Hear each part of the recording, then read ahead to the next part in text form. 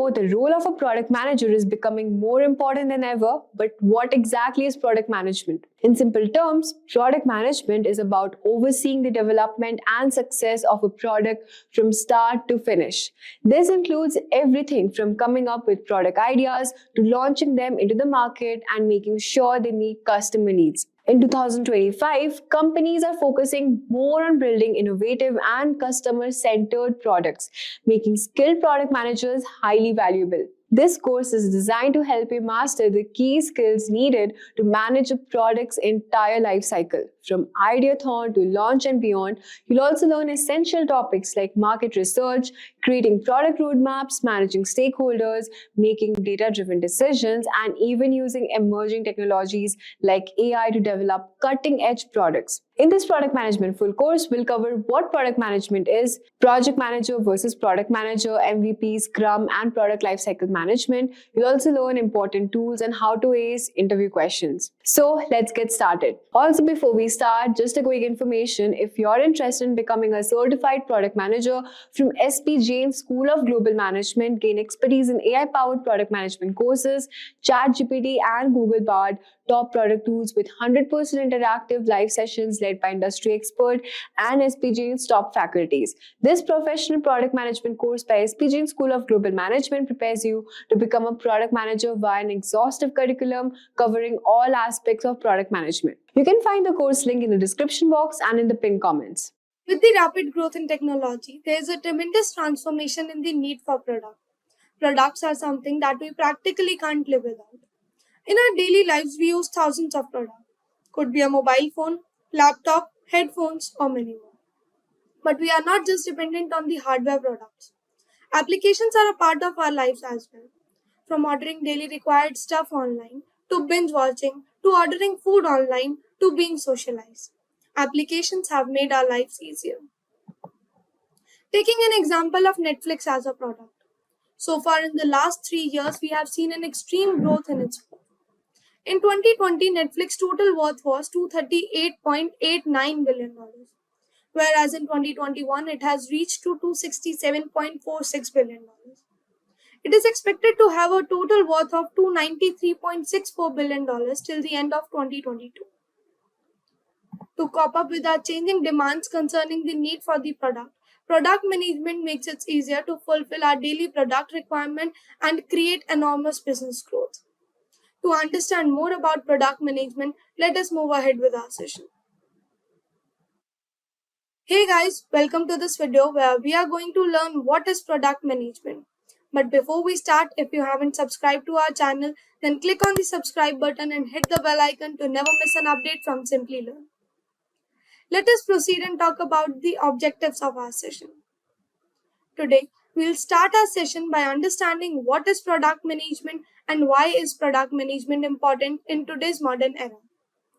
After that, we will be talking about the areas of product management and the life cycle of product management. Moving forward, we will understand the difference between product management and project management and the skills that are necessary to thrive in product management. At last, we'll wrap up this session by talking about the companies that are hiring product managers and the future of product management. So without any further delay, let's proceed and understand what is product management. Product management is managing the process of the product throughout the life cycle, from strategizing to design and development to branding of the product. Product management involves strategizing of the products to enhance business and create customers' value. It also involves creating product roadmaps to design and develop the product. It involves specifying functional requirements and creating blueprints to develop the product as per customer requirement. Once the product is developed, it is important to manage the customer feedback, and only then the price of the product is finalized. Let us proceed and understand why product management is important. So, product and market are the two essentials of marketing. Product management plays a crucial role in the success of the product, as product management is the voice of the market inside the industry. Product management helps in creating customers' value and business benefits. Now, let us proceed and talk about the areas of product management. So, product management is divided into three key areas: product discovery, product planning, and product development. Let us move ahead and know what is product discovery and what are the various parts that product discovery follow. The very first phase of product discovery is alignment, where the team is created and a task is allotted to the team to work on a particular project. The next phase of product discovery is research. The research work is done to know what are the requirements of the product and what does the user need from the product. The team researches on the problem statement and check whether the gathered data is correct or not. The next phase of product discovery is ideation. The team starts to find a solution for the problem statement. In the next phase of creation, the team starts to create a prototype of this product and test it within the team or maybe outside the team. In the next phase of validation, the product is validated to know whether the product is worth spending the resource, money or time or not. After product validation, the refinement process is done. The process of product discovery is aligned to meet the need of the business goals. After product discovery, product planning is the next area of product management. Product planning involves 4 steps. Number 1, identifying profit. The process is done to check the success of the product and to know what would be the profit out of it. The next phase of product planning is evaluation of the product. The product is evaluated to check the suitability and safety of the product for the users. In the next phase, we have allocation of the resources and time plannings. The resources needed for the product are allocated to the team, and a particular time period is planned to provide the product to the customers. The last phase of product planning is complete pre-product planning. So before we start the development process, it is necessary to plan and execute every task so that the development of the product should be complete without any further delay. Once the discovery and planning are done, the product is moved towards the stage of the development. Product development follows the process of idea. The solution for the problem statement is already there in the discovery phase.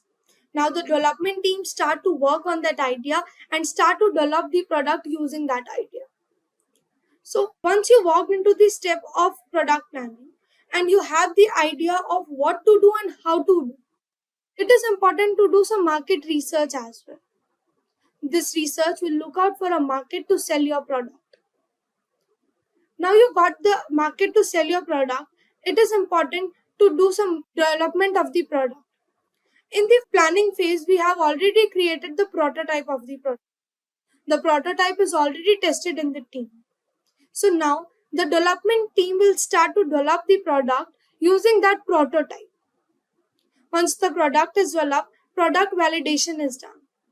The product validation means the product undergoes the validation process where the product is tested through every aspect of the testing process, so that the user doesn't find any difficulty using the services of the product. And once the product is validated, it is launched into the market. Launching means to provide the services of the product to the users. Now, let us move ahead and talk about the life cycle of product management. The first phase of product management is product framing. The step involves creating a vision of the product and identifying problems and defining its success. The next phase of life cycle of product management is research. Research means to learning from the people about the need and values of the product. The next phase of life cycle is designing. In this phase, the team synthesize visions, ideas, and research in the prototype of the product.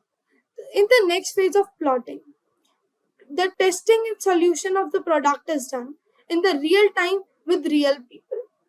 After plotting the product is launched into the market. Launching means to send your product into the wild and let it flourish. And once the product is launched into the market, it is important to do the measurements.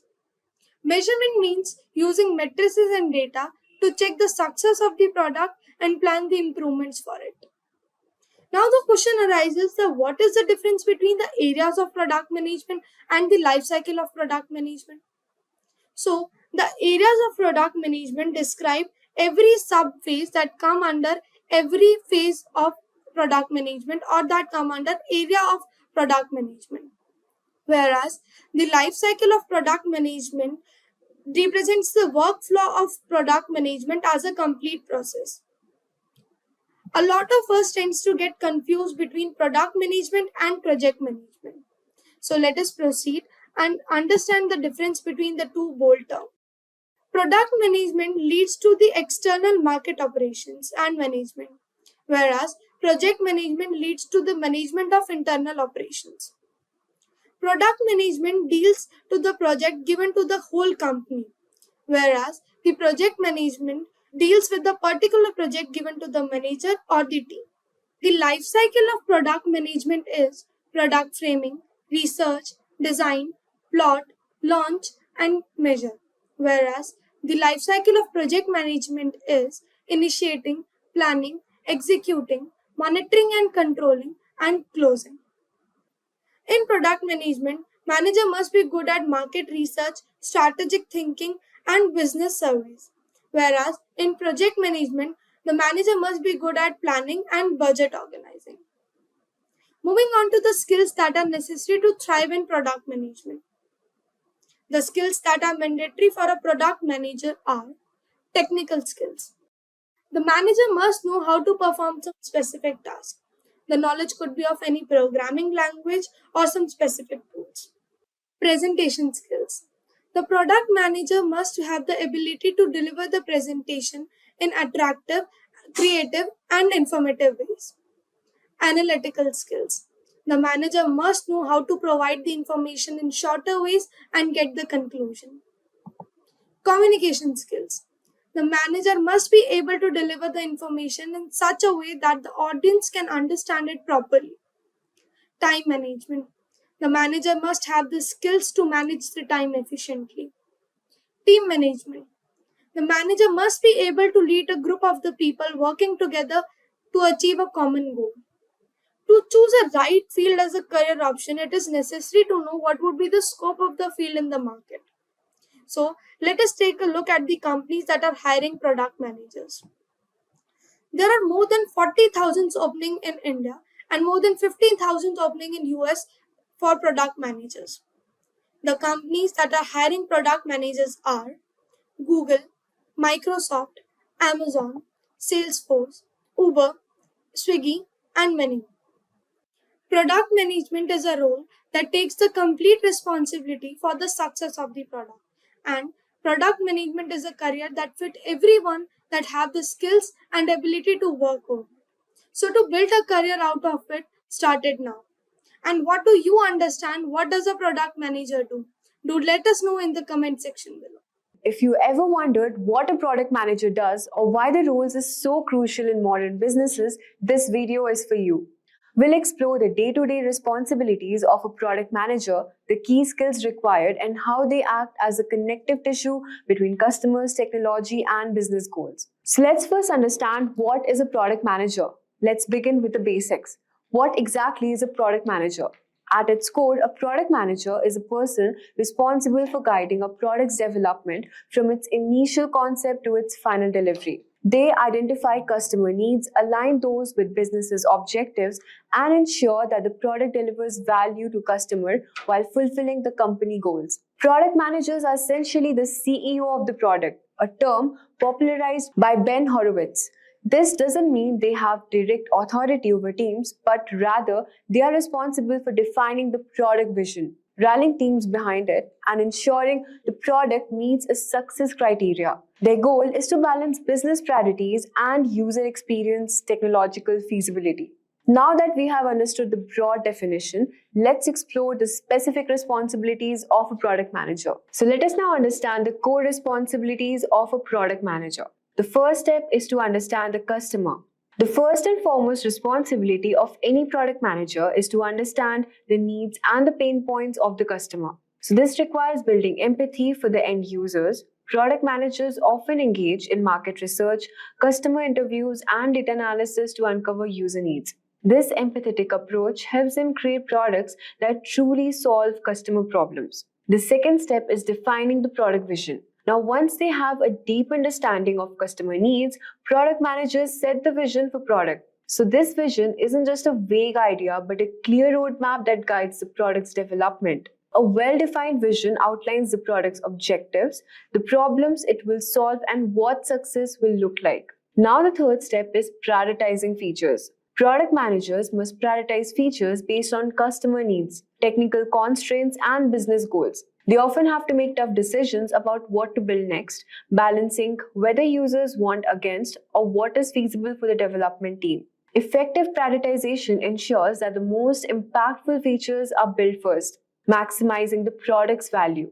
The fourth step is collaborating with cross-functional teams. Product managers work closely with designers, engineers, marketers, and also the sales team to bring the product vision to life.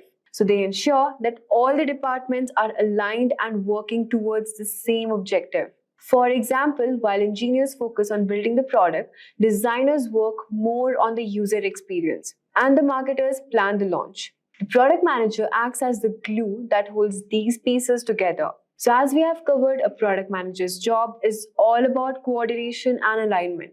But what are the specific skills which are essential for success in this role? Let's talk about the essential skills of a product manager. The first skill is empathy. Empathy is one of the most important skills a product manager can have. So being able to put yourself in the customer's shoes allows you to better understand their problems and design solutions that meets user needs. So whether it's through user surveys, interviews, or customer feedback, empathy is what drives a successful product. The second skill is strategic thinking. Product managers must have long-term strategic vision for their product. They need to align their decisions with the company's overall goals, ensuring that the product contributes to the broader business objectives. This involves constantly analyzing the market competition and future trends to make informed decisions.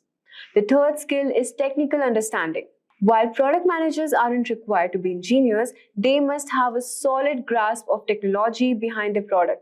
Understanding the technical constraints and opportunities helps them make realistic promises that aligns with engineering's team capabilities.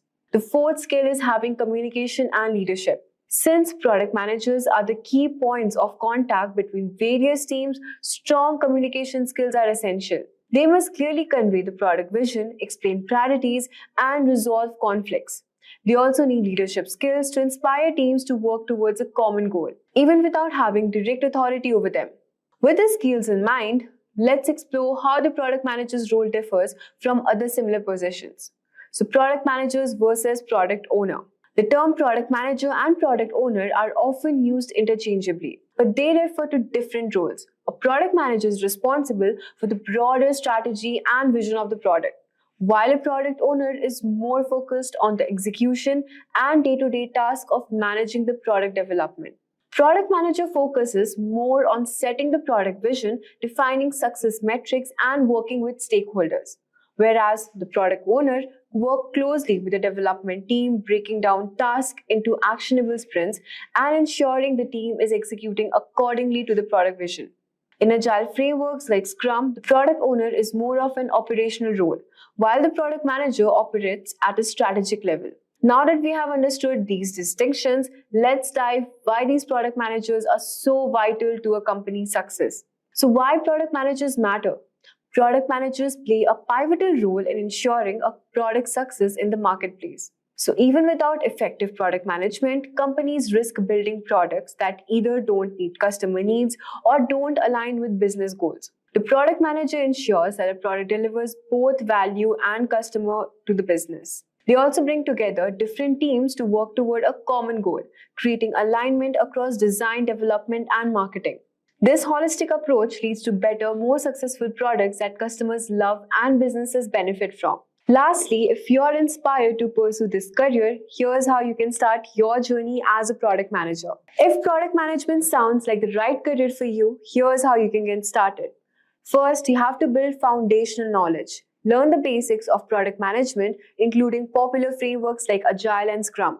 There are many other online courses and resources available to help you get started. Second, develop empathy. Begin interacting with users and customers to better understand the pain points. This will help you practice empathy, which is the key to building a successful product. Get experience. Look for opportunities to manage smaller projects within your current role or volunteer to work on cross-functional teams. Gaining experience with product roadmaps and feature prioritization will help you transition into the role. With dedication and the right skills, you can embark on a rewarding career as a product manager. And that's it for today's video. We have covered what product manager does, their key responsibilities, the essential skills needed, and how to start your journey in product management. Do you know, friends, that product management is a rapidly growing field in this tech? It mixes creativity, strategy, and technology, with product managers being the key to launching new products. If you are looking for a career that balances businesses, skills, project management, and the latest tech, then this might be perfect choice for you. In today's video, we will be covering top 10 skills that one needs to become a successful product manager. Let's start with understanding first who is a product manager.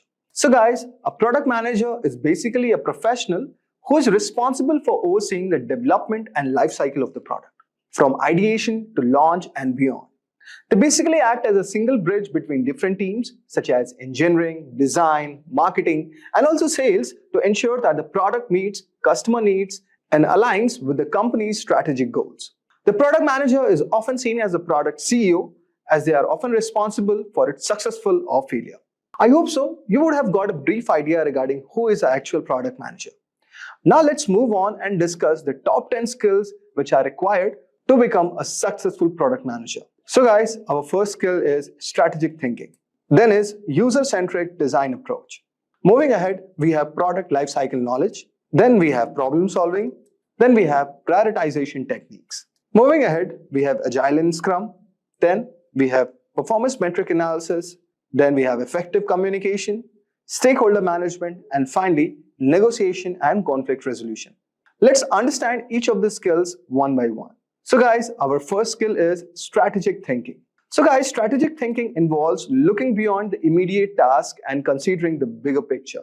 A product manager with strong strategic thinking skills can anticipate market trends, set long-term goals, and align the product's direction with overall business strategy. This skills helps in making decisions that ensures the product not only meets the current demands, but is also prepared for future challenges. For example, a product manager at a tech company sees that more people are using a wearable technology. They propose developing a smartwatch that integrates health tracking, communication, and entertainment features, positioning the company ahead of competitors.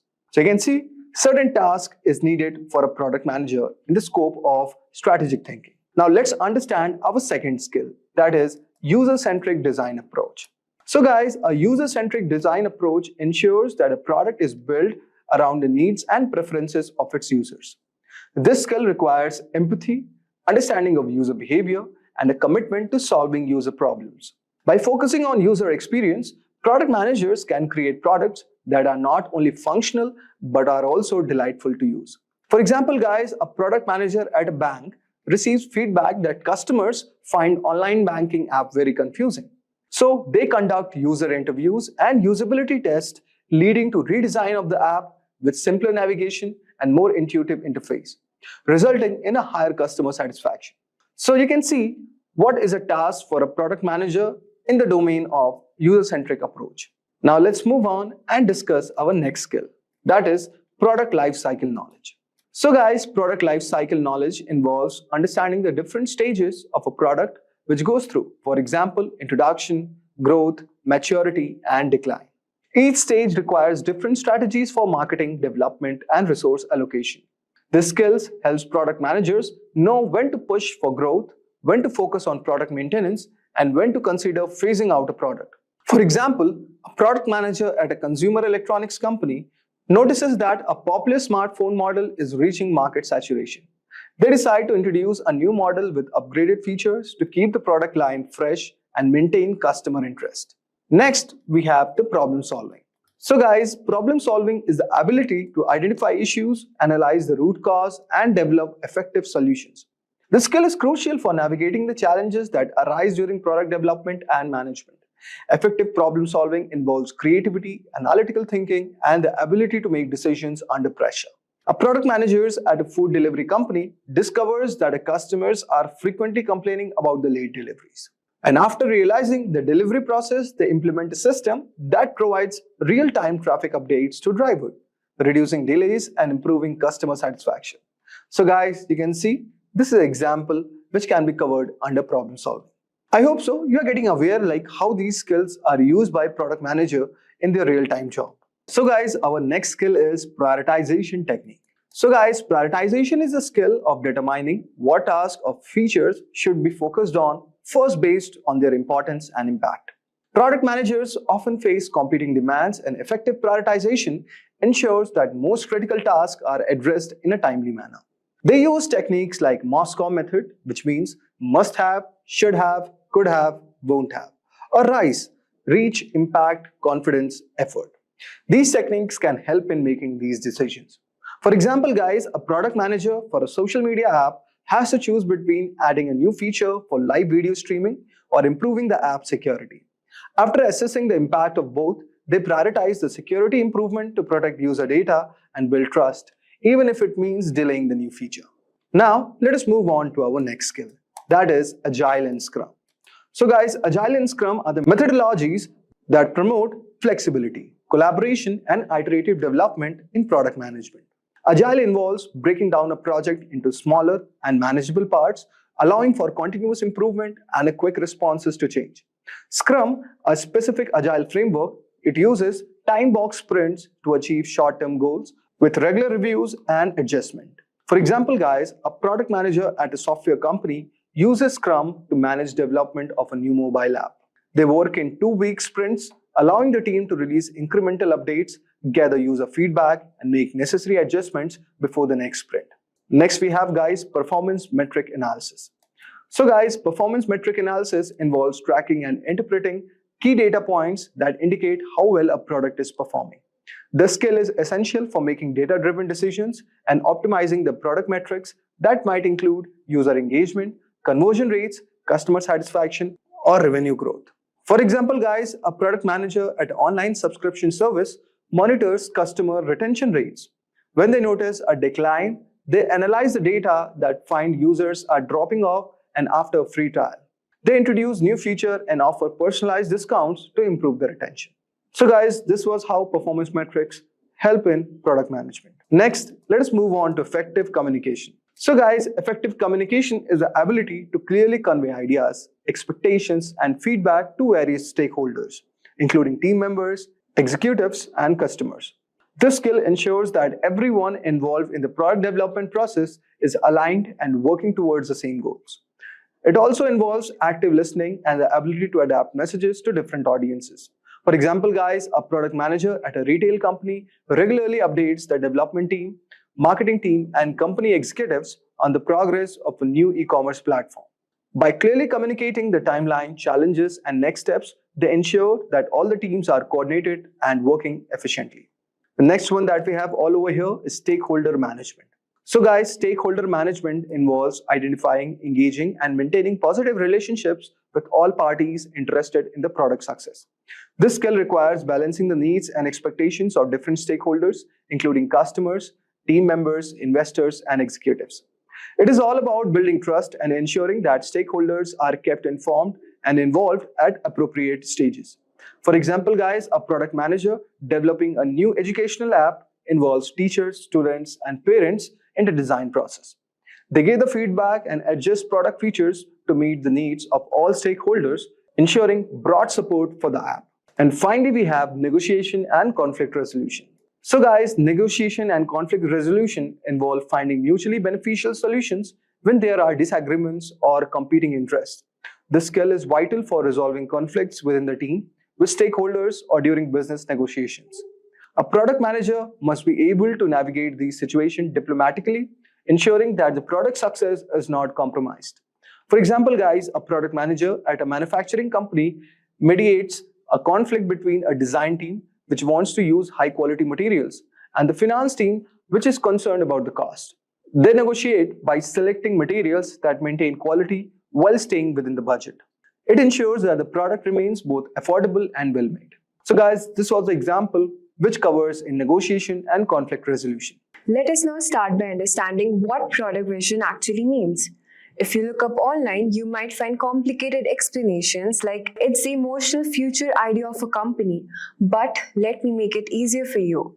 Your product vision is basically your big goal, what you want to achieve with your product or the impact you want to make. For example, Elon Musk's vision for Tesla is to become the top car company for the 21st century. That's their product vision, their destination. Some people mix up vision with why of a product, but they're not the same. Your vision is where you're headed, while the why is the reason behind aiming for the future. In business, we call this reason the mission. So if your vision is where you're going, the mission is why you're going there. Having a clear vision is very important in product development for two reasons. Firstly, it motivates your team and stakeholders by giving them an exciting goal to aim for. And it helps you to make smart decisions about what to build and what not to build. With a clear vision, you can steer your product in the right direction and make sure everyone is on the same page. We will now understand what is product roadmap. A product roadmap basically outlines your objectives, guiding you towards achieving your goals for a product. It's a strategic plan that details the necessary steps and timelines needed for accomplishing tasks. Product roadmaps play a very crucial role as they assist in prioritizing and planning ahead at each stage of product development. They connect the overarching product strategy with the specific tasks and activities carried out by the team. For example, let's say you're creating a new mobile app. Your product roadmap would outline all the key features you want to include, like user login, messaging, and photo sharing. It will also break down when each feature needs to be developed, tested, and released to users. Here, the product roadmap helps us to stay on track and reach our destination, launching a successful app. Let's discuss the key features and functions of a product roadmap. Firstly, the roadmap serves as a high-level plan charting the course from concept to final release. It lays out the key milestones, deliverables, and timelines the team needs to hit, which are shared with stakeholders and developers to ensure everyone understands the plan and stays on the track. Regularly updating and consulting the roadmap keeps the team focused on the big picture and the ultimate goal. A vital function of the roadmap is to prioritize product initiatives and features. By defining what will be built and when, the roadmap enables the team to focus their efforts on the most impactful and strategic elements, allocating resources efficiently. The roadmap also communicates the product strategy to stakeholders, from executives to the sales team. This visual representation fosters buy-in and collaboration across the organization. Roadmaps play a key role in managing expectations by outlining planned releases and feature rollouts and settling clear expectations for customers. Lastly, the best roadmaps incorporate flexibility, adapting to changing market conditions, customer feedback, and new strategic priorities aligned with evolving business needs. We will now explore different types of product roadmaps and how they help us to achieve our product goals. At first, we have portfolio roadmap. This roadmap provides a broad overview of stages for multiple products. Imagine you're overseeing a company that develops both mobile apps and platforms. Here, the portfolio roadmap will help you to see the big picture, what's happening across your product portfolio. Second, we have strategy roadmap, which emphasizes high-level initiatives and efforts to meet product goals. For example, it might include goals like improving user experience, expanding product offerings, or enhancing customer support. Third, we have release roadmap, which breaks down the task and timeline to finalize a product's creation.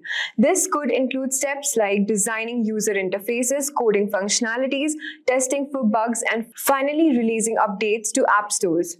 Features roadmap. This roadmap basically shows features and timelines of when product features will be released. It helps ensure the development efforts are aligned with the planned feature releases. Next, we have sprint roadmap. It is used when the Agile framework to plan the team efforts during a sprint. For instance, if your team is working in a 2-week sprint to add new features to a website, this sprint roadmap would outline who is responsible for which task during that time frame. Next, we will now understand how to create a product roadmap. Creating an effective product roadmap doesn't have to be complicated. With a well-crafted roadmap, you can bring clarity and focus to your product development journey. Remember to define your purpose, identify your audience, and be ready to adapt along the way. Let me walk you through the 7 key steps. The first step is to define your product purpose. What are the main goals and objectives you're trying to achieve with this product? Get really clear on the core purpose. This will serve as the foundation of your roadmap. Next, identify your audience who will be using the product and referencing the roadmap. Understanding your key stakeholders from executives to customers will help you tailor the roadmap to meet their specific needs and expectations.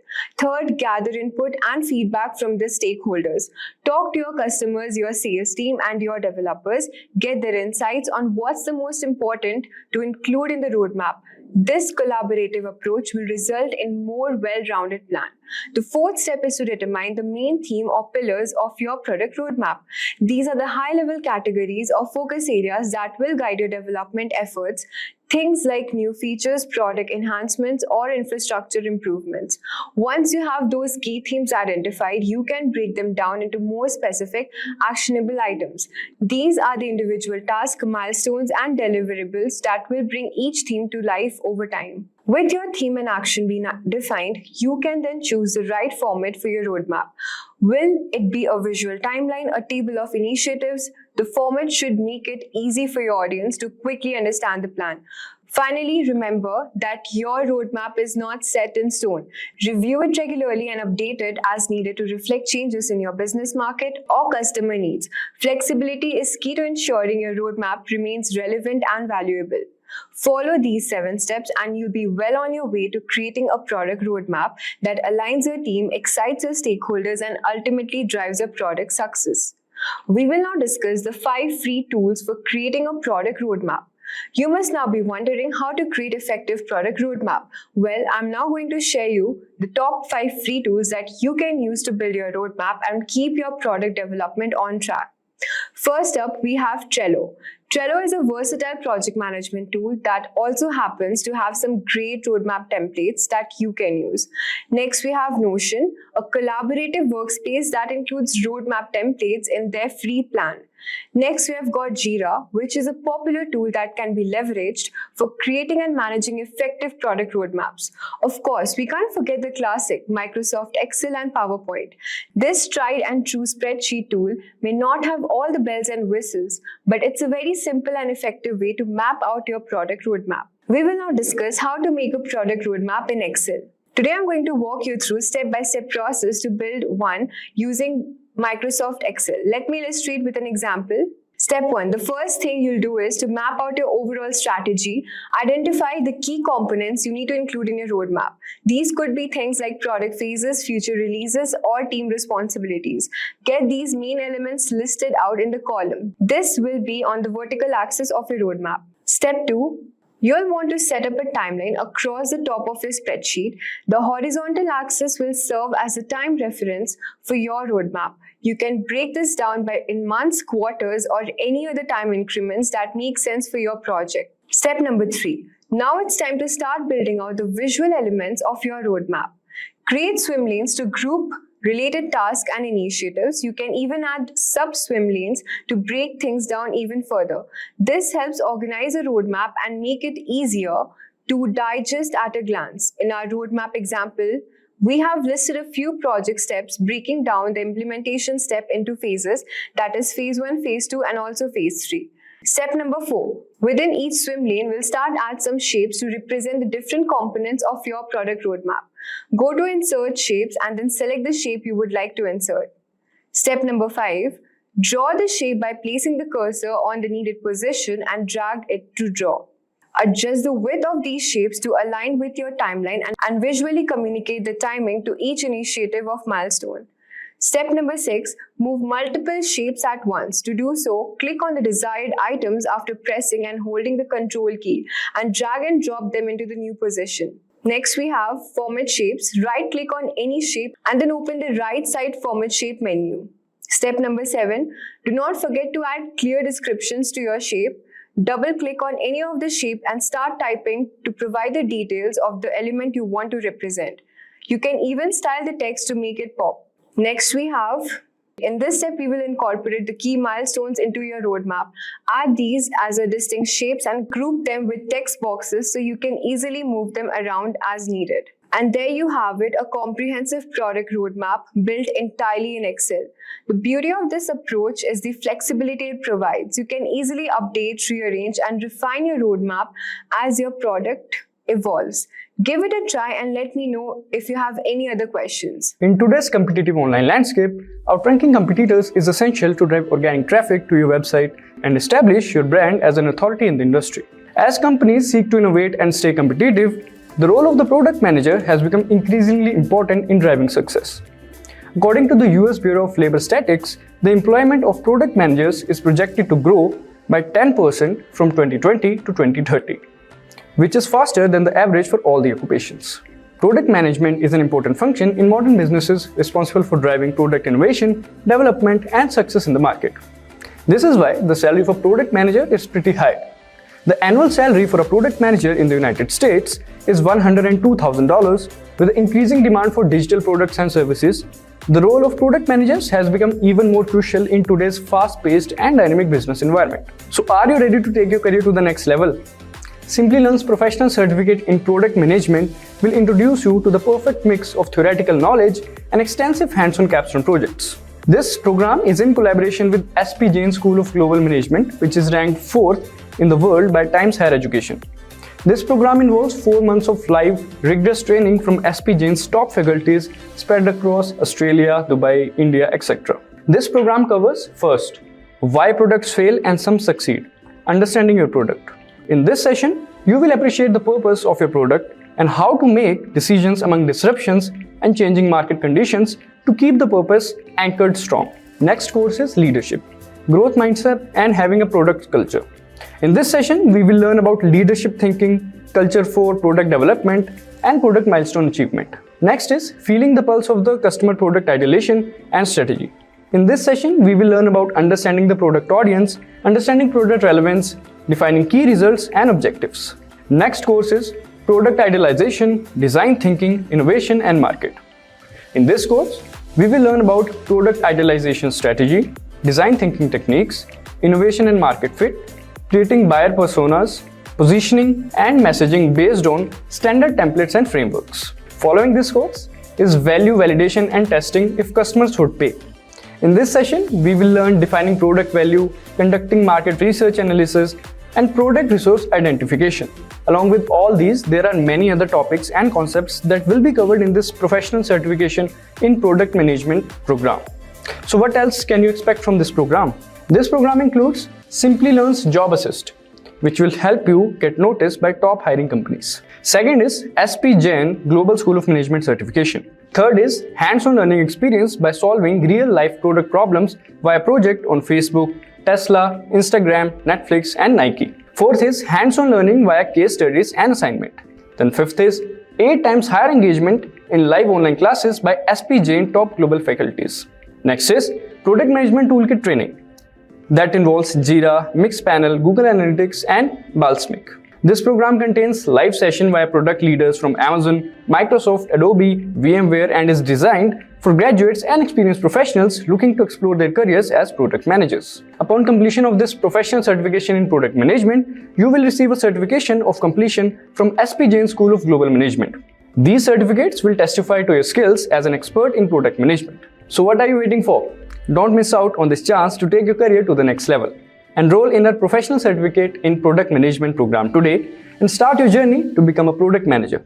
The link is added in the description box and the comment section below. So guys, let's start by understanding what is product market fit. Guys, product market fit refers to the moment when company's product resonates deeply with its target customers. It's when customers not only buy the product but also use it regularly and recommend it to others, helping the product gain attraction and sustain growth over the time. This concept is critical for any business that wants to achieve long-term profitability and also success. Entrepreneurs and venture capitalists like Mark Anderson, who is widely credited with popularizing the idea, describes product market fit as finding a good market and creating a product that meets the needs of that market. It's not just about launching a product, it's about ensuring that the product satisfies a significant demand within the chosen market. Without this alignment between the product and market, growth will be significant and demand will be chosen within the market. So guys, without this alignment between product and market, growth will be stunted and profitability will be difficult to achieve.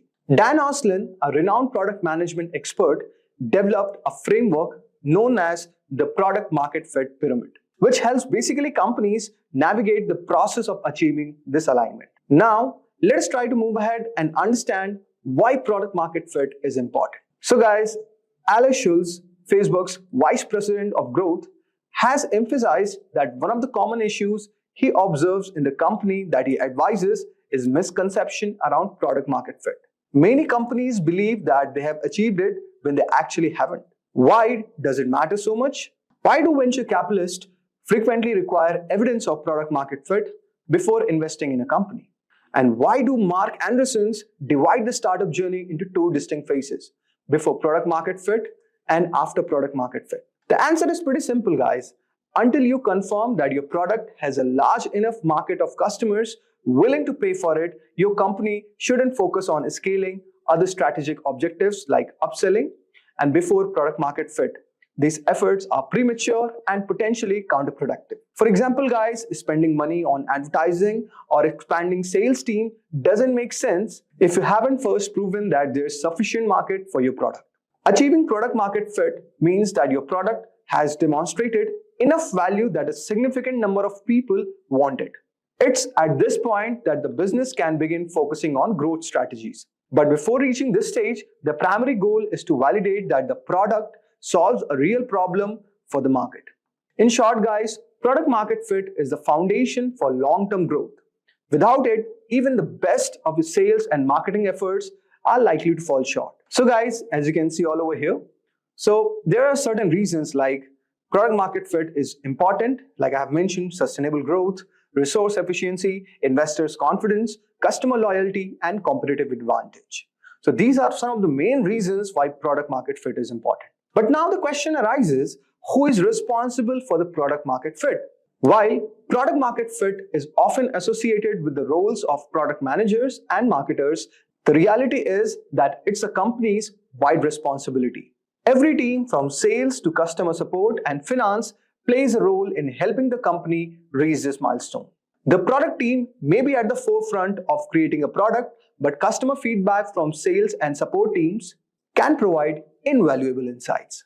The finance department also plays a key role by tracking key metrics that indicate invaluable insights and also whether the company is making progress towards product market fit or not. In essence of achieving product market fit, it requires collaboration across all the departments.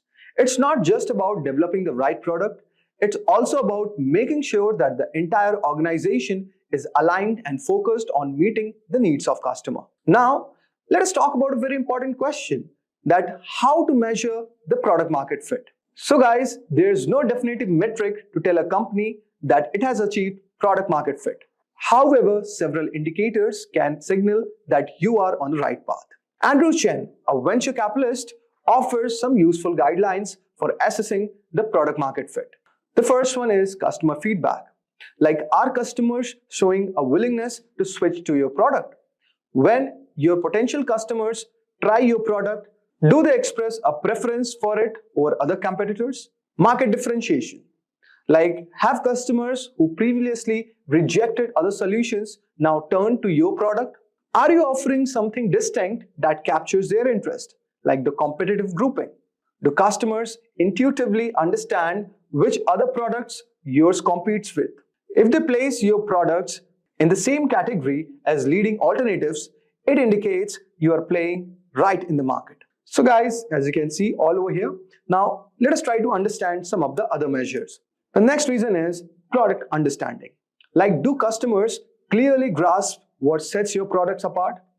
If they can easily identify your product's unique selling points, then you are on the right track. Next, we have the retention rates. Like, how do your metrics such as customer retention rates compare to those of your competitors? Strong retention is a good sign that you are providing value to your customers. These signals encompass both qualitative and quantitative measures reflecting that product market fit It's just not about numbers, but it's also about customer perception and behavior. So guys, now let us discuss about some of the qualitative measures. For example, we have first one, that is word of mouth. According to Mark and Reason, one of the best indicators of product market fit is when customers start promoting your product on their own. They essentially become your sales representative by recommending your product to others. Next is media attention. Like you get increased call from media outlets and analysts suggest that your product is gaining visibility and credibility in the industry. Frequent media coverage can indicate growing market interest in your offering. By tracking both qualitative and quantitative metrics, company can better understand where their products stand and warn the path toward product market fit. Now, the biggest question arises, how to achieve product market fit? So guys, there is no universal formula for achieving the product market fit. The Dan Olson's book, The Lean Product Playbook, provides a 6 framework that helps team towards this goal. So guys, the first is determine your target customer. First, identify who your product is for. This involves understanding the demographic, psychographic, and behavioral characteristic of your ideal customer. Without a clear target audience, it's difficult to design a product that meets the real needs. Next is identify the underserved needs. It means that you have to assess the unmet or poorly met needs of your target audience. By identifying the gaps in the existing products, you can tailor your solutions to address those areas. This step is very crucial for differentiating your product from the competitor. Next is define your value proposition. Based on the needs you have identified, craft a value proposition that clearly communicates why your product is the best solution for your target audience. You have to also tell what unique benefits does it offers and how does it solve the customer problem more effectively than the alternatives. Specify your minimum viable product. So guys, specifying your MVP feature set is very important. An MVP is the simplest version of your product that still delivers value to your target customers. The goal is to focus only on the core features that addresses the most pressing customer needs, rather than trying to build a fully featured product right way. By launching an MVP, you can gather feedback and iterate quickly. Develop your MVP, then once all the MVP feature set is defined, the next step is to build and launch it. The initial version of your product should be focused on delivering the core value proposition while allowing you to gather data and insights from real customers. Next is test your MVP with the customers. Finally, once the MVP is live, collect feedback from your target customers. Use this feedback to refine and improve the product.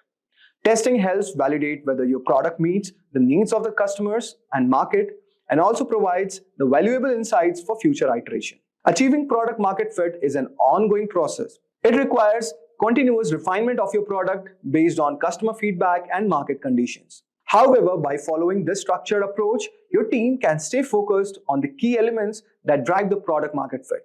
So guys, we have come to the end of this video. And before that, I want to say something. That product market fit is a vital milestone for any company. It is the point at which your product gains enough attraction in the market to support sustainable growth. Without it, even the most ambitious business strategies are unlikely to succeed. The journey to the product market fit is often challenging, and it requires both a deep understanding of the customer needs and willingness to iterate on your product. But guys, once achieved, product market fit can unlock the potential for rapid growth and long-term success. For cracking an interview, it's first essential to understand what product sense is. Product sense and product managers consistently display a strong sense of the product. So let's move ahead with this session and understand how to crack a product sense interview. But before moving ahead, don't forget to subscribe to our channel so that you never miss an update from Simplilearn.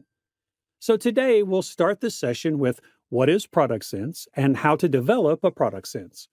Moving ahead, we'll understand the product sense interviews and how to gain product sense. Following that, we'll take a look at what a product sense interviewer is looking to see and some sample questions. And stick to the end, because we will wrap this session by providing you with some tips to follow to crack the product sense interviews. So let's start with the session and understand what is product sense. Understanding a product's requirements is known as having product sense, One of the actual hard talents that good product managers should possess is product sense. It's a key element of product development and any product strategy. It is a crucial talent for designing goods with people in mind. A product's success depends on addressing consumer demands, and product sense is a form of foresight. Many businesses prioritize product sense while choosing individuals for PM positions. True product sense goes well beyond the design and user experience of the solution.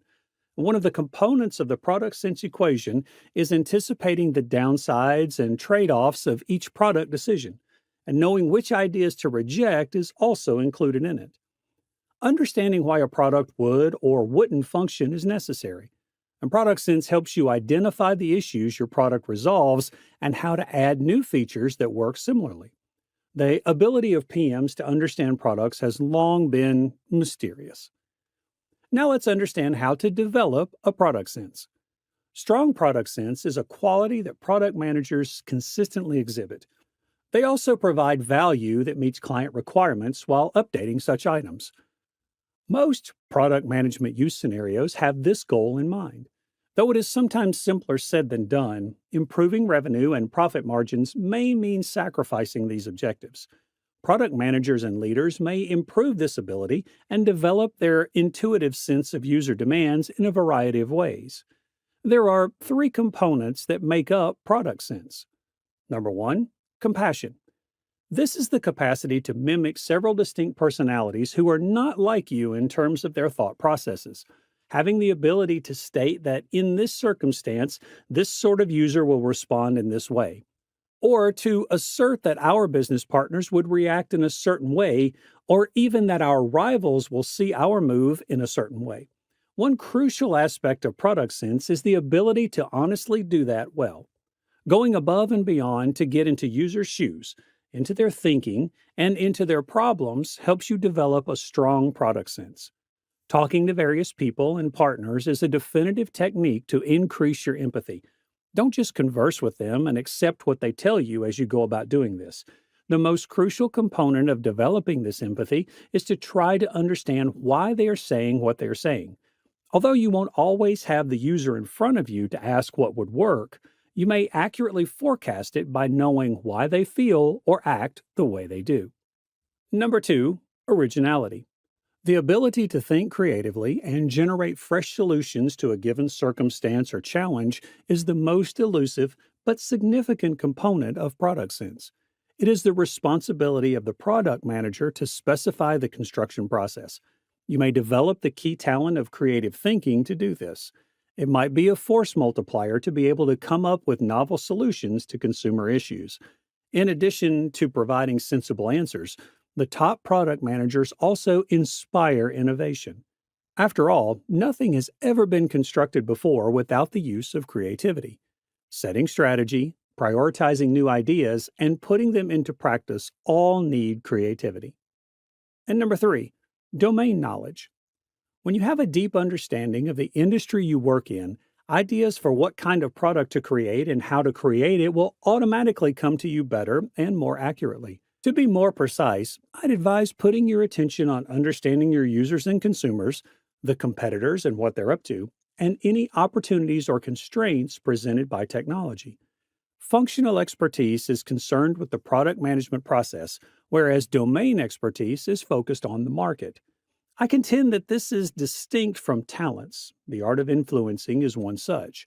Influencing is a crucial ability for PMs since they have a lot of responsibility and limited control over other people. The market, consumers, industry, opponents' products, and etc. are all part of the domain experience. Yes, some technical expertise is required, but the market is still the major concern. Otherwise, you run the risk of becoming technology-driven, missing market possibilities, or misinterpreting client wants. Now, let's move on to the basic detailing of the product sense interview. Product interviews not only attain questions based on the product sense, but also analytical questions and case studies. In most cases, the product sense interviews hold on to the questions like, which is the product you like the most? Why do you like it? And what kind of improvements do you want to make to it? Or the interviewer can ask you about a particular product, maybe just like Google Maps. The interviewer can ask about how you would improve Google Maps and its services. The questions about actual products are occasionally included in the product sense interviews. A product's design and strategy might also be the basis for these inquiries. For example, what design principles would you use to create a YouTube clone app that runs in the background? Regardless of whether a product is digital or physical, the solutions for its design or marketing tactics always stay the same. PM interviews evaluate three key competencies: product sense, execution, and behavioral competencies. Every employer has a unique interview process, but they all assess the same fundamental competencies. Hard as it may be to admit, most interviewers need rapid thinking and responses. Quick thinking is facilitated by frameworks. Your interviewer for the execution is searching for if you can quantify what matters and apply analytics to make data driven judgments, if you can identify and balance various trade offs to make wise product selections, and if you can efficiently use your limited time and resources to have the greatest impact. Now let us understand what the interviewer is trying to see in you or trying to judge you on. The interviewer mostly asks you about the four things based on a product: context, prioritization, creativity, metrics. Context. The interviewer will ask you about the context of the problem statement.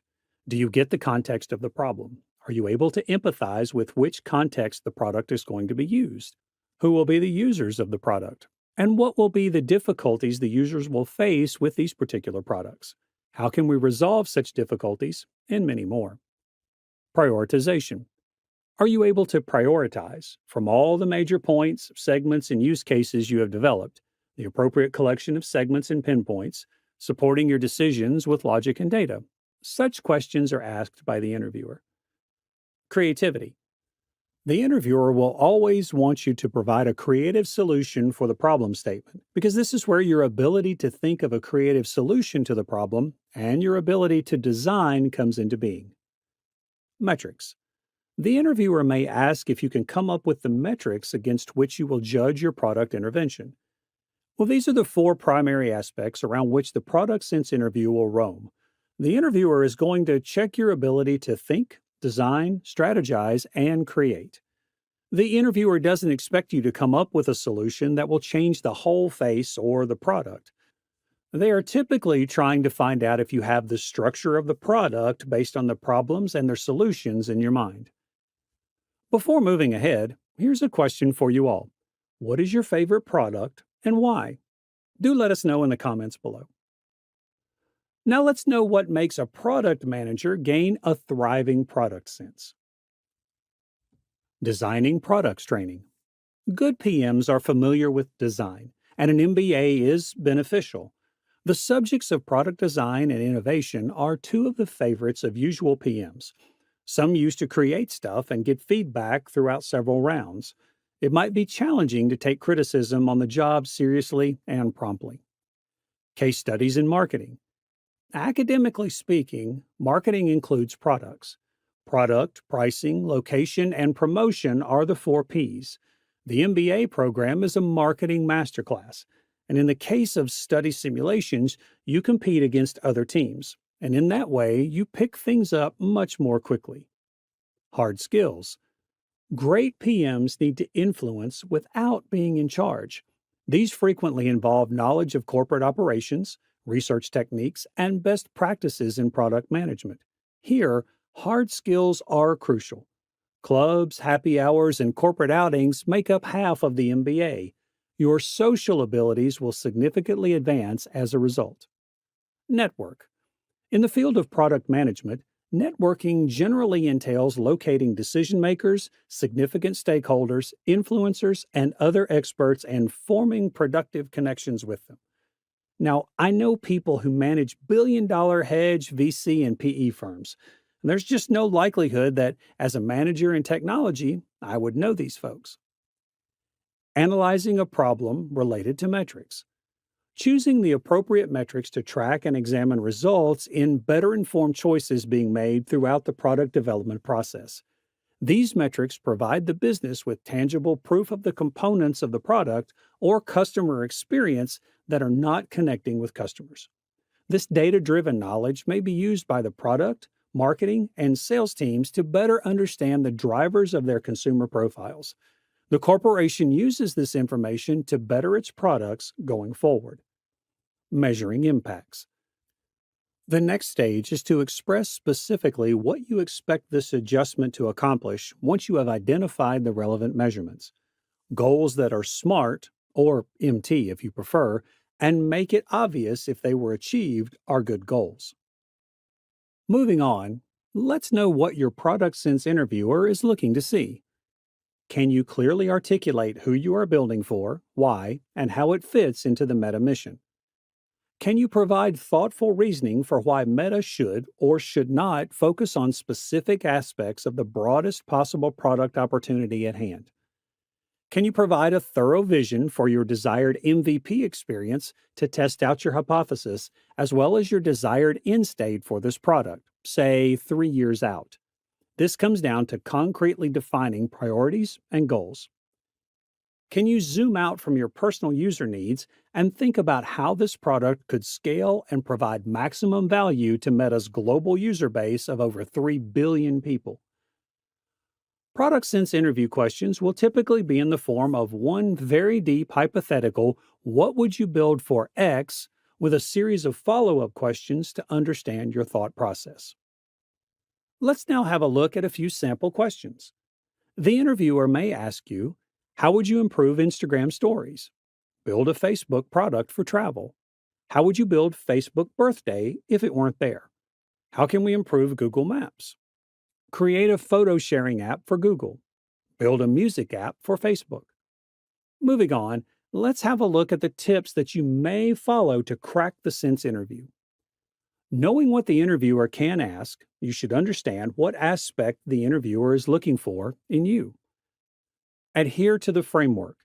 The product sense interview is all about following the structural framework to provide an ethical and practical solution to the problem given to you. It's not every time about creativity. The solution should be more practical. The interviewer is majorly looking for your structural approach to provide the solution. Questioning. The approach is your interviewer's main area of emphasis. You are not required to respond as soon as you hear the question from the interviewer. It's acceptable to take a break and ask the interviewer a clarifying question if you're having trouble comprehending what is being asked of you. This will help you realize exactly what the interviewer needs to know. Even if you think you understand the question, you should nevertheless paraphrase it to make sure you're not missing any important details. Reiterate the structure you're going to use after a brief pause of 10 to 20 seconds.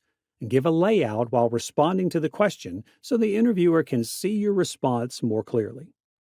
Research the firm and become acquainted with its main offerings. It's the firm that's hiring you, so at least they are going to ask you about their concerned product as well. Being familiar with their products will give you a vision of what exactly the company wants from you, and you will be able to structurize your opinions.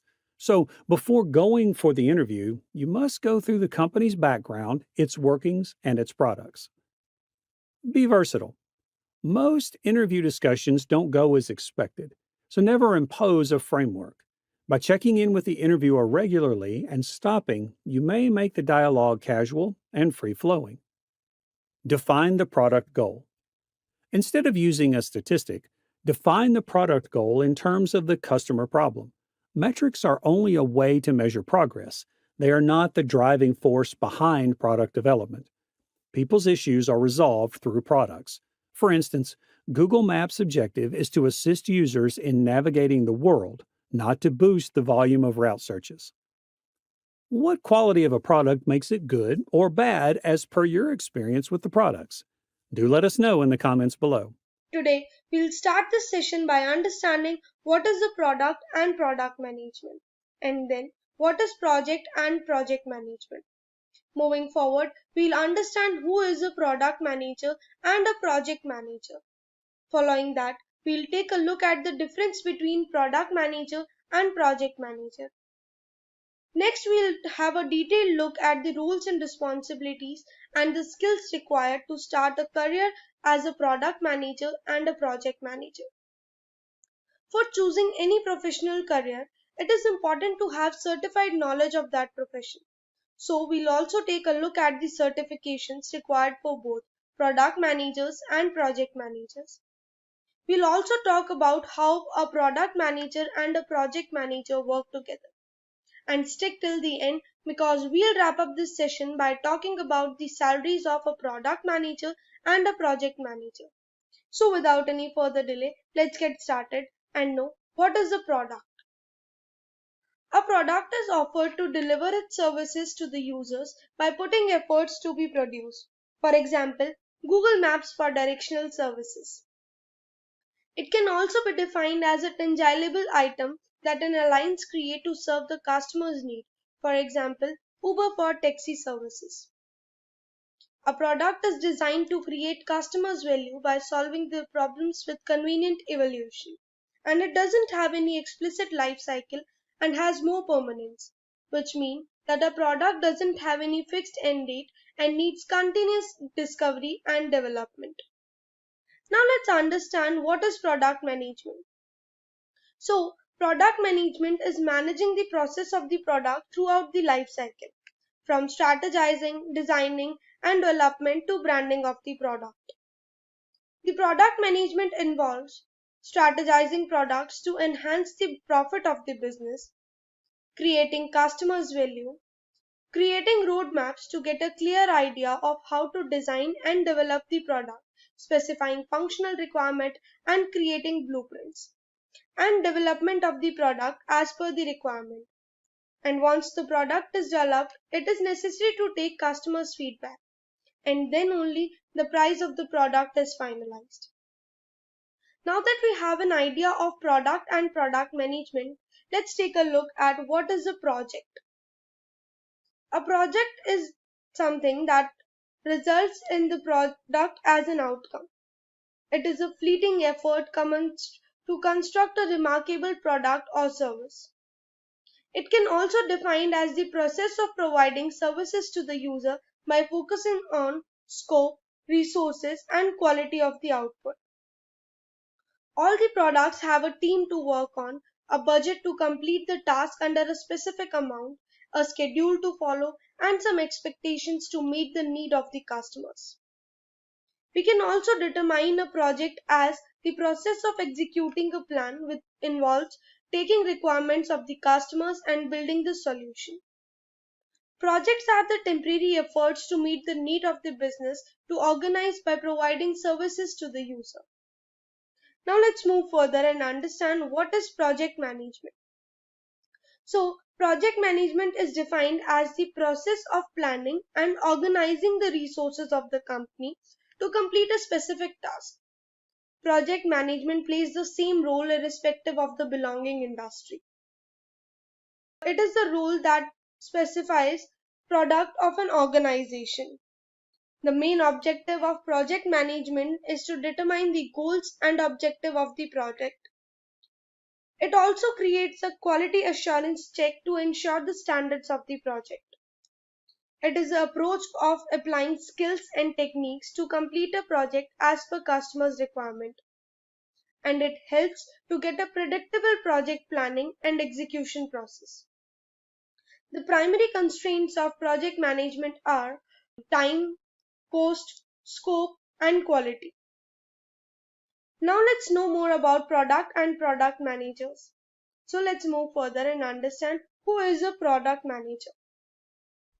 A product manager is a person in an organization that is responsible for product development as per the customer's requirement. The manager allows the task to the development team and manages the coordination regarding the product developed between the customers and the developers. The product manager monitors the product and the market and develop the competitive analysis. The product manager is an association between the business, developers, and the users of the product. Now let's understand who is a project manager. A project manager is an individual who plans and organizes the resources needed for the project and looks after the specific need of a project of an organization. The product manager determines the goals and objectives of the project by approaching skills and techniques needed to complete a particular project. The project manager helps to get a predictable project planning and execution process. The primary task of a project manager is to determine the scope of the project by using different methodologies of product management. For example, Agile, SCRUM, Prince2, etc. The manager leads the project throughout the life cycle of the project, from initiation to planning to executing to monitoring and controlling to closing of the project. Now, let's move further and understand the difference between a product manager and a project manager. The product manager deals with the all-around needs of the product, from strategizing to branding of the product. On the other hand, the project manager deals with applying techniques to complete a particular project. The product manager focuses on building up the value of the product, but the project manager focuses on work coordination. The product manager owns the what, and the project manager owns the how. The product manager must be good at market research and strategic thinking, whereas the project manager must be good at planning and budget organizing. The product manager brings the idea related to the product into the marketplace. On the other hand, the project manager uses specific skills to deliver a valuable product. The product manager deals with the external market operations, whereas the project manager deals with the internal operations of an organization. The product manager manages the product till its complete success, whereas the project manager manages the project till it's delivered to the customers. So far we have understood about product managers and project managers. So here's a question for you guys. What is the another title for a project manager? Do let us know in the comment section below. Now let's take a look at the responsibilities of product managers. The product manager manages the product throughout the life cycle, from initial stage of planning to the final stage of complete success of the project. The product manager strategizes the product by planning for the particular product. It's the product manager's responsibility to create customers' value by fulfilling the customer's requirement for a product. And the manager builds the roadmap for a product following which the product is created. The manager manages the specifying functional requirements to lead the team about the product. And the manager continuously manages and monitors the development of the product. And once the product is approved, it is sent out in the wild for branding and launching into the market. Let's proceed and know the responsibilities of project manager. The project manager evaluates the initial intakes that are necessary for a project. To finish the project on time, the project manager makes sure that the project is delivered to the customers on time. To manage the performance of the team by continuously monitoring and controlling the work in the team. To manage the proper communication and coordination in the team. To achieve the goal and objective of the project within the given time period. To meet the customer's requirement and make them happy. For being a product manager, one must have all the skills that are required for the profession. So let's know what are the skills that are necessary to thrive in product management. Skills that are necessary for a product manager are strategic thinking. The manager must be able to plan successful future for the product. Leadership skills. The manager must have the skills to lead a group of the people working together to achieve a common goal. Time management. The manager must be good at managing the time and complete the task under the given time period. Empathy skills. The manager must be able to understand the employee's mindset and thinking. Communication skills. The manager must be able to communicate easily with others in order to understand the other person and make him understand his own perspective. Analytics skills. The manager must have the ability to gather information about the product and analyze the information by having a market research about that. Presentation skills. The manager must be good at presenting his thoughts in a creative and attractive ways. Customer orientation. The manager must know how to put the needs of the customers over the needs of the business. Self-confidence. The manager must have self-confidence because only then he or she will be able to lead the team. Now, let's know what are the skills necessary for a project manager. The skills that are necessary for a project manager are: the project manager must have a good knowledge of project management methodologies. For example, Waterfall, Agile, SCRUM, Prince2, and many more. Risk management. The manager must be able to identify and control the threats to the organization's earning and capitals. Basic knowledge of project management tools. The manager must have the basic knowledge of project management tools, for example, dashboards, reporting, timesheets, and many more. Cost management. The manager must be good at managing the project cost to provide maximum benefits to the organization. Adaptability. To become a manager, one must be able to adjust to different conditions and circumstances.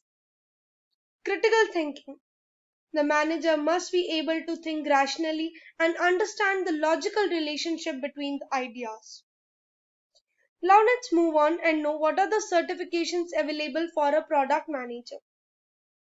The certification that fits best for product managers are: Product School Product Management Certification. The Product School offers two types of product management certification. One is Product Manager Certification and the other one is Senior Product Manager Certification. The Product Manager certifications help learners to learn how to build digital product end to end, from discovery to optimization, and to develop a portfolio project with the help of your instructor.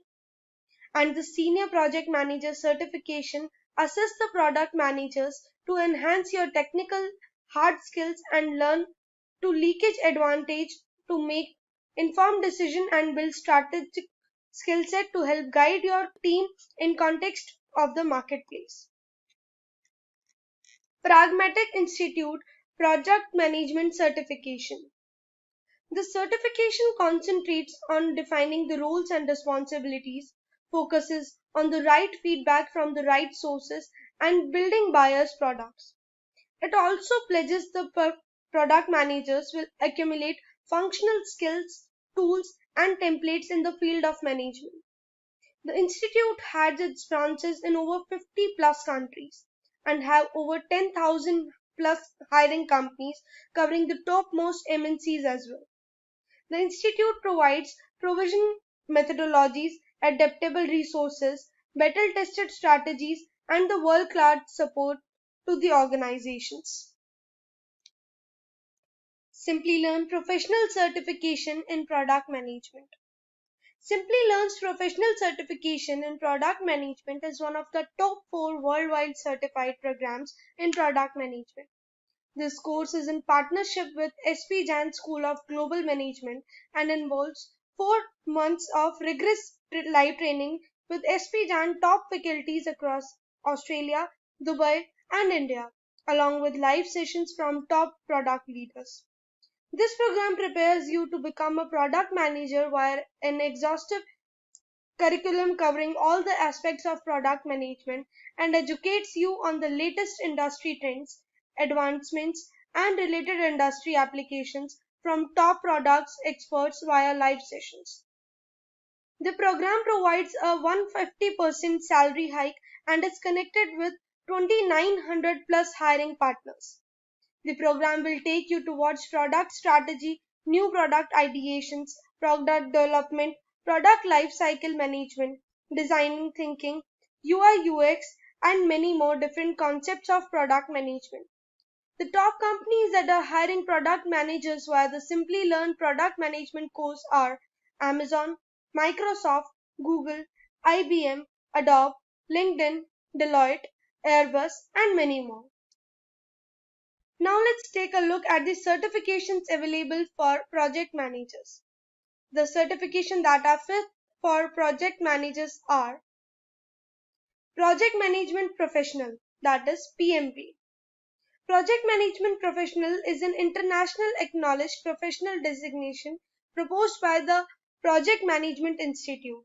Gaining a PMP certification can help you in acquisition in your professional and personal growth. The PMP certification can help you showcase your skills and get your work globally recognized. It allows you to prove your experience and competence to lead and direct projects. PMI Agile Certified Practitioners. The PMI ACP training empowers you to become a skilled Agile professional with knowledge of broad range of Agile methodologies. ACP is PMI's fastest growing certification, and recently ACP PMI has been updated with additional of the Agile Practice Guide. Certified Association in Product Management. The Certified Association in Project Management is a vendor-neutral entry-level certification to help individuals formulate project management skills. It is one of the several certifications issued by the non-profit Project Management Institute, that is PMI. Certified Scrum Master. The CSM certification course is focused on providing an improved understanding of Scrum methodologies and their implementation. It helps you to become a certified Scrum Master, a designation offered by Scrum Alliance to which who you have completed a CSM certification course and demonstrate their understanding by passing the exam. Project in Controlled Environments. It is also known as PRINCE2. PRINCE2 or Project in Controlled Manner Environment certification is a process-based project management method that offers a systematic approach to delivering a successful project with clear templates, processes, and steps. So far we have understood a lot about how product managers are different from project managers. Now let's understand how product managers and project managers work together. So, a product manager sets the trajectory for a project by creating visions of the and goals by doing market research and knowing the customer's requirement. And the project manager brings these visions and goals into the reality by working on the projects and develop the products. With this, we have came to the end of this session. But before we wind up, let's know what is the average salary of product managers and project managers. The average salary of product manager in India is approximately 10 lakhs and in US is approximately $90,000 to $1,60,000. The average salary of project managers is 10 lakhs in India and in US it is $75,000 for a freshers and $140,000 for an experienced person in US. Let us know which profession you are aiming for. Do let us know in the comment section below. Why product backlog is important? The product backlog is a fundamental component in Agile and Scrum methodologies, serving as a dynamic, prioritized list of features, enhancements, bug fixes, and other changes that are needed to improve a product. Prioritization. The team can prioritize tasks based on the product's requirements and the value they bring to stakeholders. Transparency. The product backlog offers a clear view of upcoming work, ensuring everyone understands the project's direction and goals. Flexibility. It allows for the easy integration of changes and new ideas into the product development process. Focus. With a well-defined list of tasks, the team can concentrate on completing the most valuable ones first. Efficiency. It enables the team to select work from the backlog as they have capacity, optimizing workflow and productivity instead of being overloaded with tasks. Let's understand what is a product backlog in Agile. The product backlog in Agile is like a big to-do list for a project, specifically for those projects managed using Agile methodologies, which are approaches to software development that emphasize flexibility, collaboration, and customer feedback. Imagine you're planning a big party which represents the final product. Your to-do list, the product backlog, includes everything you need to do to make the party happen. This list might include tasks like send out invitations, buy decorations, plan the menu, and so on. Each task is important for the party to be successful. In the context of a software project, this list includes all the features, functions, requirements, enhancements, and fixes that need to be addressed to make the final product meet the customer's needs. These items are typically listed in order of priority, with the most important or urgent items at the top of the list. The team working on the project will regularly review this list, often in a meeting called the backlog grooming session. But what is backlog grooming? Let's understand. What is backlog grooming? Backlog grooming is a term commonly used in agile software development. Imagine you're planning a trip and you have a list of things you want to do or places you want to visit. Your list might include things like booking flights, reserving accommodations, and planning activities. Now, think of this list as your backlog in agile terms. It's a list of tasks or features that need to be completed for a project. Backlog grooming is like going through this list regularly to make sure it's organized, prioritized, and ready to be worked on. Here's how it works. Reviewing and adding items.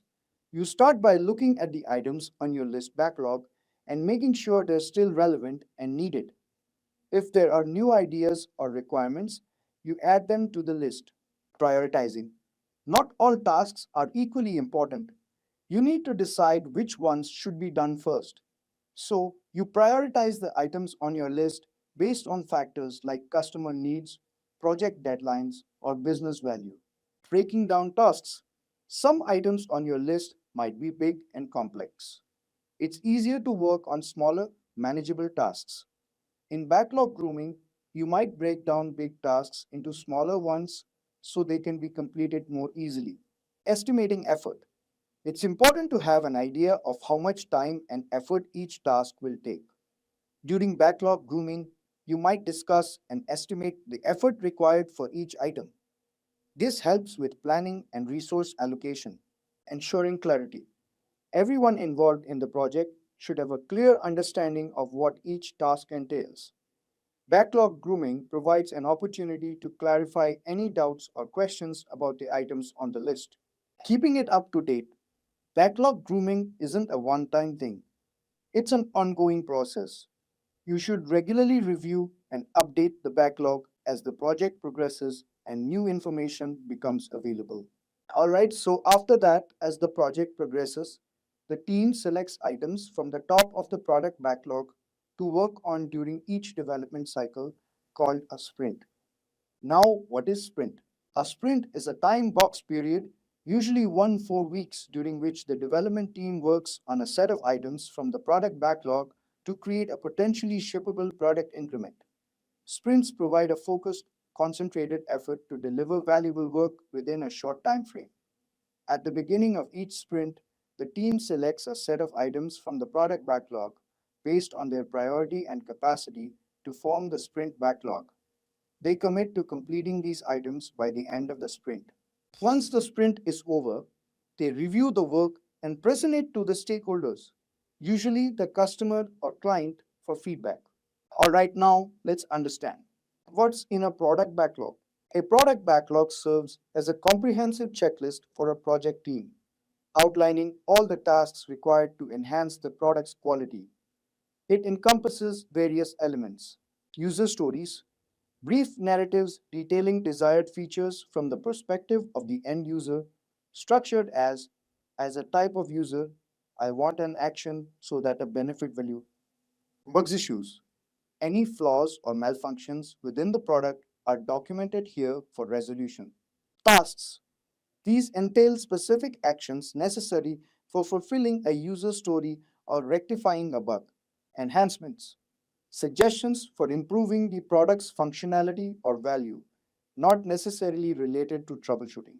Technical work, tasks related to enhancing the product's technical aspects, such as code-based refinement or software component updates. Knowledge acquisition, activities aimed at empowering the team with essential insights or skills for making informed decisions, such as research or exploration tasks. And there you have it.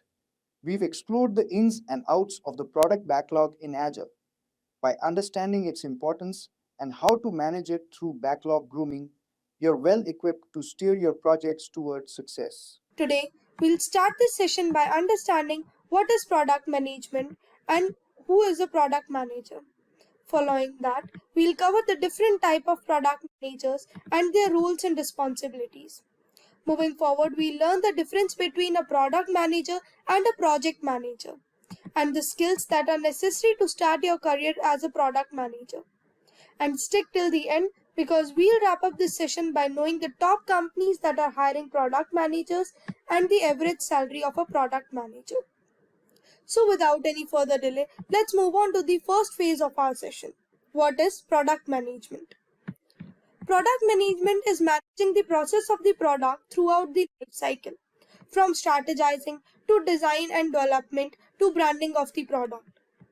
Product management involves strategizing products to enhance the profits of the business, creating customers' value, creating roadmaps to get a clear idea of how to design and develop the product, specifying functional requirements, and creating blueprints.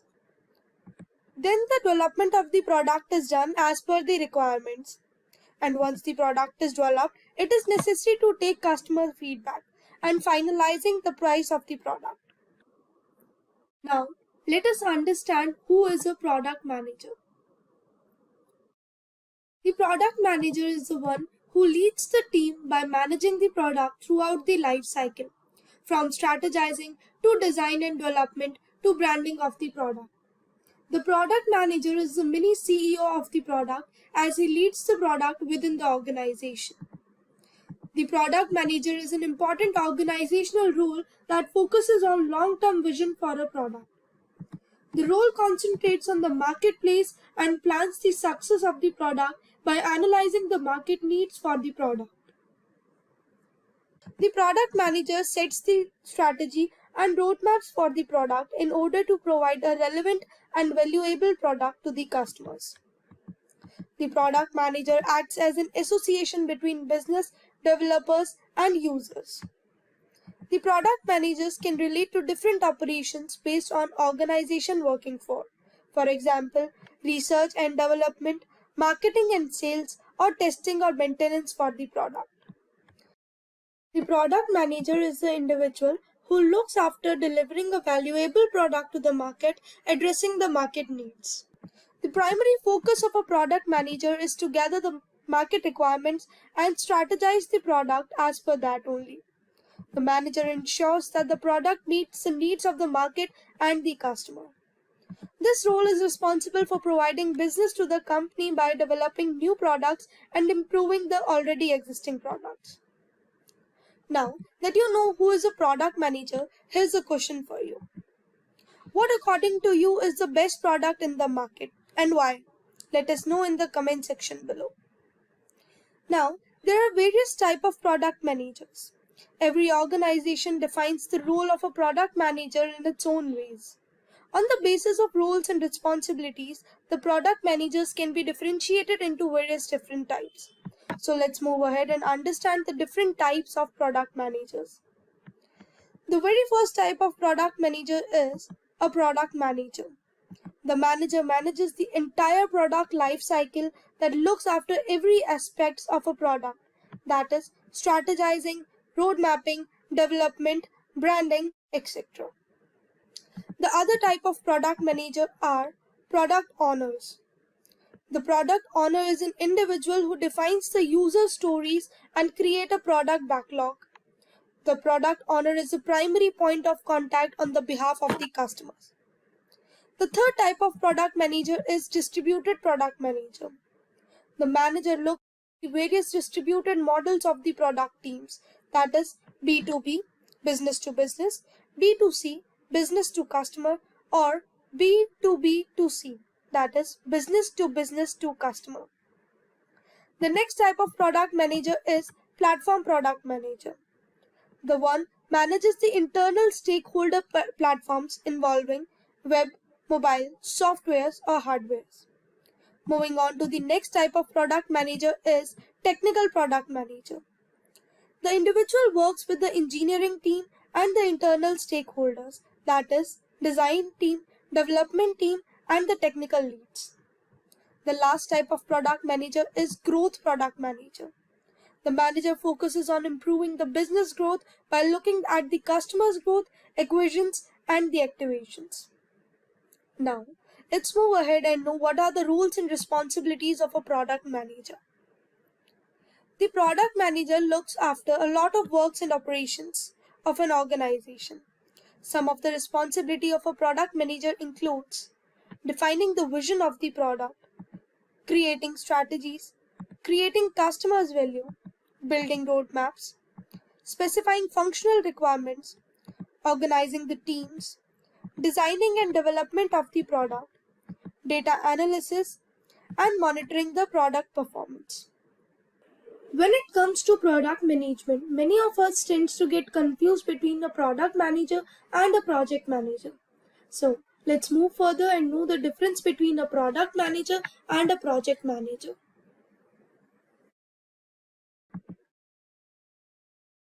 The product manager deals with all-round needs of a product, from strategizing to design and development to branding of the product. On the other hand, a project manager deals with applying techniques to complete a particular project. The product manager focuses on building up the value of the product, but the project manager focuses on the work coordination. The product manager owns the what. On the other hand, the project manager owns the how. The product manager must be good at market research and strategic thinking, whereas a project manager must be good at planning and budget organizing. The product manager brings the idea related to the product into the marketplace. On the other hand, the project manager uses specific skills to deliver a valuable product. Now, let's move further and know the skills that are necessary to start your career as a product manager.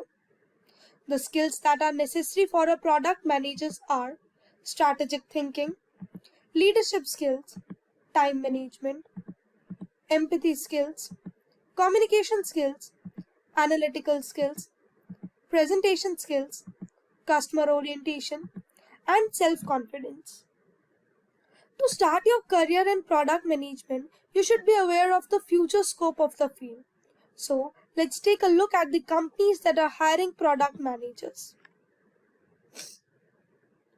The topmost companies that are hiring product managers are Google, Microsoft, Amazon, TCS, Oracle, SAP, HCL, Wipro, Zoho, and many more.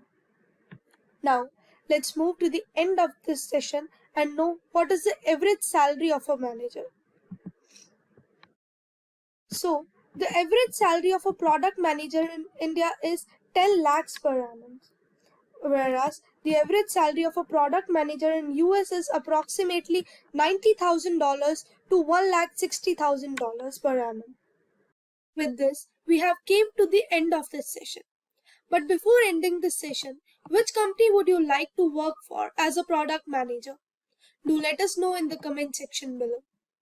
So to get a push in your career to start as a product manager, start learning now. It's a pleasure to welcome you to our new video discussing the top 10 tools for product management. In this video, we will discuss what considerations should be taken before choosing a tool for product management, and then we will look out at the top tools for product management. But before we start, let's brush up on your knowledge. So here's a question for you all. What does a tool stand for? Do let us know in the comments below. Software for product management is an administrative tool used to produce and enhance a company's goods rapidly and effectively, along with successfully enhancing business profits. These tools allow product managers and their teams to gather fresh concepts and develop detailed strategies to turn them into actual products. Although these technologies are typically utilized by product managers and product teams, they also give other departments, such as marketing and sales, additional clarity and insight into product development. Product management is used for product analysis, development tracking, and road mapping. Whenever we concern tools for product managers, we often mean the basic handful of tools that the majority of us use daily. These product management tools typically consist of software for product analytics, development tracking, and road mapping. However, a product manager's duties go beyond simply gathering product perspicuity, surveying the backlog, and evaluating the product plan. Whether you are a beginner or an experienced product manager, you should utilize the right tool to ensure you are not overlooking a crucial aspect of your job. Product managers are frequently in charge of organizing the examination, choice, and purchase of product management solutions for usage inside their company. It might be challenging to choose the best product management solution, though. Now let's move ahead in our session and know what considerations should be taken before choosing tools for product management. Depending on the requirements of the business, each product firm will have a unique collection of tools in its accumulation. The set of tools that the product team employs to manage their operations is known as product management tool accumulation. These tools are frequently integrated, where they perform well together and complement one another. The product development efforts may succeed or fail greatly depending on the choice of product management tools. So, to have a successful product, there should be some considerations to follow up on before choosing a management tool. So, let's take a look at the concerns one must heed before choosing a product management tool. The very first consideration that should be taken is to recognize the demands of your product management staff. Making a charter with a list of questions for your new product management tool is an intelligent method to assess the requirements of your product management team. The charter will aid in outlining particular demands and may be used as a benchmark for assessing items. The next consideration that should be considered is to do some product research. It's time to research the various product possibilities after you have a clearer idea of your demands and criteria for a product. Reading product reviews and seeing product demonstrations are the most significant ways to accomplish this. You will have a deeper grasp of the features and how each product functions by doing the research for the product. Moving on, we have to consider items depending on product needs. Following your research, it's time to analyze the items in light of your unique needs. Start by grading each item according to how effectively it satisfies your needs. To rank the various items, you may add a column to each need to rank the various items. This stage will enable you to evaluate and contrast several solutions and decide which product management suite is best for your team. The next consideration is to aim to stay within your budget. When looking at product management solutions, budget is always an important consideration. But if you work for a startup or a smaller firm, it's much more crucial. Keep in mind that some of the top goods could have steep asking prices as well as ongoing costs. The simplest method to achieve this is to set a predetermined budget for your product tool and use it as a guide when weighing various possibilities. Then we have to make sure that the tool is with effortless use. Make sure the tool you use is simple to use before you buy it. Although it should be obvious, certain technologies are quite complex and need users to undergo many days of training. The technology that works best for you and your team will be the one that you find simple to use. Many tools allow you to try them out for free, so you may decide whether to buy them before you use them. The next consideration is reporting in real time. Find a product tool that offers real-time reporting to save time. Creating reports that reflect the product's current condition will gather data from many parts of the product management systems. Moving on, we have a reputable interface. Although there are a lot of tools available, some of them appear somewhat dated. Expandability needs to be your main criterion when selecting a tool. Opting for something attractive looking doesn't hurt either. The last consideration that should be taken is security. Scalability is great, but if your data isn't secure, neither is the integrity of your product. Examine the security features that your desired tool supplier offers. To keep your client data private and isolated from everyone else's, choose a different dedicated hosting platform. Let's proceed in our session and know what top tools are used for product management. How do you assess and determine which tools are best for your team? Consider your firm and product size and development stage as a starting point. A tiny firm with one product manager, for instance, probably won't require or have the funds for numerous tools. You could pick a few applications that provide a wide range of integrations and features. A huge organization, on the other hand, would require specific tools created for complex work streams and several teams. The very first functioning of product management is user tracking and analysis. User tracking enables you to follow online visitors while they browse your website anonymously and via a variety of methods. A product manager's research creation process includes user tracking in terms of analysis. A wide range of tools is accessible for tracking and gathering data about the demands of the user for the product. These tools may be quite useful for gathering information and understanding how users of your software or visitors to your website interact with your offerings and content. Platforms for product analytics collect and assist you in analyzing what those customers do, but merely what they say and think. You'll want a product management platform, such as Done, that provides distinct analytics and insight into how customers utilize your product. User tracking and analytics can be done using Pendo. The tool used for user tracking and analytics is Pendo. Pendo assists businesses in determining who is using the features and products they are developing. You can find out which features people like and don't like, as well as how they move across your product range with the help of our product analytics tools. Additionally, you may examine how product adoption differs depending on an account, a user's job, or their attitude. Their objective is to provide product teams with the knowledge they need to do their duties more effectively and make daily decisions with less difficulty. Although in app messaging provides our customers a method to quickly and simply put these insights into action, product analytics are fascinating and powerful. In the end, your capacity to experiment and influence behavior change within your product is what will help you grow your company and give your consumers better experiences. Apart from Pendo, the other tools that can be used for user tracking and analytics are Amplitude, Gainsight, and Google Analytics.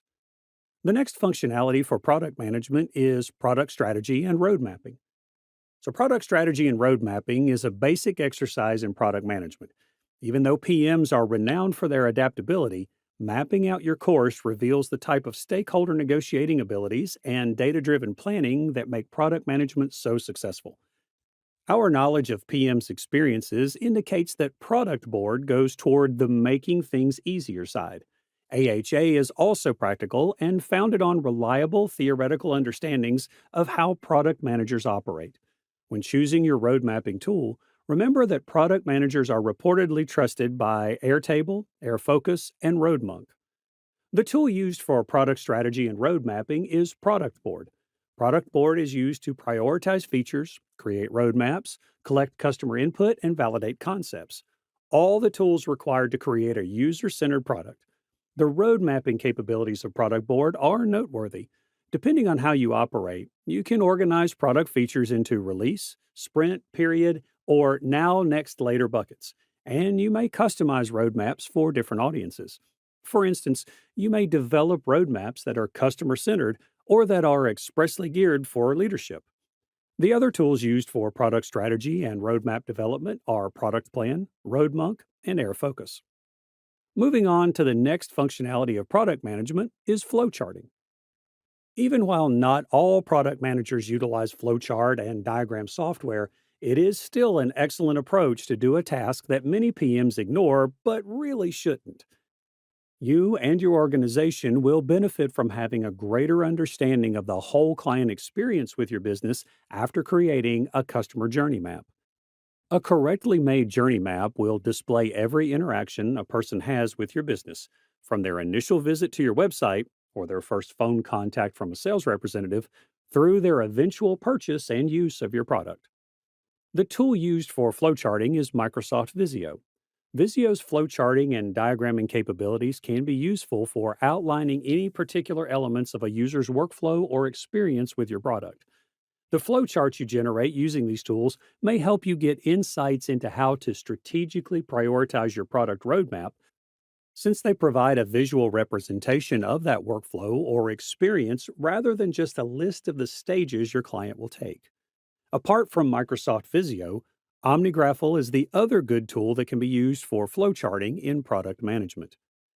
Now let's move ahead and know the other functionalities and tools for product management. The other functionality of product management is presentation.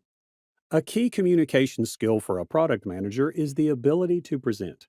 It is a component of conveying the product strategy to the company and the team developing the product. Additionally, it is a component of consumer communication.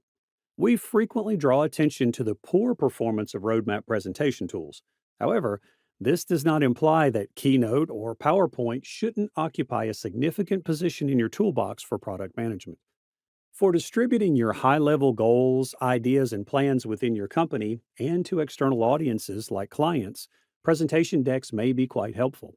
For instance, vision boards may be a potent tool for selling a group of executive stakeholders the vision of your product. Additionally, using presentations to teach salespeople or educate industry analysts about your product may be quite successful. The best tool for presentation is Microsoft PowerPoint. One of the most often used tools for presentations is PowerPoint. It is a component of the Microsoft Office package and is usable for domestic, commercial, and academic uses. PowerPoint dominated the presentation industry and was most well known for its templates and usability. This program enables anybody, from amateurs to experts, to create presentations utilizing text, graphics, video, audio, and data tables. You may deliver the presentation as you like by using a range of animations and transitions. Other than PowerPoint, Keynote, Google Slide, and SlideShare are tools that can also be used for presentations. Moving on to the next functionality of product management, it's prototyping and wireframing. Design teams experiment by turning their ideas into physical prototypes, which might range from paper to digital. To capture design concepts and user testing, teams create prototypes with varying levels of realism. You may improve and evaluate your ideas using prototypes, allowing your company to release the proper items. You must put a lot of effort into demonstrating that your product concept can be realized before bringing it to fruition. More technologies are emerging as a result of the growing significance of user design and easy consumer journeys. They also employ techniques to minimize discomfort and streamline the delivery process. The number of web-based apps available has increased due to this popularity. Some, nevertheless, are a little questionable in terms of usefulness. Most people are using multi-purpose applications that may be used for prototyping, designing, and whiteboarding. If you're searching for a versatile tool that is also great for prototyping, we may suggest Figma. The best tool used for prototyping and wireframing is Balsamiq. Balsamiq Wireframes is a quick, low-fidelity UI wireframing tool that simulates sketching on a whiteboard or notepad while using a computer. It effectively pushes you to put your attention on structure and substance rather than wasting time on early debates about colors and details. With wireframes, you may quickly produce new ideas, discard the subpar ones, and identify the best solutions. The alternatives of Balsamiq for prototyping and wireframing are Sketch, InVision, and Adobe XD. The next function of product management is product development.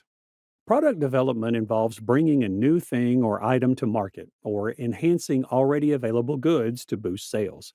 A product is initially merely a sample. For a firm to become something that can be sold on the market, a lot of time and money must be invested. The idea, design, development, and marketing of newly developed or freshly renamed goods or services are all phases in the process known as product development, sometimes known as new product management. The entire process of creating a product, from conception through market launch, is referred to as product development. Product research makes the difference between a product's success and failure, both at launch and throughout the product lifecycle, by helping you understand the requirements and desires of your consumers and keeping an eye on the competitive landscape and environment of your product. The best tool used for product development is Rally. The foundation of value stream management is Rally. By enabling business leaders to address challenging issues like how to prioritize capabilities related to development, how capabilities relate to development outcomes, how to track capabilities progress from planning to delivery, and how to find opportunities to optimize flow, Rally's insight contributes to value stream management. Rally is used by value streams to make complicated processes transparent and enable swift business pivots based on data driven choices. The alternative to Rally for product development is Azure.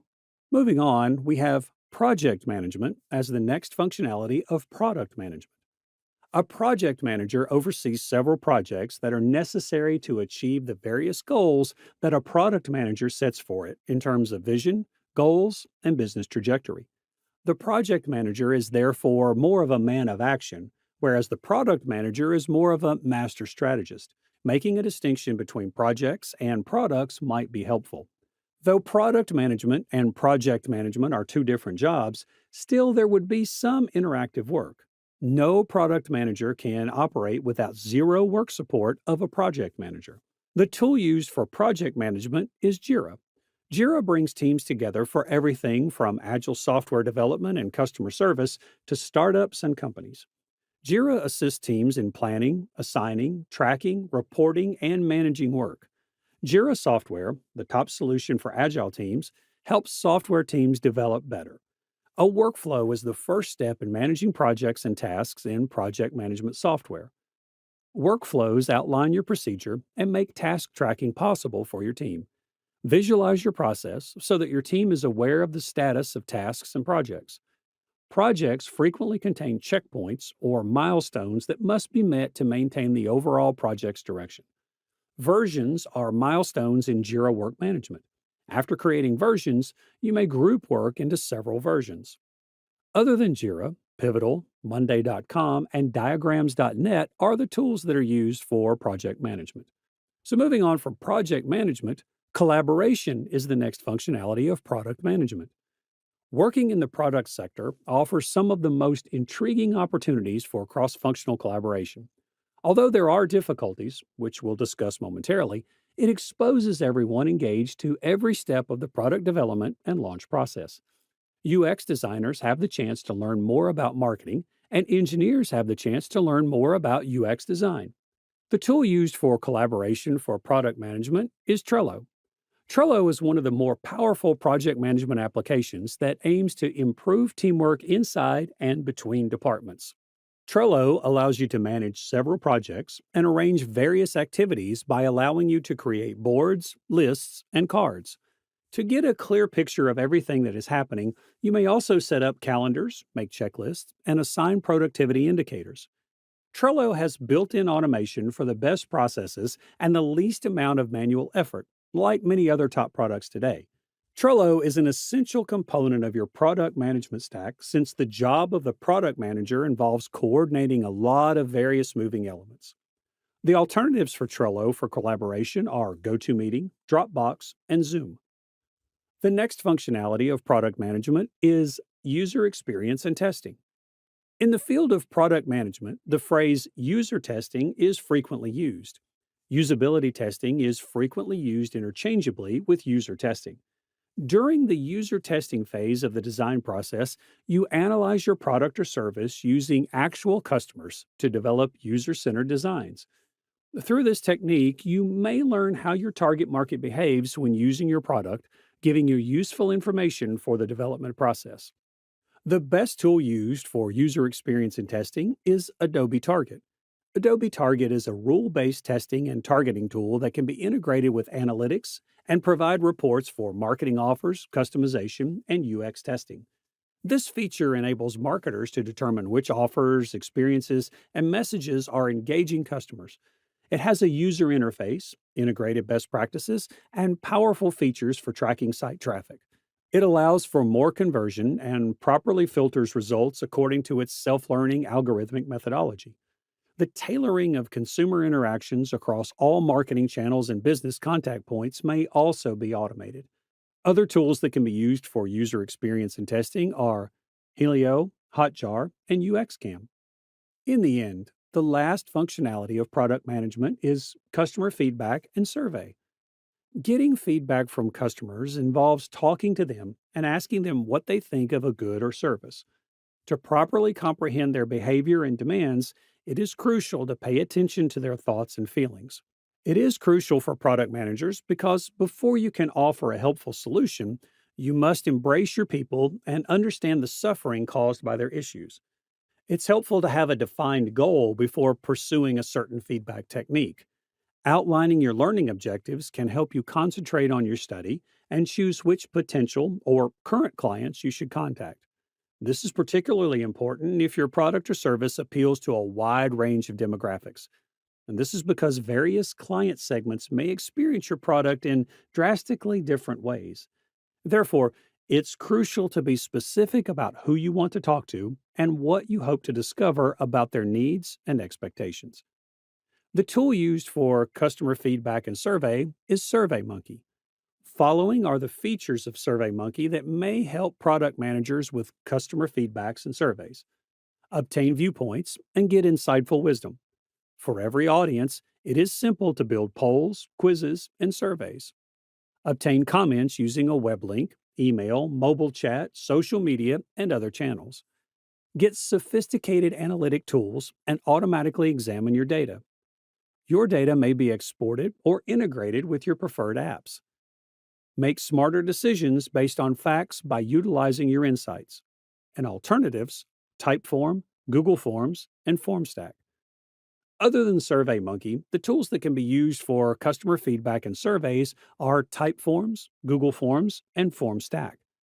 With this, we have come to the end of this session. But before winding up, let's take a look at the bonus tools for you that serves multiple purposes in terms of product management.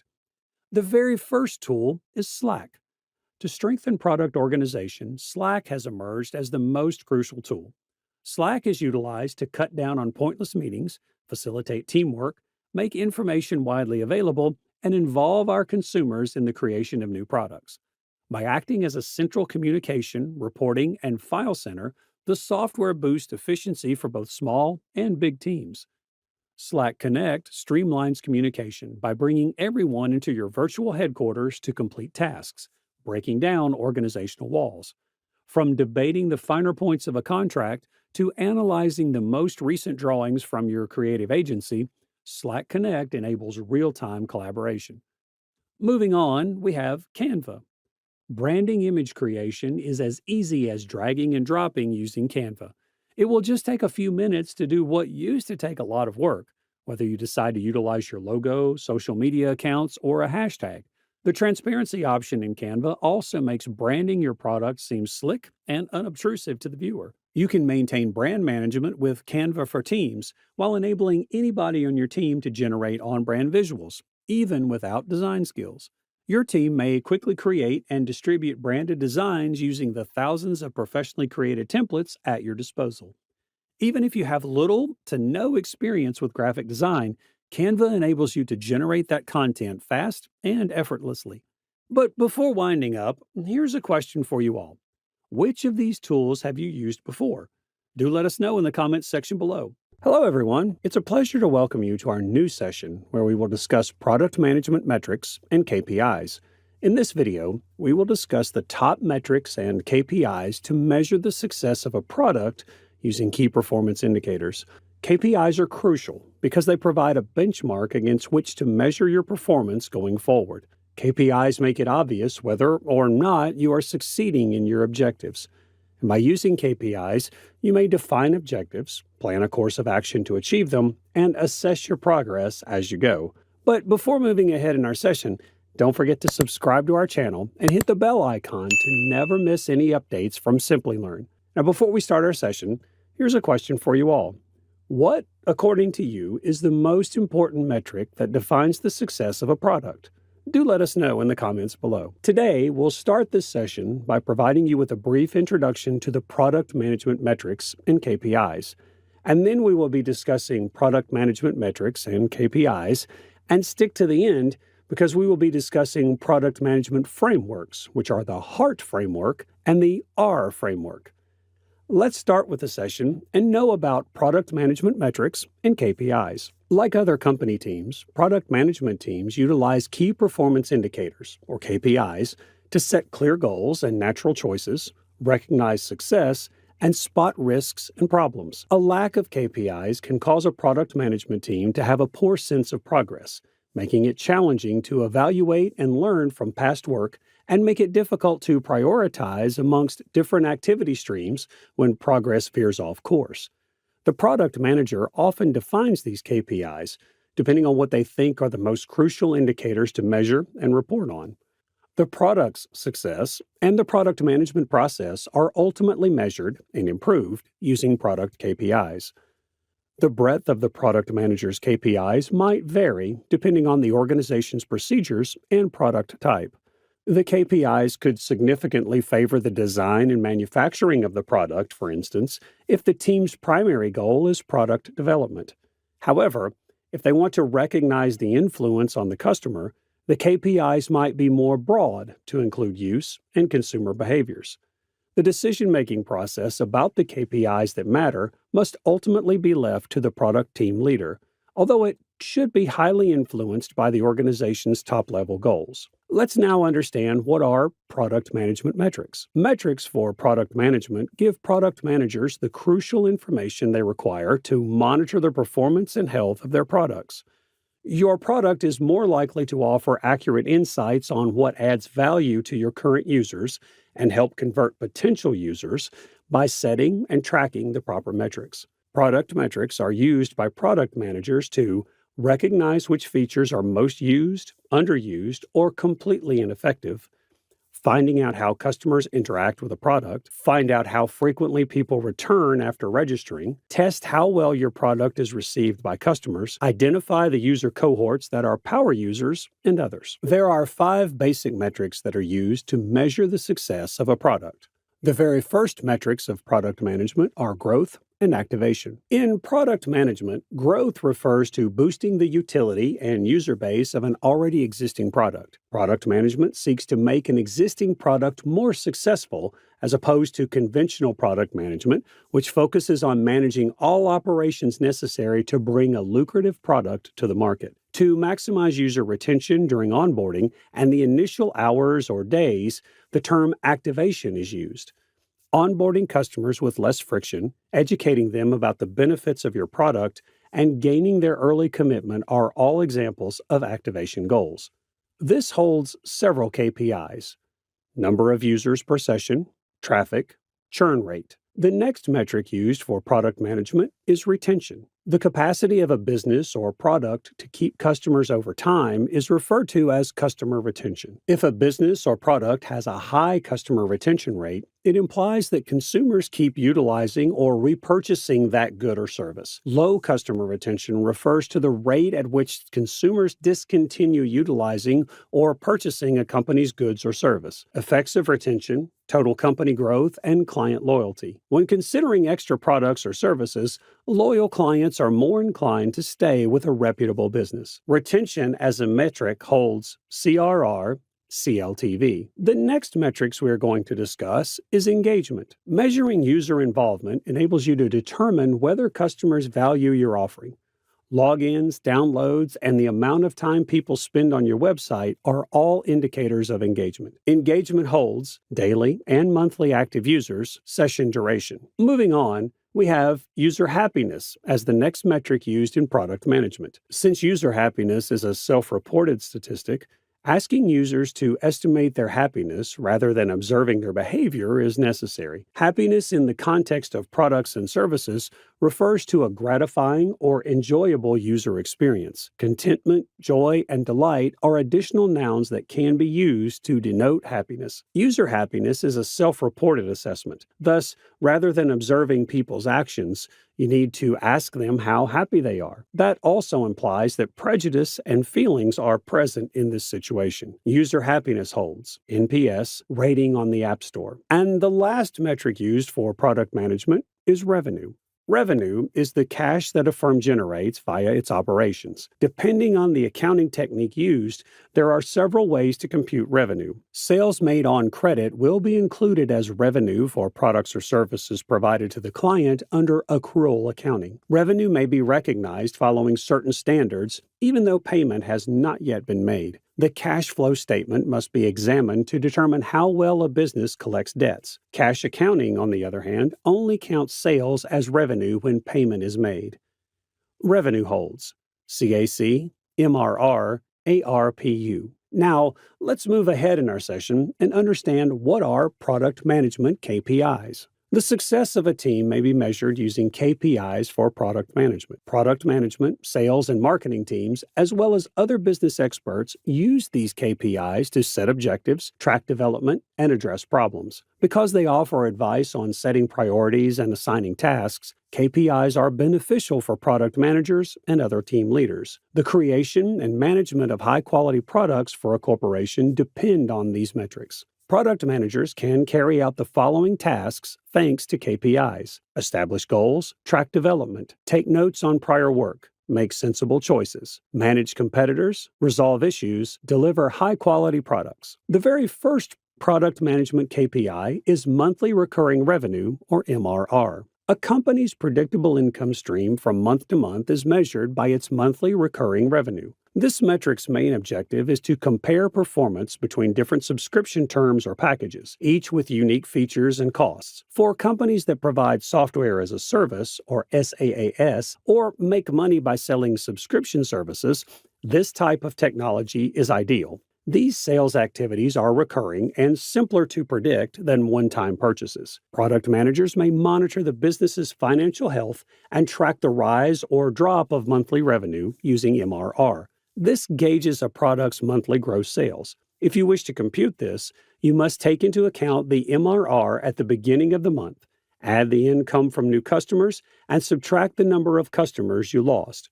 For subscription-based businesses like SaaS, where no further sales are made after a client becomes recurring, MRR is simple to evaluate.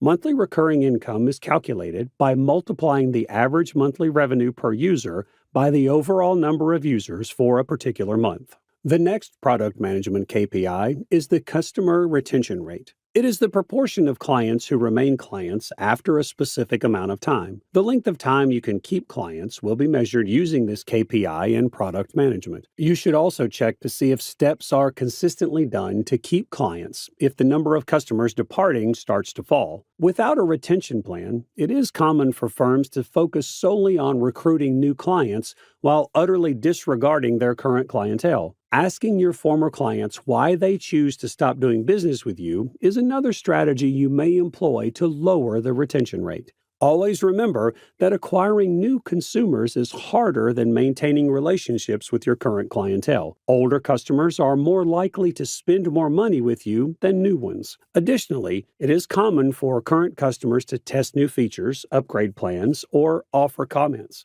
It could be more profitable for a corporation to concentrate on keeping them. The retention rate is equal to customers at the end of a period minus new customers divided by customers at the beginning of the period times 100. Moving on, the next product management KPI is the Net Promoter Score. The number of current customers who are likely to recommend your product to a friend or colleague is measured by a KPI called Net Promoter Score. It keeps track of the number of consumers that aren't interested in your goods, or detractors. Customers who give you a rating of 9 or 10 are the ones who will remain loyal to you. They sing psalms about your brand and are referred to be promoters or advocates. NPS equals the ratio of promoters to detractors. The specific definition of a good NPS score is ill-defined. The ideal NPS score does not exist. Depending on the industry, it varies. A firm in the electronics sector can have a higher NPS score than one in the telecom sector. The percentage of patrons who are inclined to suggest a product or promoters and those who disapprove of it, or detractors, is known as the Net Promoter Score. A high NPS promotes growth, and knowing how many customers are complaining might help a company identify a problem with the customer experience. This measure displays the most popular product features and may inspire teams to come up with fresh concepts for brand new features or improved UX design. Here's the equation. NPS is calculated as the percentage of promoters minus the percentage of detractors. The next KPI used in product management is average revenue per user. The average revenue per user is the amount of money a business may anticipate from a single client. This is an excellent technique for an SaaS business to evaluate the effects of a new strategy, a new subscription plan, or a pricing change. Which client segments provide the greatest value may be determined by running the computation for several subgroups. This can provide information to investors about profitability levels, guide investment choices, and guarantee the business's financial stability. You may calculate the amount of money each user generates each month or year using ARPU. Knowing your ARPU may help you make decisions more easily when you are unsure of how to price a new product or when you want to raise the price of an already existing product. Both new users and current users can have their ARPU calculated. For a new user, ARPU refers to metrics that are based on accounts after the price of the product or subscription plan changed. But for an existing user, it relates to figures from before the price change. ARPU is calculated as monthly recurring revenue divided by total accounts. The next product management KPI is customer acquisition cost. The anticipated cost of acquiring one customer for your firm is known as the customer acquisition cost. Understanding the necessity of measuring CAC is essential if you plan to operate a firm for the long term. CAC covers the money you spend on advertising, overhead, the effort of the sales staff, software used, and other expenses.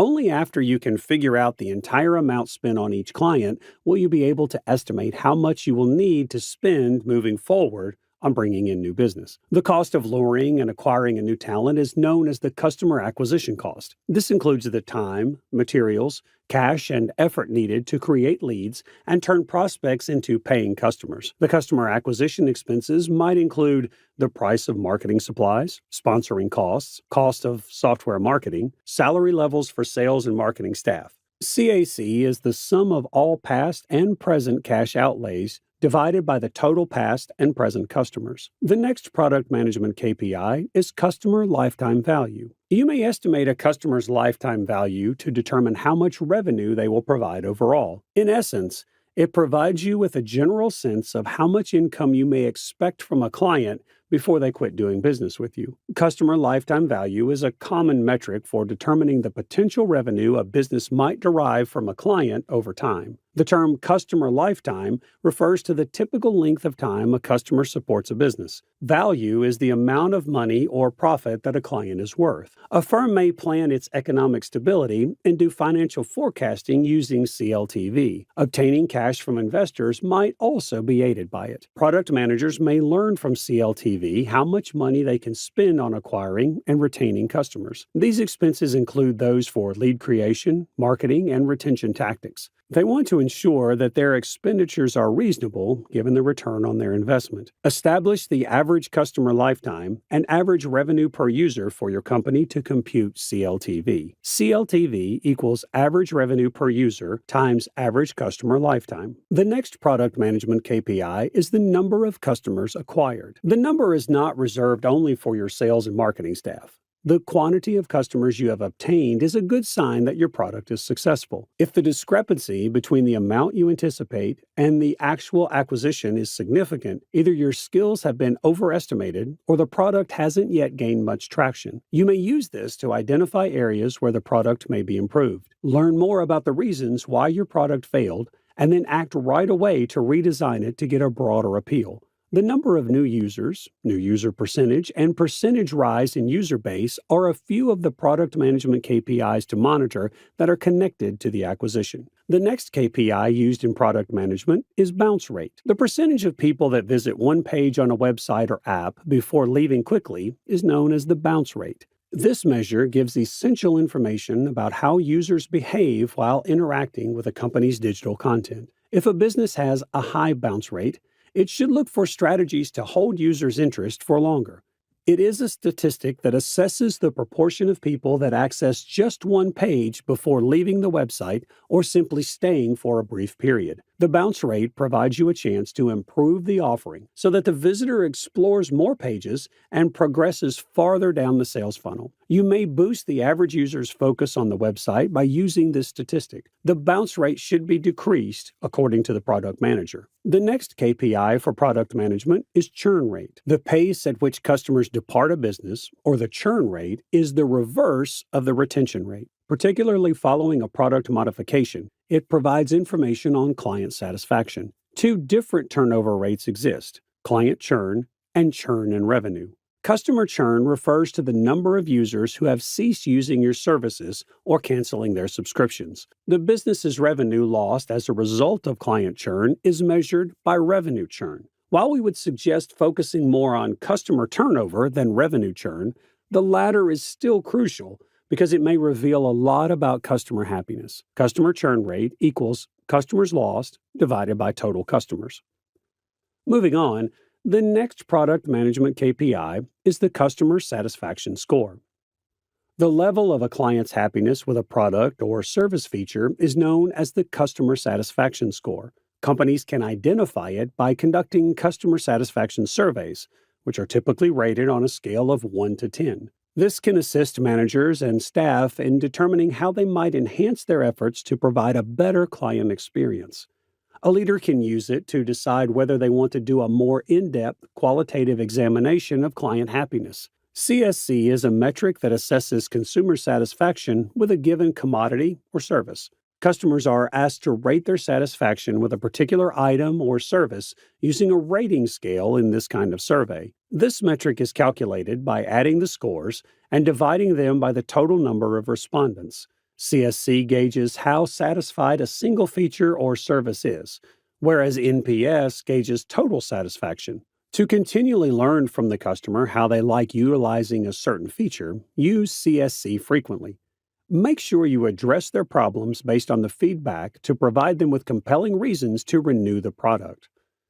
The next KPI we have for product management is the number of users per session. A product manager may learn which aspects of an app are most used by monitoring the number of user activities every session. This is dependent upon the acts that a user repeats. This is particularly beneficial if a business is evaluating the use of a new website or application component. They can measure client interest in the modification to see whether it is intriguing or practical.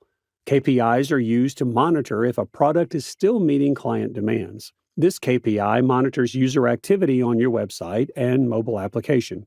Any action they do and the characteristics they employ fall under this category. This is a potent KPI that may direct your approach to feature uptake. The next KPI is traffic. The volume of users who locate and assess websites are referred to as traffic. It may be organic, emerging spontaneously, or it may be paid, emerging as a result of sponsorship of content or the purchase of advertising space by a business. People that are in traffic are typically curious about a company and may eventually make a purchase. This is a useful indicator for assessing the success of your internet marketing. Additionally, it may be eye-opening to know where your traffic comes from. You will be able to identify the most effective channels for you when you measure sponsored traffic. You will be able to identify which platforms perform best and which don't, if you have a variety of channels where you post content to generate organic traffic. Analyzing this measure will be fun for your marketing team. You should ask the user why there isn't more active participation if you see that the engagement rate is low. Send your clients questionnaires to learn where you are falling short and how you can enhance their experience to encourage them to utilize more of your product. Moving ahead, the next KPI used for product management is session duration. The amount of time a person spends interacting with a website during a session. Strategies to monitor the use of digital products include this kind of measure. Although revenue is not measured, customer involvement is, and this has a big influence on sales. The more a customer engages with a business's website and digital content, the more probable it is that they will purchase anything from that business. Online resources may offer vital information to prospective customers about the goods, goals, and values of a business. Longer session times demonstrate user interest in a website, which is beneficial.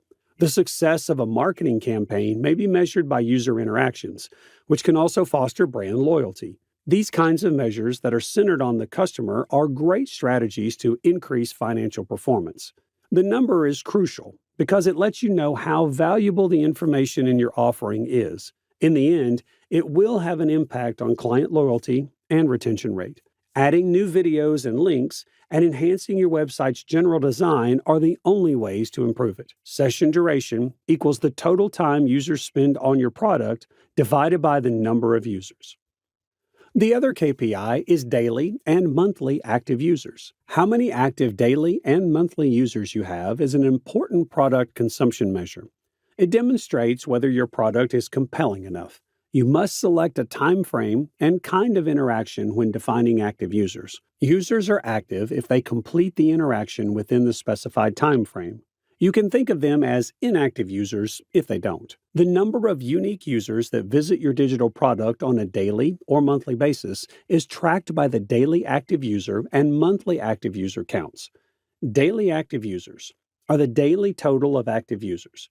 Users who are active each month are counted as monthly active users. To get a clear picture of how engaging your product is, compare your active users, daily and monthly, to your entire user base. The last KPI used for product management is rating on the App Store. Users may give your app a star rating on a scale of 1 to 5. The summary rating of your app, which appears on your product page and in search results, is based on user ratings. When you publish a new version of your app, you have the option to reset the summary rating, which is unique to each region on the App Store. However, we advise being cautious when using this function. Having few ratings may deter potential users from installing your app, even if refreshing the summary rating might guarantee that it matches the most recent version of your program, which can be advantageous if an update answers customers' prior issues. Now let's move ahead in our session and know the frameworks used for product management. So in this video, we will be discussing the two most important frameworks of product management, that is, HEART framework and R framework. So let's first understand the HEART framework. An approach to enhance software user experience is called the HEART framework. According to 5 indicators focused on the user, the framework aids businesses in assessing any part of their user experience. The HEART framework, which was created for user experience designers and researchers, may be a helpful technique for product managers, since it is centered on developing a deeper understanding of user behavior and user preferences.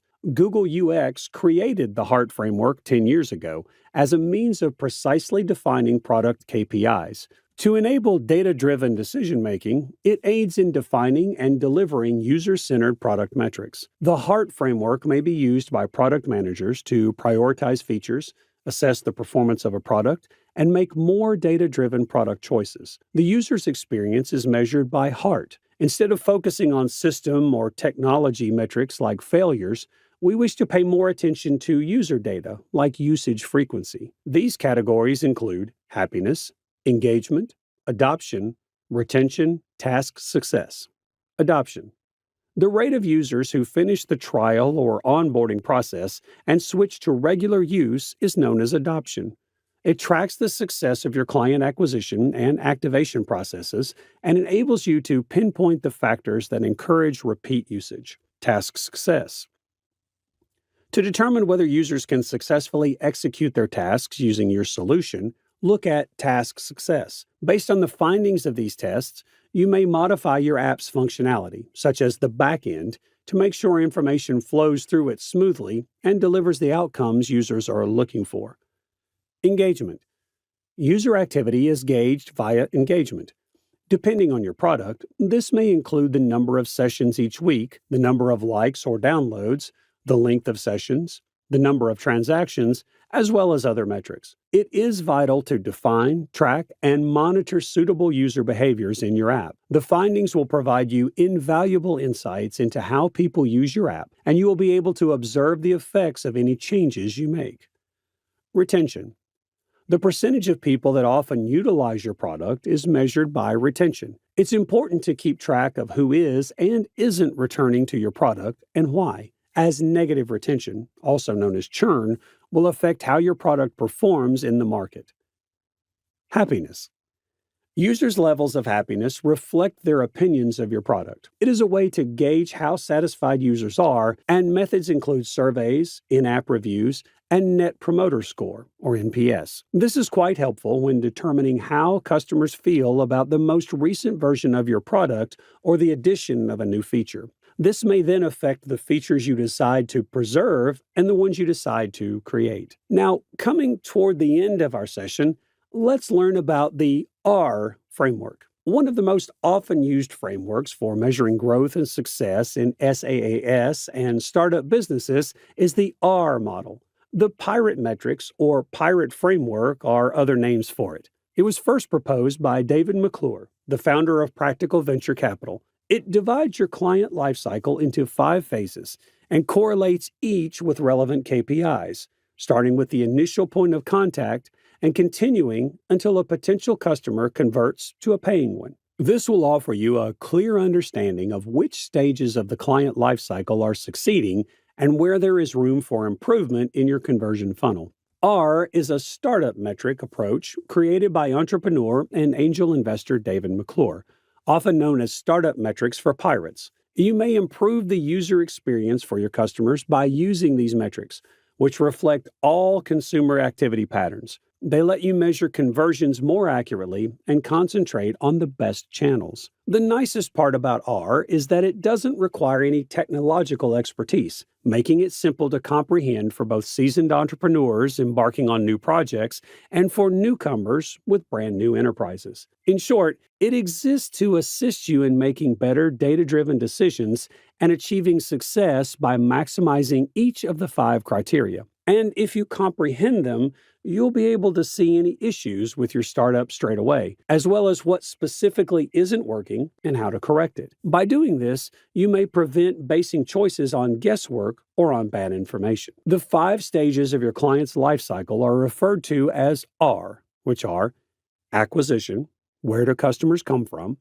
Activation, the process of converting acquired clients into engaged ones. Retention, how to entice potential clients to return. Referral, techniques for encouraging clients to endorse your offerings. Revenue, how to convert prospective clients into paying clients. Acquisition, in essence, you want individuals to register for something. For instance, you could want someone to register for a free trial. Keep up strong traffic acquisition. You need to make sure your website is receiving qualified leads. The fact is, if you have a good amount of focused visits each month, you don't need a ton of leads to obtain clients. Save your time. Establish your target demographic and conduct a campaign to build anticipation for the launch. When customers are waiting for your product to launch, gaining new customers will be simpler. You must provide your audience with value if you want your advertising to be effective. For instance, you provide an automated email marketing service. In this situation, a smart place to start is an online network for experts in email marketing. To pique interest and discreetly promote your product to the audience, publish engaging pieces regarding email marketing growth techniques. Activation. The value and happiness a firm provides at this stage mark the beginning of a connection with a consumer. And whether or not that relationship progresses further down the funnel will depend on those factors. The number of people who do a certain action, such as seeking additional information, subscribing to a YouTube channel, or making a purchase, may be used to assess activation. The number of customers or users who have been activated would be divided by the total number of people that viewed the website, or etc., to arrive at a formula that would be helpful at this point. Retention. Retention is essential to economic success for any organization that wants to endure for a long time. This is because the most significant measure of how much people value your product or service is retention. Depending on the pricing range of your goods, attracting first-time buyers or customers may not be challenging because people make impulsive purchases every day. A subsequent purchase or engagement, however, shows that the customer was satisfied and that the item or service matched their needs. Businesses use many techniques for measuring retention, however, such as annual recurring revenue, monthly recurring revenue, customer churn, repeat purchase ratio, and time between purchases may be approaches to gauge client base retention. Referral. Referrals are one of the last components of the pirate funnel. It is crucial to remember that many graphic representations of the funnel include an arrow called acquisition that loops up from the bottom back to the top. And this is because a perfect funnel would be a loop or a customer cycle that keeps bringing in new clients while maintaining existing ones. Successful referrals may be especially crucial since they are a less expensive method of acquiring customers than traditional marketing. And because of the impact of family and friends, they are frequently predisposed to brand loyalty if individuals in their circle are already customers. There are no ideal measures for this statistic. However, several metrics, such as number of active users sharing invites, can assist a firm when they start tracking referrals. Many times, people fail to mention that they were recommended, or a user who receives an invite from a friend may take months or even years to activate. Nevertheless, a good referral program may be demonstrated by reduced customer attrition, sustained growth, and overall program success. Revenue. Although money is transferred earlier in the customer lifecycle, revenue may be unreliable if the preceding phases aren't completed and measured. For this reason, revenue is frequently shown as the last step in the pirate funnel. Rapid revenue production is less important for a company's success than effective marketing and initiatives to keep customers and get them to recommend others. The ability to track income correctly is essential for a business to succeed. And while being aware of total revenue after cost is crucial, it only represents a small portion of the full picture. To get a full view of a company's success and make informed financial decisions, it's important to evaluate income across a variety of user, product, and service categories. So far, you've learned a lot about product management metrics and KPIs. So here's a question for you all. Which metrics would you prefer to measure a product if it's good to go or not?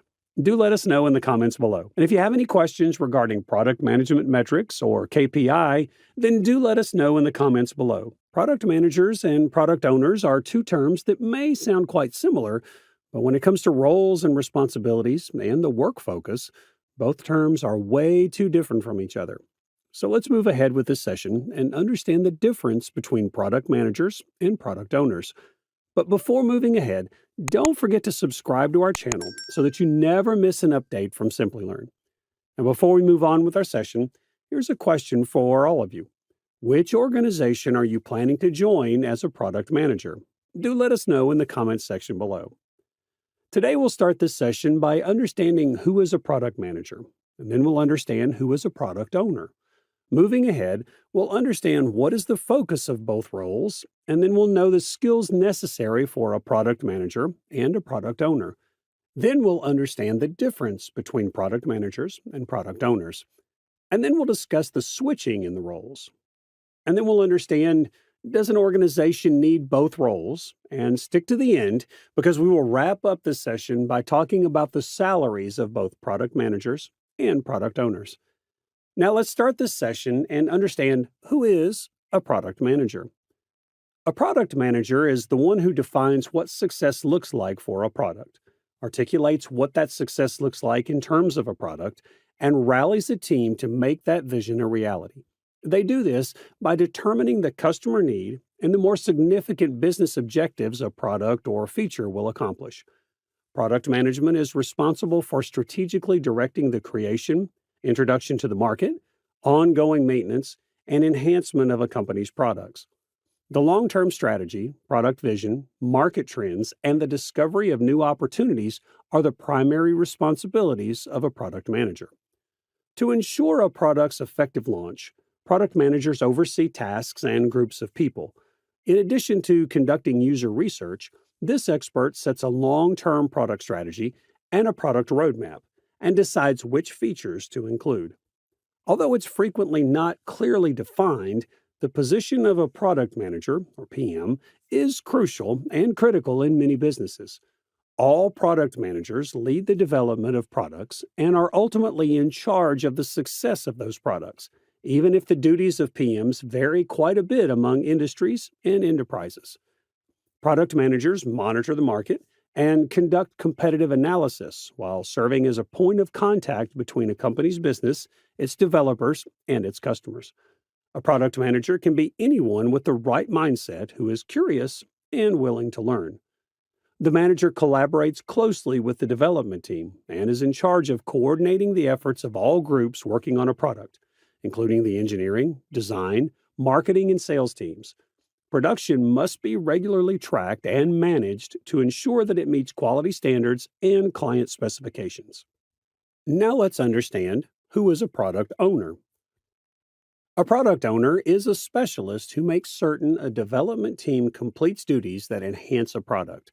Additionally, they act in the client's and their consumers' best interest. The position is derived from SCRUM Project Management, a framework for setting up the team dynamics and duties for a project.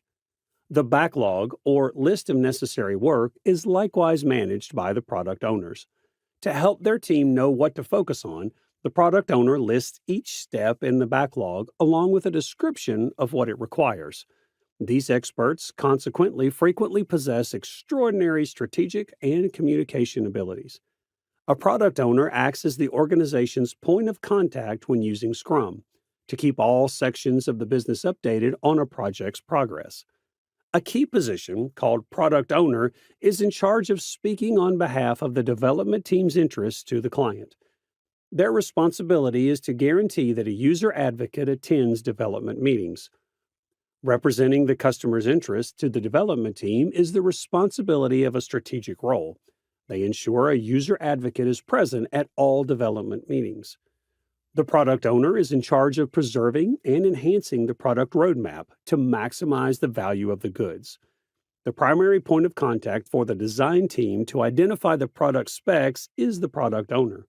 This product roadmap will consist of a prioritized list of client requirements. It is the responsibility and accountability of this expert to identify and prioritize user needs.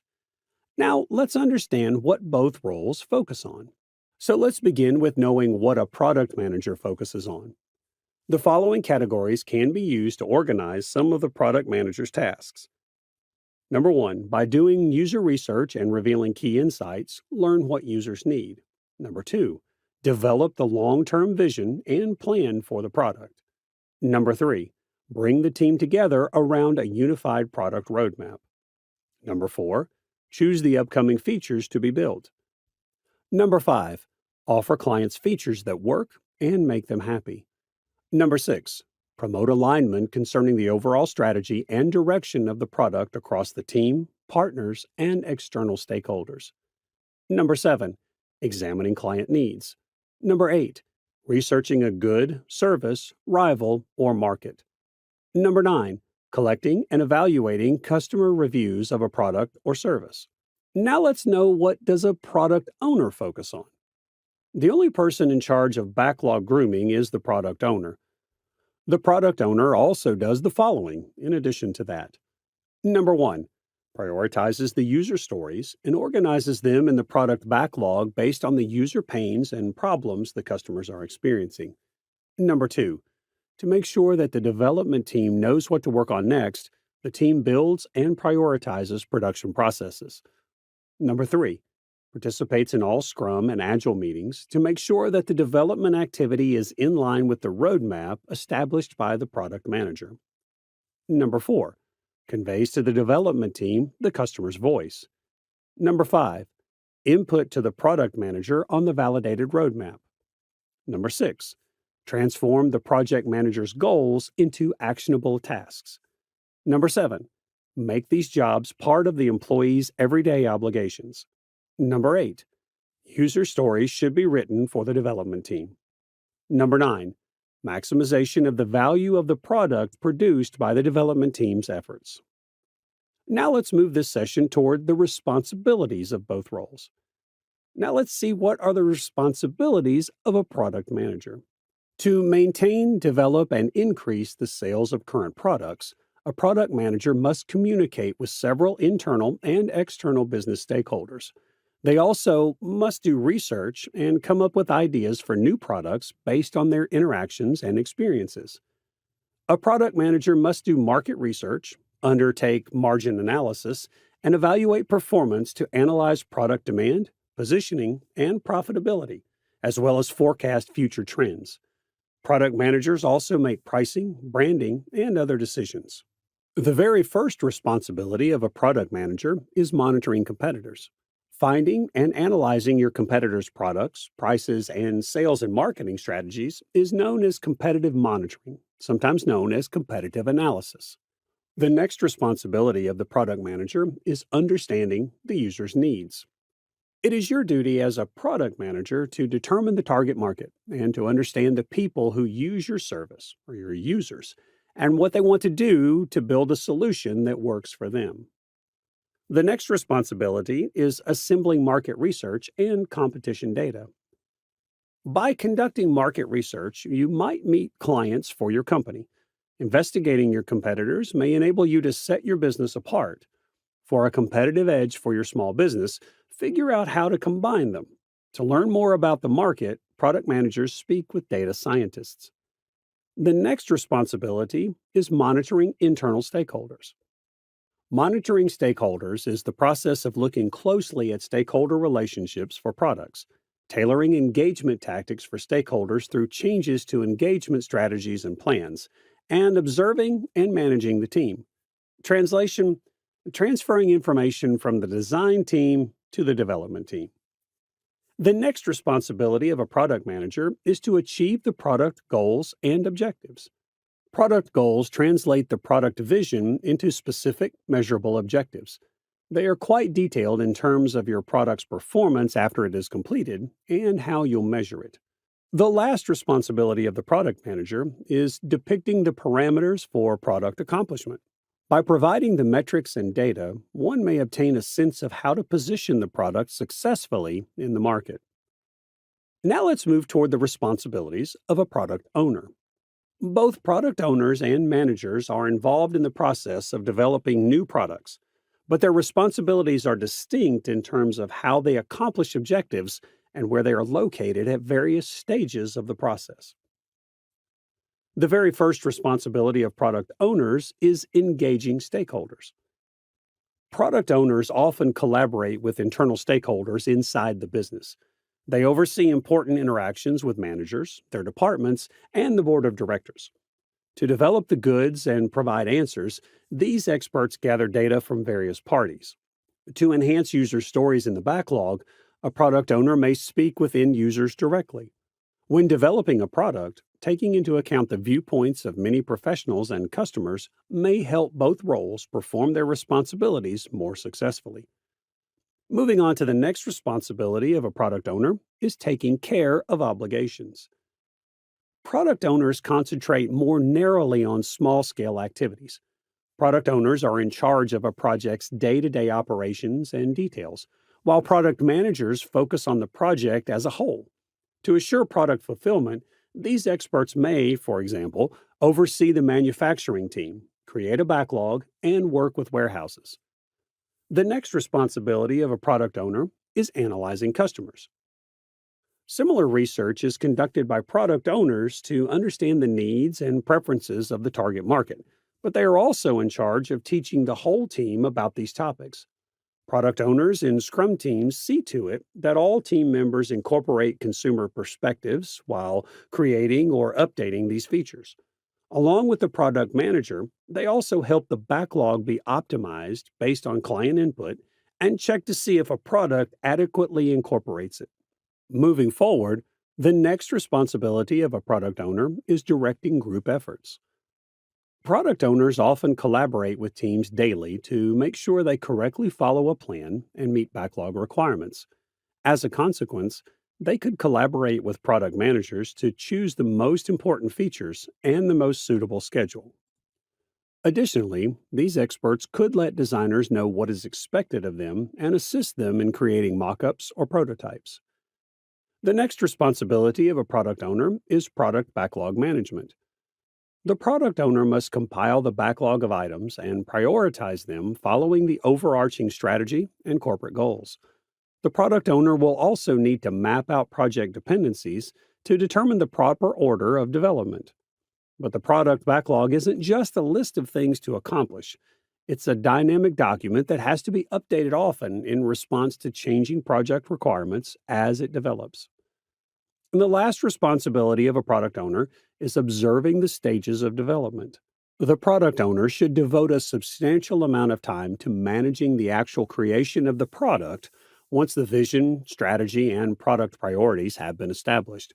They play a significant role in all phases of the event, including planning, fine tuning, reviewing, and sprinting.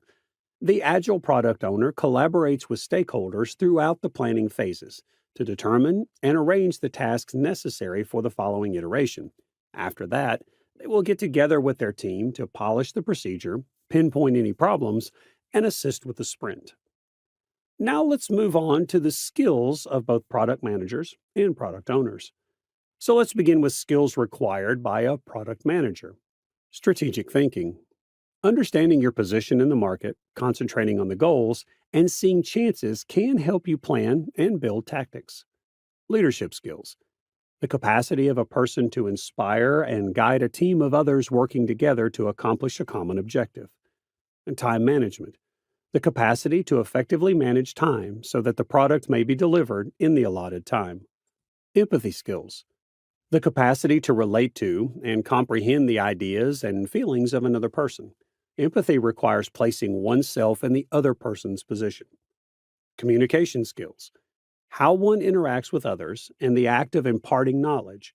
Our ability to communicate effectively allows us to provide information in a way that the audience can comprehend it. Presentation skills. The capacity to convey in an engaging, original, and visually appealing manner. Now let's move ahead and know the skills required by product owners.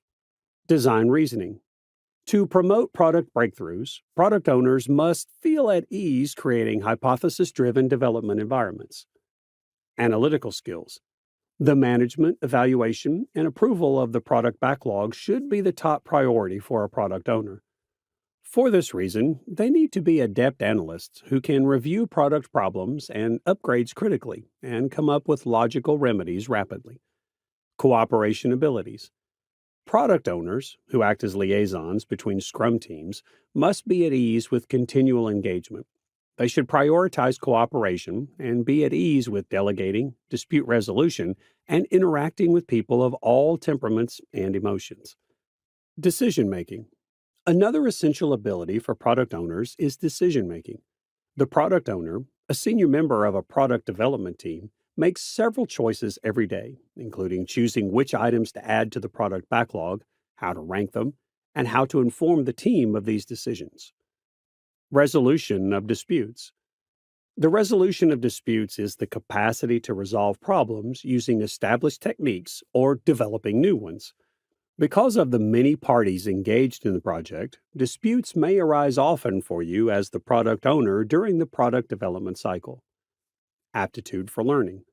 One of the most crucial qualities for product owners to have is an aptitude for learning. It's crucial to be abreast of the most recent market trends, customer demands, and corporate requirements.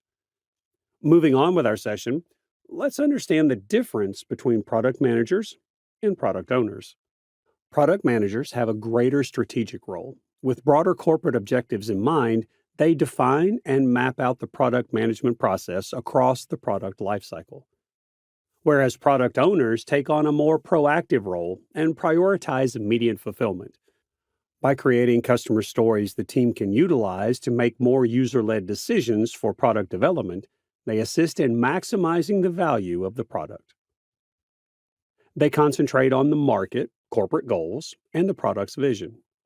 Whereas product owners collaborate with cross-functional Agile teams to carry out these needs by converting the product manager's strategy into concrete activities. The why, who, and what are the responsibility of the product manager. Their roles reach might vary greatly or be very constrained based on a variety of variables. On the other hand, a product owner's scope is often smaller than a product manager's. Product owners are in charge of the how. Artifacts like a product roadmap, a product vision card, or a product requirement document are frequently the responsibility of product managers. Product backlogs, sprint backlogs, and the definition of done are just a few examples of the artifacts that product owners must create and manage.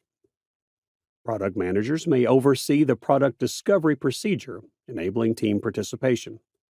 But on the other hand, many of the product ceremonies that take place throughout the product lifecycle, such as sprint planning and backlog grooming, also include product owners. The product manager is very knowledgeable about consumer goals and how to ease their problems. And the development team's customer expert is the product owner. The multidisciplinary product team is led by the product manager. They are ultimately in charge of achieving business and product objectives and also report progress to executives. Whereas the implementation activities are overseen by the product owner on the development team. To decide which features the development team will focus on next, they collaborate closely with the product manager and other product team members. Based on client feedback, the product manager fine-tunes and modifies the product strategy and vision. But product owners make sure that consumers' opinions are considered when choices about various products are made within the company. Long-term customer support and continuous product capabilities are priorities for product managers. Whereas product sprints and releases continue to get product owners short to mid-term attention. Plans and important business results are the responsibility of the product manager. Delivering value to the end users is the responsibility of the product owners. Product managers must communicate with the product teams, even if they are customer-facing. They must work on wireframes and prototypes and attend Scrum sessions. This is because it's up to PMs to determine the overarching vision, making it crucial to collaborate closely with the product teams. And product owners need to comprehend and sympathize with client needs. If they don't have this, every product they develop will continue to overlook different client pain issues. Now, the next phase is knowing the switch in the roles of a product manager and product owner. So the first question that arises is, can a product manager be a product owner? A product manager's role encompasses end-to-end product management, including feature functionality, product road mapping, and reacting to customer input, in addition to product development and Scrum. A product manager can also be a product owner because they have a common objective. While the two jobs have the same goal of recognizing client needs and turning those needs into technological requirements, their respective scopes and objectives differ. Leaders must thus decide which of these product specialists their company requires. And in same ways, the next question is, can a product owner be a product manager? So the answer is, a product manager and owner can be the same individual. There are undoubtedly many duties and objectives that overlap with both jobs. But because of this, it makes it logical that many businesses utilize a single person to meet the requirements of both positions and use the Scrum product owner as an Agile product manager, as Roman Pilcher points out. But the thing that comes next in our mind is, does an organization need both roles? Instead of the titles that will be used, the true question regarding what a firm requires must start with what the desired product outcome is. Prioritizing business value comes first, followed by evaluating the responsibilities and procedures of the product management team to support those objectives. A business system that lacks flexibility frequently has structures and processes built into it. A review of current work assignments, obstacles to be overcome, the overall decision-making process, and the desired outcome are all necessary. A better understanding of the business's operations will exist once all of these issues have been evaluated, solved, and prioritized. You'll be able to identify any issues, delays, or subpar product management. You could discover that there are new ways in which you can acclimate to the product management framework. It is possible to combine product ownership and management with other tasks, such as product marketing. Now, coming to the end of our session, let's discuss the salary of product manager and product owners. The average salary of a product manager in India is 10 lakhs per annum, and in the US is $90,000 to $160,000 per annum. The average salary of a product owner in India is 13 lakhs, and in the US is approximately 1 lakh US dollars per annum. Did you know that 75% of product launches fail due to poor market planning? A great product is only the beginning. Without a solid go-to-market strategy, even the most innovative ideas can get lost in the crowd. The good news, with the right GTM strategy, you can ensure your product reaches the right audience, stands out from competitors, and drives your business forward. Today, AI and generative AI are transforming how businesses craft and execute GTM strategies. From automating customer insights to creating targeted marketing content, AI is helping businesses launch faster and smarter. These technologies enable you to gather market insights, predict trends, and automate large parts of marketing funnel, leaving your team free to focus on more strategic moves. Take Dropbox, for example, competing with giants like Google Drive and OneDrive. They used a product-led growth strategy and a referral program to grow their user base without massive ad spend. Now imagine how faster they could have scaled with AI-powered analytics and generative AI for personalized messaging. AI is reshaping digital marketing and making GTM strategies more effective than ever. By the end of this video, you will understand key GTM strategies, how to define your market, and execute your plan like a pro. So let us first start by understanding what is a go-to-market strategy framework. In simple terms, it's a step-by-step process for bringing a product or service to market. It answers key questions like who we are selling to, how do we reach them, and how do we stand out from competitors. For example, let's say you're launching a new project management tool. Your GTM framework would help you identify your target market, maybe small business or startups. Figure out how to communicate the benefits of your tool and decide whether you'll focus on inbound marketing or outbound sales to get the word out. We will understand inbound marketing and outbound sales in the upcoming topic. The GTM framework aligns everyone on your team and gives you a clear plan to follow from start to finish. Now, first, we have to understand how to define your market. This is all about figuring out who you are selling to. A common mistake businesses make is trying to sell to everyone. But in reality, you need to narrow down your target market. Let's say you have developed a new fitness app.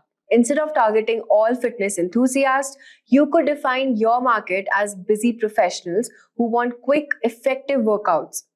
This helps you focus your marketing efforts and craft more tailored message. The more specific you get, the better you can target your audience and connect with their needs. So now, the next step is to define your why. Your value proposition is essentially why people should choose you. It's the unique benefit your product offers that your competitors can't match. Let's go back to the fitness app example. Your value proposition might be we help busy professionals squeeze in a 15-minute workout that's just as effective as a full hour in the gym. You're not just offering fitness, but also offering convenience and time saving, which speaks directly to your audience. A well-defined value proposition makes it clear why your product matters and why your audience should care. Let's go back to the fitness app example. Your value proposition might be we help busy professionals squeeze in a 15-minute workout that's just as effective as a full hour in the gym. You're not just offering fitness, but also convenience and time saving, which speaks directly to your audience. A well-defined value proposition makes it clear why your product matters and why your audience should care. The next step is positioning. Positioning is all about figuring out where your product fits in the market and how you will differentiate from the competition. Let's say you're launching a premium skincare line. Your positioning might focus on the high-end natural ingredients you use, which differentiate you from the mass market products. Your positioning helps set the stage for your pricing, branding, and overall market strategy. So what are the 5 go-to-market strategies? When it comes to launching a product or entering a new market, there are 5 primary go-to-market strategies, which businesses typically use. The strategy allows you to choose which depends on your product, target market, and overall business goals. Let's break down each strategy with examples so that you can see how they play out in real life. The first is inbound marketing. So this marketing attracts customers by creating valuable content that addresses their needs and pain points. Over time, potential customers find your content organically through search engines or social media. For example, HubSpot mastered inbound marketing by providing free resources like blogs and webinars. Their content is optimized for search engines, leading small businesses to their site, where they eventually convert to customers. This marketing is best for companies which is investing in long-term content creation and SEO to attract organic leads. The second is outbound sales. Outbound sales involve directly reaching out to prospects through cold calls, emails, and demos.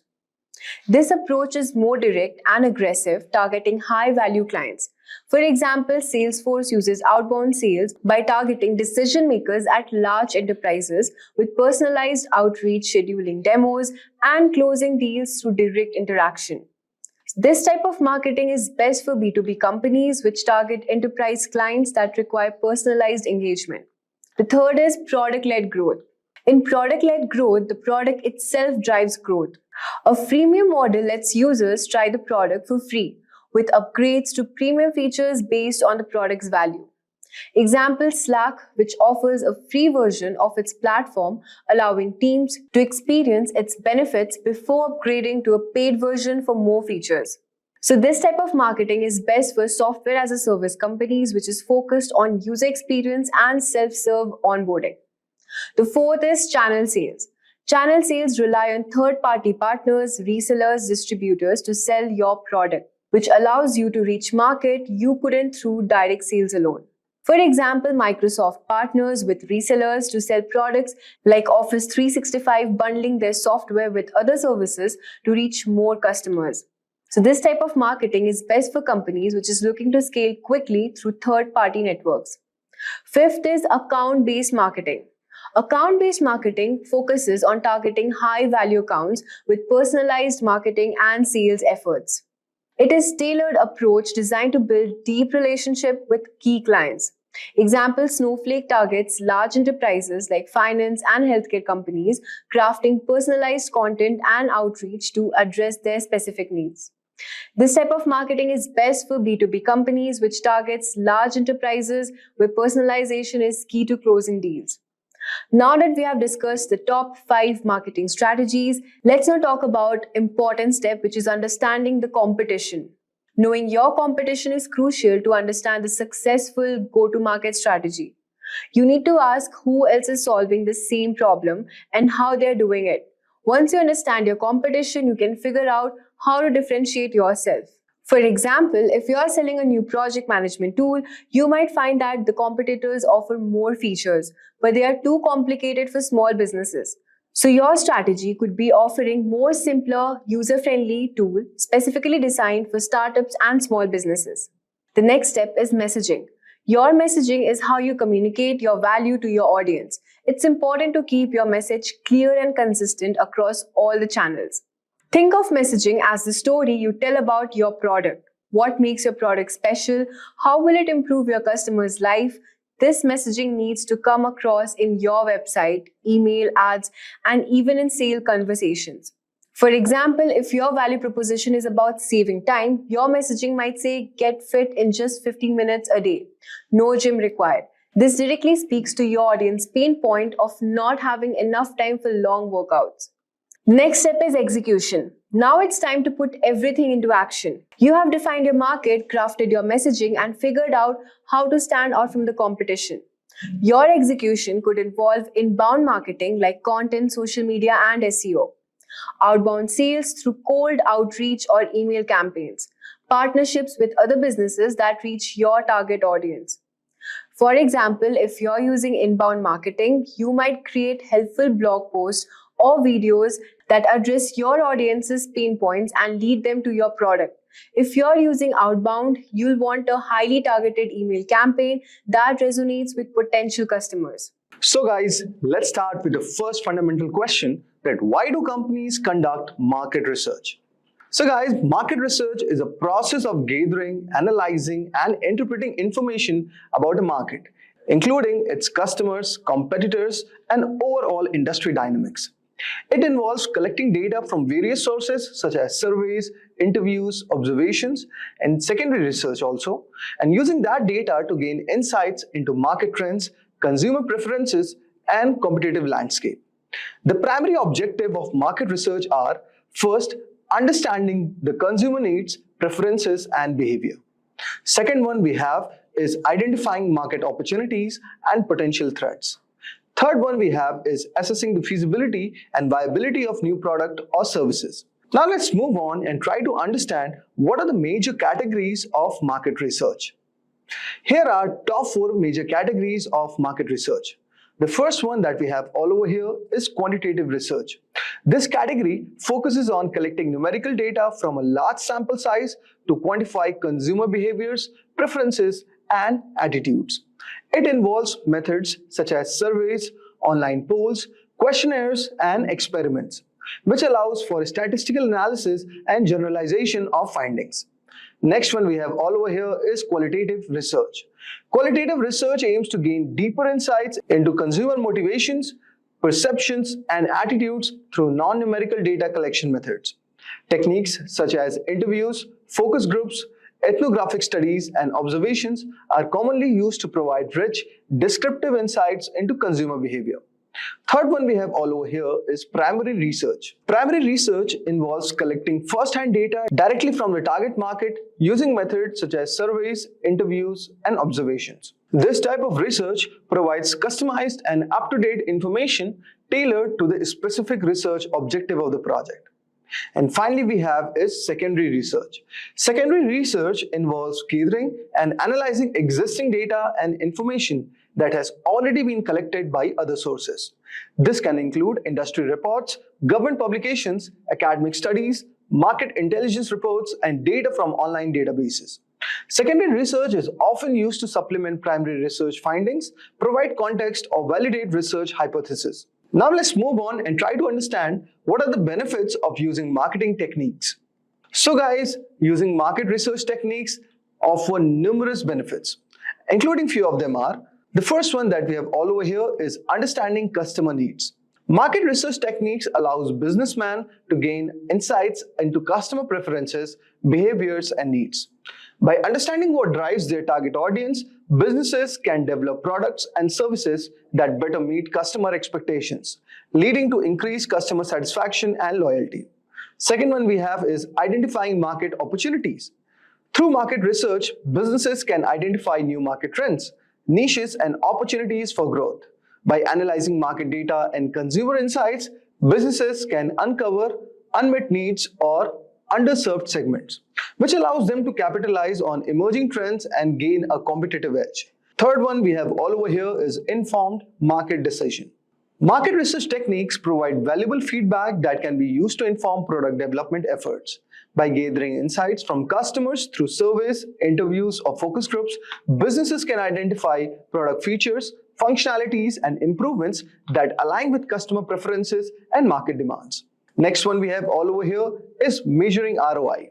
Market research enables businesses to measure the effectiveness of their marketing initiatives, product launches, or strategic decision by tracking the key performance indicators or KPIs and also conducting post-campaign analysis. Businesses can evaluate their return on investment and identify areas for improvement or optimization. Overall, market research techniques provide businesses with valuable insights, enabling them to make data-driven decisions, stay ahead of market trends, and maintain a competitive edge in today's dynamic business environment. Now let's move on and discuss about top marketing research techniques. Here are some of the top 8 marketing techniques. The first one that we have all over here is surveys. If I talk about surveys, guys, surveys are a research method which are used to collect data from sample of individuals by asking them questions about their attitudes, behaviors, preferences, or opinions. Surveys can be conducted through various channels such as online questionnaires, phone interviews, face-to-face interviews, or mailed questionnaires. Second one we have all over here is focus groups. Focus groups are a qualitative research method that involves gathering a small group of individuals representing a target market to participate in a guided discussion led by a moderator. Focus groups provide insights into consumer perceptions, opinions, and attitudes through group interaction and discussion. Third one we have all over here is social media listening. Social media listening, also known as social media monitoring or social media listening, involves monitoring and analyzing conversations, mentions, and trends on social media platforms to understand consumer sentiment, preferences, and behavior. Social media listening allows businesses to track brand mentions, monitor competitor activities, identify emerging trends, and engage with customers in real time. Fourth one we have all over here is experimental research. Experimental research is a method which is used to establish cause and effect relationships between variables by manipulating one or more variables, observing the effects on another variable. Experimental research involves control experiments conducted in laboratory or real-world settings to test hypotheses and draw conclusions about the effects of interventions or treatments. Next one we have all over here is data mining. Guys, you would have heard about data mining. Data mining is the process of extracting patterns, trends, and insights from large data sets using various statistical, machine learning, and data analysis techniques. Data mining allows businesses to uncover valuable insights about consumer behavior, preferences, and trends hidden within large volumes of data. Next one we have is observation. Observation is a research method used to systematically observe and record behaviors, events, or phenomena in natural or controlled settings without direct interaction with participants. Observation allows researchers to gather data about participant actions, interactions, and behavior as they occur in real time. Next one we have is public domain data.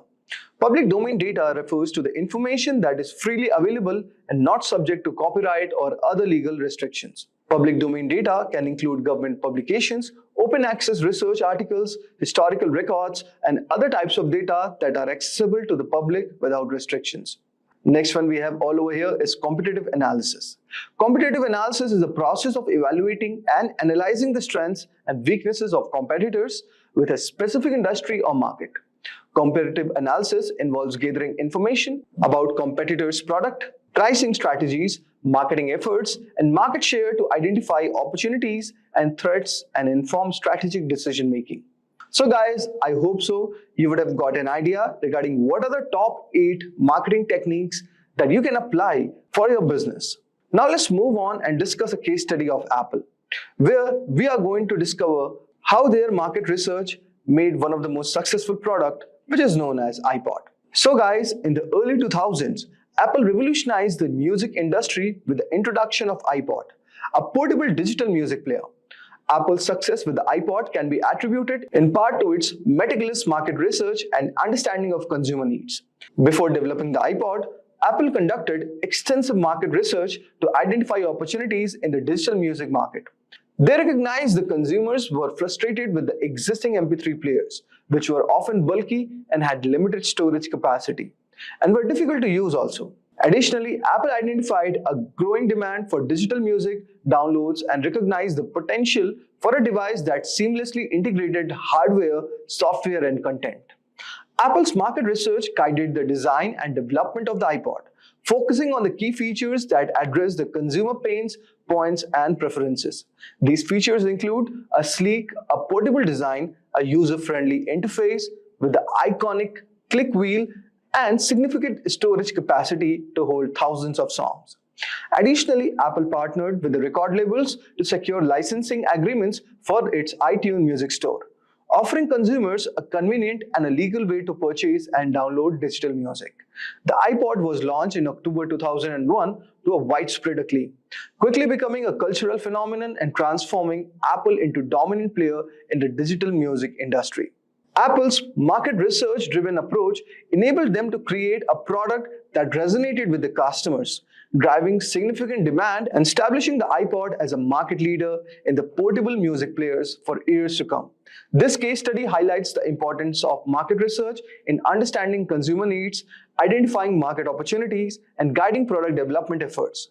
By conducting thorough market research, companies like Apple can develop products that meet consumer demands and achieve commercial success in the competitive markets. Introduction to Agile Manifesto. The Agile Manifesto is a seminal document in the field of software development, created in 2001 by 17 software developers who sought to outline a more flexible and efficient approach to project management and development. It emphasizes individuals and interactions, working software, customer collaboration, and responding to change over traditional processes, documentation, contract negotiation, and plan following.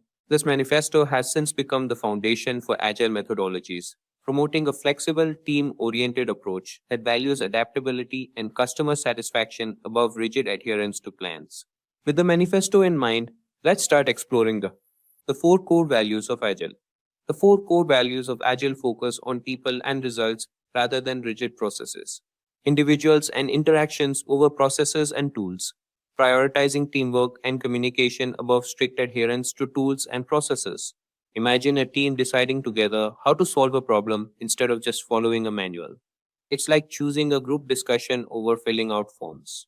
Working software over comprehensive documentation, valuing functional software that meets user needs over detailed paperwork. Think of it as cooking a meal that tastes good and serves its purpose, rather than writing a detailed recipe book before the meal is even made. Customer collaboration over contract negotiation, emphasizing ongoing engagement with customers rather than sticking strictly to initial agreements. It's like working with a home builder who listens and adapts to your changing needs during construction instead of sticking strictly to the original plan. Responding to change over following a plan, being open to change and adapting plans as needed instead of rigidly following a set path. Picture a road trip where you're open to taking a more scenic route based on new information rather than sticking to the fastest route Google Maps suggested initially. These values guide the Agile methodology towards flexibility, efficiency, and customer satisfaction. The 12 Principles of Agile Software Development. The 12 Principles of Agile Software Development, as outlined in the Agile Manifesto, advocate for customer satisfaction through early and continuous software delivery. Prioritizes getting a functional product to the customer as soon as possible, then updating it regularly. Example, a team releases a basic version of an app to meet initial user needs, then adds new features based on feedback. Welcoming changing requirements even late in development. It is time consuming to handle large and complicated work while managing project activities. Therefore, a better strategy is to break the task into manageable, sizable chunks. In addition, it would be simpler for the team members to see possible bottlenecks and deal with delays if the clients were always kept informed. For example, if users need a new feature because their needs have changed, the development team works to incorporate it, even if it wasn't in the original plan. Frequent delivery of working software. According to the Agile methodology, working software is frequently delivered in a shorter amount of time. Team members must consistently raise their performance standards as a result of this iterative process. For example, delivering updates every 2 weeks to continuously improve and adjust the software based on user input. Business people and developers must work together daily throughout the project. In order to ensure that the business and development sides of the project can communicate effectively and, more importantly, collaborate, a bridge between them must be built. To facilitate an intellectual exchange that both parties can agree on, make use of the same tools you would have used in managing remote teams. For example, regular meetings between the client and the team to discuss the project's direction and adapt as necessary. Build projects around motivated individuals. Give them the environment and support they need, and trust them to get the job done. The project manager must establish a supportive and stimulating environment where team members are free to express their ideas and make recommendations for enhancing the output of the group. This results in a massive improvement in their general performance, eventually aiding the project. For example, allowing a developer to choose their tools or method of working to solve a problem can lead to more innovative and effective solutions. The most efficient and effective method of conveying information to and within a development team is face-to-face conversation. Efficient communication among the parties concerned is stressed strongly in the Agile Manifesto. Thanks to improvements in communication technologies, it's now simpler. Instead of having a quick conference in the office, all participants can now meet via video conferencing. For example, solving misunderstandings or clarifying requirements through direct discussion rather than through emails or reports. Working software is the primary measure of progress. Delivering a functional product that pleases the consumer is the single determinant that can guarantee success. Before Agile, numerous success metrics decreased the quality of the finished product. For example, a team focuses on delivering a basic but operational piece of software first, rather than ensuring every document is perfect. Agile processes promote sustainable development. The sponsors, developers, and users should be able to maintain a constant pace indefinitely. Burnout will occur if you work on a project for a long time. It's inevitable. Avoid placing too much of a workload on your employees. The value of your project will be affected. So, assemble the best team for the job that will work hard but refrain from overworking themselves and endangering the project's quality. For example, instead of pushing for long hours to meet an unrealistic deadline, the team sets a realistic timeline that allows for steady progress without overtime. Continuous attention to technical excellence and good design enhances agility. Any agile team's main goal should be to provide value to the client. Therefore, a multi-skilled team that can manage all the project's technical components and offers the chance for continual improvement is crucial. For example, regularly refactoring code to improve its structure without changing its external behavior.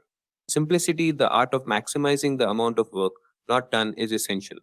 You should avoid adding extraneous complexity to a project if you want to complete it swiftly. You can accomplish this in various ways, including by using agile tools, which eliminate busy work and offer you more significant influence over all project related decisions. For example, developers decide not to add a feature that only a few users would use, keeping the system more straightforward and easier to maintain. The best architectures, requirements, and designs emerge from self organizing teams.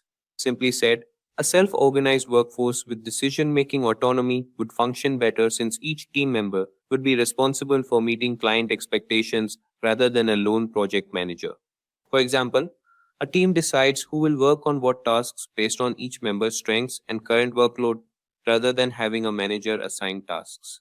At regular intervals, the team reflects on how to become more effective, then tunes and adjusts its behavior accordingly. Agile techniques are constructed on the notion of iteration, where teams consistently enhance their game by learning from their previous wrongdoings. Project managers should inspire team meetings where everyone evaluates their work and discusses how to develop their management and technical skills. For example, at the end of each development cycle, the team needs to discuss what they can change to work more efficiently in the next cycle.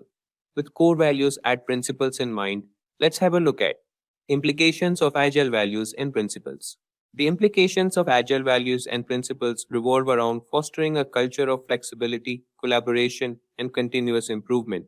They lead to enhanced adaptability to change, allowing teams and businesses to respond swiftly to market shifts and customer needs. Increased customer satisfaction by prioritizing customer feedback and delivering value early and often. Improved product quality through iterative development and a focus on technical excellence. More efficient and motivated teams due to empowerment and a focus on individuals and interactions. These points underline how adopting Agile can transform organizational workflows and outcomes. Now, let's see some real world applications of Agile. Innovation in tech. Companies like Spotify utilize Agile to foster innovation, rapidly testing and deploying new features. Adapting to market changes. Netflix applies Agile principles to quickly adapt to user preferences and technological advancements, maintaining its market leader position. Banking sector agility. Banks have adopted Agile to improve their digital services, making customer transactions smoother and more secure. Healthcare efficiency. Agile methodologies help healthcare providers streamline operations and improve patient care through faster, more responsive services. Manufacturing flexibility. Even in manufacturing, Agile enables companies to respond swiftly to market demands and supply chain challenges. And there you have it, folks. Picture this. There's a team working hard on a cool new tech product. They are excited, but when they launch it, something's off. People aren't connecting with it like they hoped. That's where user personas come in. By really understanding who their users are, the team turned things around. Suddenly, the product wasn't just liked, it was loved. Here's the kicker. Studies show that using these user personas can make designing stuff way easier, like over 130% easier. But get this, most companies aren't using them. It's like having a secret weapon and not even knowing it. Our story, inspired by real events, shows just how important it is to understand the people using your tech. Crafting these user personas isn't just about being creative, it's about making sure your product speaks directly to the folks who will use it. It's a journey that can turn a dud into a hit. So as we dive into the world of user persona creation, remember, it's all about putting a human touch on technology, one persona at a time. Have you ever been curious about how tech giants like Spotify, Amazon, or Netflix seem to intuitively know your preferences, offering up songs, products, or TV shows that perfectly match your taste? The secret behind this almost psychic ability isn't a result of mystical foresight. It's the strategic use of user personas. If you want to know what user persona is, so user persona are semi-fictional characters that businesses create based on real data and insights from their actual or potential customers. These personas are crafted to represent key segments of a product's audience, including detailed profiles that encompass not just basic demographic information, but also behaviors, goals, needs, and pain points. For instance, consider Fitness Fiona. Now we'll see a persona for a health and wellness app. That is, Fiona, age 30, is an outdoor activity enthusiast who seeks motivation and tools to track her fitness progress. So the creation of such persona is driven by a desire for empathy and a deep understanding of users' needs, allowing designers to create products, services, and experience that truly resonate. So you could see the example of a persona here, and this is for the Fitness Fiona. That's a quick overview. We'll have it. So first we have the age and occupation. So the age is 30 and the occupation is digital marketing specialist. And then we have the lifestyle and interest. So the lifestyle is, it leads or she leads an active lifestyle with a keen interest in outdoor activities like running and hiking, and value health, community, and personal growth. And then the goals. She seeks to maintain a healthy, balanced lifestyle despite a busy schedule and aims to stay fit and participate in community fitness events. And the challenges she was facing was struggles to find time for regular workouts and to stay motivated, and overwhelmed by the vast amounts of fitness information available. And if we talk about her app usage, so she prefers using fitness tracking apps and engaging with health and wellness content online. Looks for apps that provide personalized workout plans, nutritional guidance, and community support. And the tech savviness, that is high, integrates technology seamlessly into her fitness journey. Fiona represents the target user for a health and wellness app, guiding the development towards features that addresses her specific needs and challenges. So this was about a user persona of a lady, that is Fitness Fiona. Now moving to the role of user persona in the company or any role you want. So user persona play a pivotal role in guiding the development and marketing of products and services. Their impact is far-reaching, influencing decisions across various stages of project development and execution. So let's see the points. The number one is enhances user-centered design. So user personas keep the focus on the user's need, preferences, and behaviors, ensuring that product design and functionality are tailored to meet the actual requirements of the target audience. The next is improved product development efficiency. By understanding the specific needs and challenges of the personas, teams can prioritize features and functionalities that offer the most value, thereby streamlining the development processes. Then we have facilitate better marketing strategies. Knowing the personas help in crafting targeted marketing campaigns that speak directly to the interest, needs, and pain points of potential users, improving engagement and conversation rates. Then we have aids in content creation and personalization. Content can be designed to resonate with the personas, whether it's blog post, social media content, or email marketing, ensuring higher relevance and engagement. Then the point is enhance user experience. With insights into the personas, preferences, and behaviors, UX designers can create more intuitive interfaces and interactions that enhance satisfaction and usability. And then the point is guide product customization and innovation. Understanding the evolving needs of your personas can lead to innovations or customizations that keep your product or service competitive and aligned with user expectations. And then we have supports decision making. When faced with decisions about feature inclusion, design changes, or market positioning, user personas provide a preference point that reflects the user's base collective needs and desires. So these are the role of user personas, and the creation and utilization of user personas are foundational elements in crafting products and experiences that truly meet and exceed user expectations, driving satisfaction, loyalty, and ultimately business success. Now we'll see the process of creating user personas. So creating user persona is a structured process that combines research, analysis, and creative synthesis. The goal is to generate actionable insights that guide product development, design, and marketing strategies. So we'll have an overview of the steps involved in creating effective user personas. So the number one step is conduct research. Start by gathering data about your potential or existing users. This can include qualitative methods like interviews, focus groups, and ethnographic observation, as well as quantitative methods such as surveys and analysis of user behavior data from analytics platforms. So let's understand this with an example. So let's consider a scenario. The development team for the EcoStay app starts by collecting data. They conduct online surveys targeting travelers interested in sustainable living. They also analyze forum discussion on ecotourism websites and interview frequent travelers to understand their preferences and concerns. So the next step or the process would be analyze the data. Look for patterns and commonalities in the data collected. This might involve segmenting users based on demographics, behaviors, preferences, or goals. The aim is to identify meaningful groups of users who share specific characteristics or needs. And the findings we have from here is, from the research, the team notices, like we are again back to the example. So from the research that was done, that was the conducting the research. So the team notices patterns. Many respondents prioritize sustainability but also express concerns about cost and the authenticity of eco-friendly claims. They identify three main segments: budget eco-travelers, luxury eco-tourists, and eco-conscious families. So these were the findings, analyzing the data. And then we have create draft personas, the next step. So based on your analysis, start drafting your personas. Each persona should represent a significant segment of your audience. Include demographic details, behaviors, needs, goals, challenges, and any other relevant information that defines the persona. So you could start drafting the persona.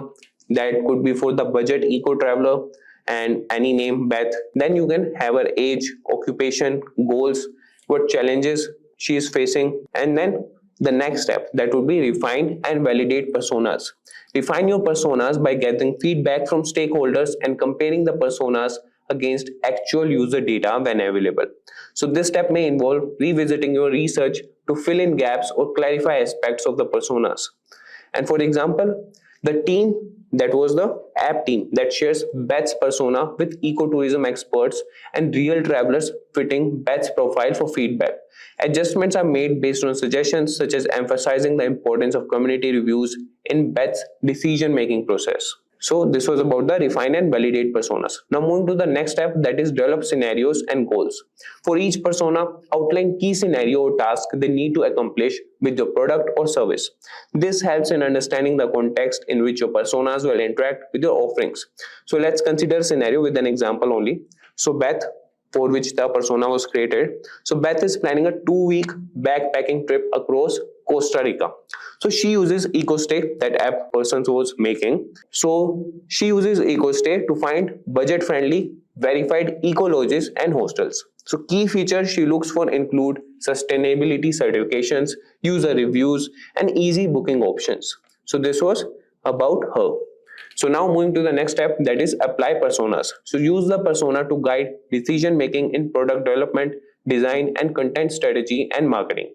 Personas should inform features, user interface design, and the overall user experience, as well as targeting and messaging in marketing campaign. And if we talk about the example, so the EcoStay app, so that development focuses on features like a verification badge for accommodations with authentic eco certifications, a budget filter with a sustainability rating, and a community review section. So this was about apply personas. Now moving to the next one, or the marketing campaign highlight stories from budget travelers like Beth, showcasing the app's ability to combine affordability with sustainability. Now moving to the next, that is review and iterate. So user persona should not be static. As your product evolves and you gather more data about your user, revisit and update your persona to ensure they remain accurate and relevant. And about the iteration, so after the app's launch, user feedback and usage data are analyzed. The team finds that eco-conscious families are also using features designed for budget travelers. So the personas are updated to reflect their crossover, leading to the development of family-friendly features and content.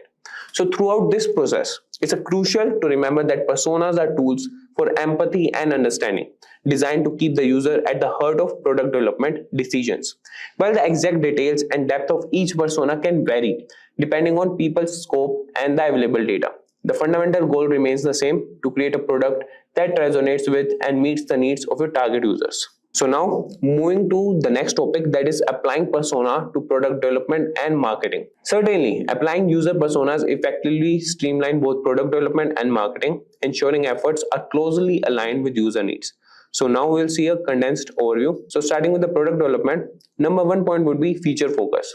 Use personas to pinpoint essential features that truly matter to your target users, enhancing the product's value. And then design decision. Tailor design elements to match the preferences and tech proficiency of a persona, improving usability and user satisfaction. And then we have personalized experience. Leverage insights from personas to customize user experience, meeting diverse needs within your user base. Now coming to the marketing team, so the points are tailored messaging. Craft messages that resonate deeply with each persona, addressing their specific interest and pain point for more effective communication. And then we have content strategy. Develop content that speaks directly to the concerns and goals of your personas, ensuring greater engagement. Then we have channel selection. Choose marketing channels based on your persona's preferences, optimizing reach and impact. So let's see a simplified application example. For a fitness app aimed at users like Fitness Fiona, the development team might focus on personalized workout plans and social sharing features, while marketing efforts could highlight success stories and tips for busy lifestyles, directly catering to Fiona's interest and needs. So by focusing on these streamlined points, both product development and marketing can more effectively align with user expectations, driving engagement and satisfaction. So this was about the process of creating user personas. And now moving to the real world success stories. So real world success stories serve as powerful illustrations of the tangible impact user personas can have on product development and marketing strategies. So we'll see two examples showcasing how companies have leveraged personas to achieving significant results. So the number one example would be Spotify's personalized recommendation. So the challenge Spotify faced was Spotify sought to enhance user engagement by delivering personalized music recommendations tailored to individual taste and preferences. And the solution they got was by analyzing user data and behavior patterns. Spotify created user personas representing different music preferences, listening habits, and discovery preferences. These personas informed the development of algorithms that powered personalized playlists such as Discover Weekly and Daily Mix, providing users with a customized music experience. And the outcome it generated was Spotify's use of personas and personalized recommendations led to a significant increase in user engagement and satisfaction. Discover Weekly alone reached over 40 million users within its first year, driving longer listening sessions and boosting user retention rates. Now moving to the next example, that is Airbnb's host and guest personas. So the challenge was Airbnb aimed to enhance the experience for both host and guest by understanding their distinct needs and pain points. And the solution they output or the outcome was detailed personas for both host and guest, encompassing demographic information, motivations, and behaviors. So these personas guided product development decisions, informing the design of features such as host profiles, guest reviews, and search filters tailored to specific preferences. And the outcome that got was by aligning product features with the needs of their user persona. Airbnb achieved significant growth and improved user satisfaction. Hosts felt more empowered to showcase their properties effectively, while guests enjoyed a more personalized and seamless booking experience, resulting in increased bookings and positive reviews. So these real-world success stories highlight the transformative impact that user personas can have on product development and marketing strategies. So by understanding their users on a deeper level and tailoring their offerings accordingly, companies can drive engagement, retention, and ultimately business success. Now talking about the common pitfalls and tips. So navigating the creation and application of user persona comes with its share of challenges. So here we will see some common pitfalls to avoid and tips to ensure effective use of persona. So the common pitfalls are overgeneralization. Creating personas that are too broad or stereotypical that can lead to inaccurate representations of your user base, resulting in ineffective strategies.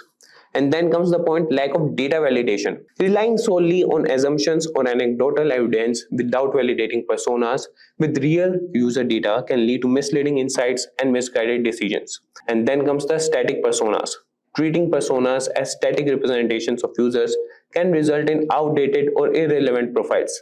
User needs and behaviors evolve over time. Personas should be regularly reviewed and updated. Ignoring negative personas. Focusing only on positive personas can lead to neglecting important segments of your user base with different needs or pain points. So these were the common pitfalls. Now the tips for success. So the number one is conduct thorough research. Invest time and resources into collecting both qualitative and quantitative data to ensure your personas are based on accurate and comprehensive insights. Then comes the point, validate persona with real users. Use surveys, interviews, and user testing to validate personas and ensure they accurately represent your target audience. Then comes the iterate and update regularly. Continuously revisit and refine your personas based on new data and insights to keep them relevant and aligned with evolving user needs. Then comes the point, focus on key personas. Prioritize personas that represent the most significant segments of your user base, focusing your efforts on addressing their needs and preferences. And then comes involve cross-functional teams. Collaborate with stakeholders from different departments, including marketing, design, and product management, to ensure alignment and buy-in for persona-driven strategies. And then comes user personas as decision-making tools. Integrate personas into your decision-making processes for product development, marketing, and content strategy to ensure user-centric outcomes. So by avoiding common pitfalls and following these tips, you can harness the power of user personas to drive informed decision-making, improve user experiences, and ultimately achieve greater success with your products and services. And in summary, user personas are an invaluable tool for understanding and empathizing with your target audience. By creating detailed profiles based on real data, you can inform product development, design, and marketing strategies effectively. Avoid common pitfalls like overgeneralization and static personas by continuously validating and updating them.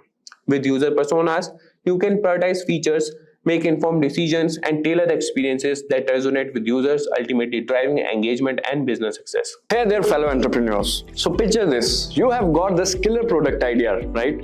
And naturally, you want it to be like totally flawless before you launch it out into the world. But here's the thing, no matter how much you sweat over it, there's always going to be some hiccup or snag along the way. It's just the way the cookie crumbles, you know. But fear not, my friend, because there's a game changer known as MVP. But what exactly is MVP and why does it matter? Well, let's start with numbers. Did you know that 42% of startups fail because there's no market need for their product? Shocking, right? That's where MVP swoops in as a game changer. By focusing on the core features and functionalities, MVP allows companies to bring a product to the market quickly and test its viability with real users. And get this, companies that prioritize MVP development are 3 times more likely to experience success with their product launches. In fact, 78% of businesses say that MVP helped them learn what customer really wanted, leading to more successful iterations down the road. So whether you're brainstorming your next big idea or fine-tuning an existing project, stick around as we unravel the mysteries of MVP. Also, if you are interested in advancing your career, consider SP Jain's Professional Product Management course, led by industry experts. This comprehensive program equips you with essential skills and insights to excel as a product manager. Dive deep into the latest industry trends and advancements through live sessions, from strategic planning to product development and marketing. Gain a thorough understanding of the field. Receive practical guidance and certification to stand out in the competitive market. Take the next step towards success and enroll now to unlock endless opportunities in the dynamic world of product management. So without further ado, let's start. So what is MVP? A minimal viable product or MVP is a strategy used in product development where a new product is launched with basic features enough to attract consumers' attention. It's the simplest version of the product a company aims to bring to the market, whether it's a car, website, TV, or laptop. By offering the basic version, companies can gather feedback from the potential user to improve the final product before its full release. An MVP typically includes 3 key elements. Firstly, it offers enough features for consumers to consider purchasing it, making it easier for the company to market. Secondly, it includes a feedback mechanism allowing users to provide input on the product. Lastly, it provides future benefits to early adopters, encouraging them to try out the product ahead of others. Some of the fine examples of MVP is Amazon. Believe it or not, Amazon began by selling used college textbooks. Their first version of the product was a basic website for delivering books to students. As time passed, they grew their business to become the huge online store we see today. Similarly, another fine example is Airbnb. Airbnb journey began with a bold idea: renting out air mattresses. Yes, you heard it right. They kicked off with a simple website connecting travelers with hosts offering makeshift accommodations. This quirky start was their MVP, that is minimal viable product. Slowly but surely, they listened to user feedback, fine-tuned their problem, and expanded their horizons. It's a tale of humble beginnings turned into a global phenomenon. Who knew an air mattress could spark a revolution in travel? And there are many more examples like that. But implementing the minimal viable product approach requires more than just having an idea, doing the basics and launching it. It involves strategic planning to ensure its effectiveness and value. Now let's understand the benefits that companies get from MVPs. Creating a minimal viable product can assist you in avoiding many potential mistakes that you might overlook when deeply passionate about your product. Understand the preferences of your target audience. When a company builds a minimal viable product, they make a basic version of their product to see what people like. By doing this, they can learn what features or things their consumers prefer. It's like trying out different flavors of ice cream to see which one people like the most. Helps create a better product. Yes, making an MVP lets companies test their ideas quickly and see what works and what does not. This helps them make improvements and build a better final product. It's similar to making a rough sketch of a drawing before making the final detailed version. Next is it helps to analyze the demand. With an MVP, companies can see how many people are interested in their product. If lots of people like it, they know there's a big demand. If not many people are interested, they might need to change their plans. It's a bit like testing the waters to see if people want what you're offering. Next is ensures quick release. Instead of spending a long time making a perfect product, an MVP lets companies release something quickly. This means they can start getting feedback and making improvements sooner. It's like serving a simple version of a dish at a restaurant first, and then making it fancier based on the customer's say. So this was about the benefits. Now let's talk about how to develop a minimal viable product. So first is understand your goals. Before starting to develop your minimal viable product, it's important to know what you want to achieve. Think about what problem your product will solve or what benefit it will provide to the people. Understanding your goals helps you stay focused and build a product that meets your objectives. The next is study your market. Take some time to reach and understand the market where your product will compete. Look at similar products already available and see what makes them successful or what could be improved. By studying the market, you can identify opportunities and challenges, helping you tailor your MVP to better meet the needs of your target audience. Next is consider the product features. Think about essential features your product needs to have in order to address the problem or provide the benefit you identified. Keep the features simple and focused on solving the core problem or delivering the main benefit. Avoid adding too many features at this stage, as the goal of an MVP is to create something basic that you can test and iterate upon based on the user feedback. The next is gather feedback early and often. Once you have developed your MVP, don't wait too long before sharing it with the potential customers. Gather feedback as early as possible by letting people try out your product and asking for their thoughts. This feedback will help you understand the aspects of your MVP and are working well what areas need improvement, allowing you to make adjustments and iterate quickly. The next is iterate based on feedback. Use the feedback you receive to make improvements to your MVP. This might involve adding new features, refining existing ones, or even pivoting in a different direction based on what you learn from the users. The key is to be flexible and open to making changes based on the feedback you receive, as this will help you create a better final product that meets the needs of your target audience. By following these steps, you can develop a minimal viable product that efficiently addresses a specific problem or need in the market, while also allowing you to gather valuable feedback and iterate towards a more refined and more successful product over time. Why do we need Scrum Meeting? Alignment ensures everyone is on the same page regarding project goals and progress. Transparency promotes transparency by sharing individual accomplishments, plans, and obstacles. Collaboration fosters collaboration among team members by identifying dependencies and opportunities for assistance. Adaptation allows teams to adapt and adjust their plans based on daily progress and emerging challenges. Efficiency helps in identifying and addressing issues early, preventing delays and ensuring smooth project flow. Moving forward, let's dive into advantages of Scrum Meeting. Improved communication enhances communication among team members by providing a dedicated forum for updates and discussions. Enhanced collaboration promotes collaboration and knowledge sharing among team members, leading to better problem solving and decision making. Increased productivity enables teams to stay focused and accountable for daily tasks, leading to improved productivity and progress. Quick issue resolution facilitates early identification and resolution of obstacles, preventing them from becoming significant impediments to progress. Iterative improvement supports iterative improvement by providing regular opportunities for reflection and adaptation. Next, let's see standard questions of Scrum Meeting. Question 1: What did you do yesterday? Question 2: What will you do today? Question 3: Are there any obstacles or impediments in your way? Moving forward, let's see facilitation and execution in Scrum. Scrum Master's role facilitates the meeting, ensuring it stays focused and on track. Time boxing keeps the meeting short and concise, typically around 15 minutes or less.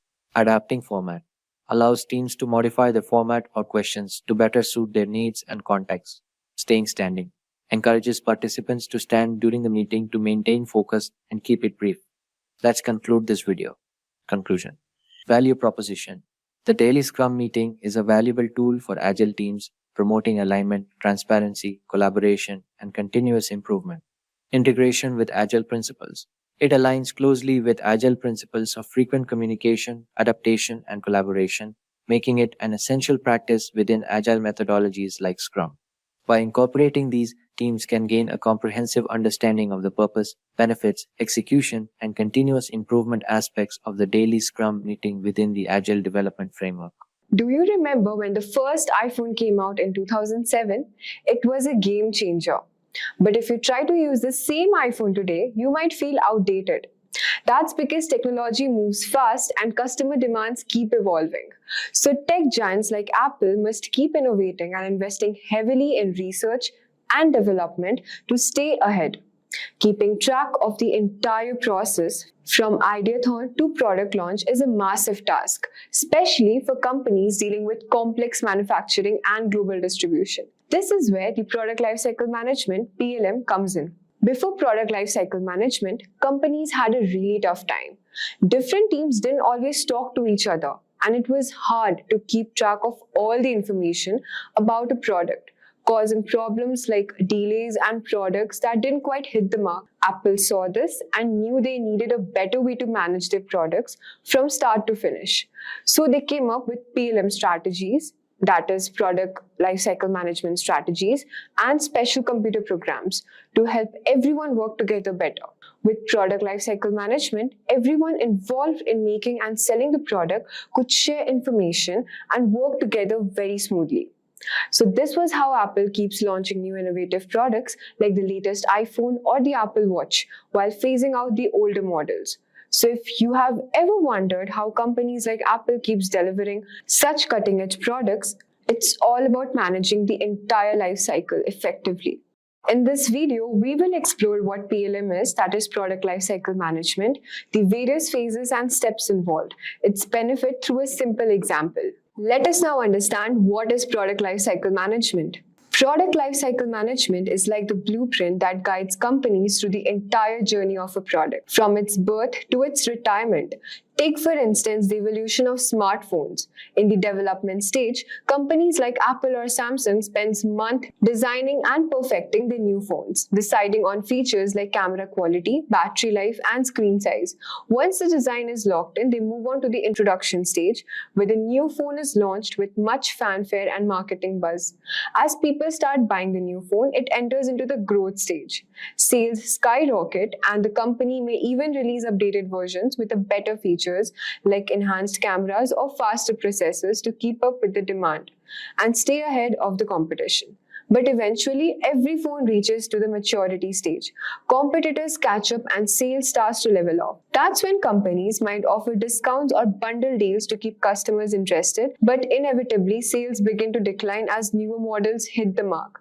And that's where the PLM shines. Throughout the entire process, it helps companies to make critical decisions like when to release updates, how much inventory to keep, and when to discontinue the product altogether.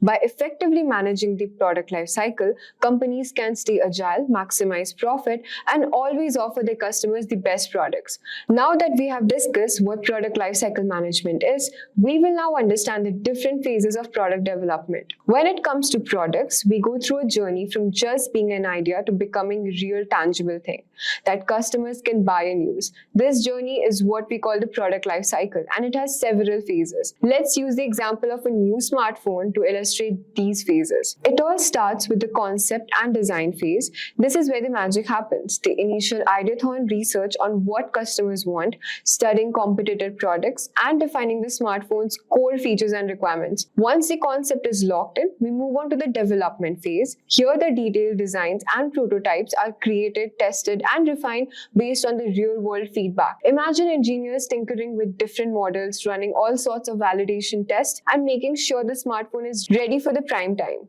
With all that hard work done, it's time for the production and the launch phase.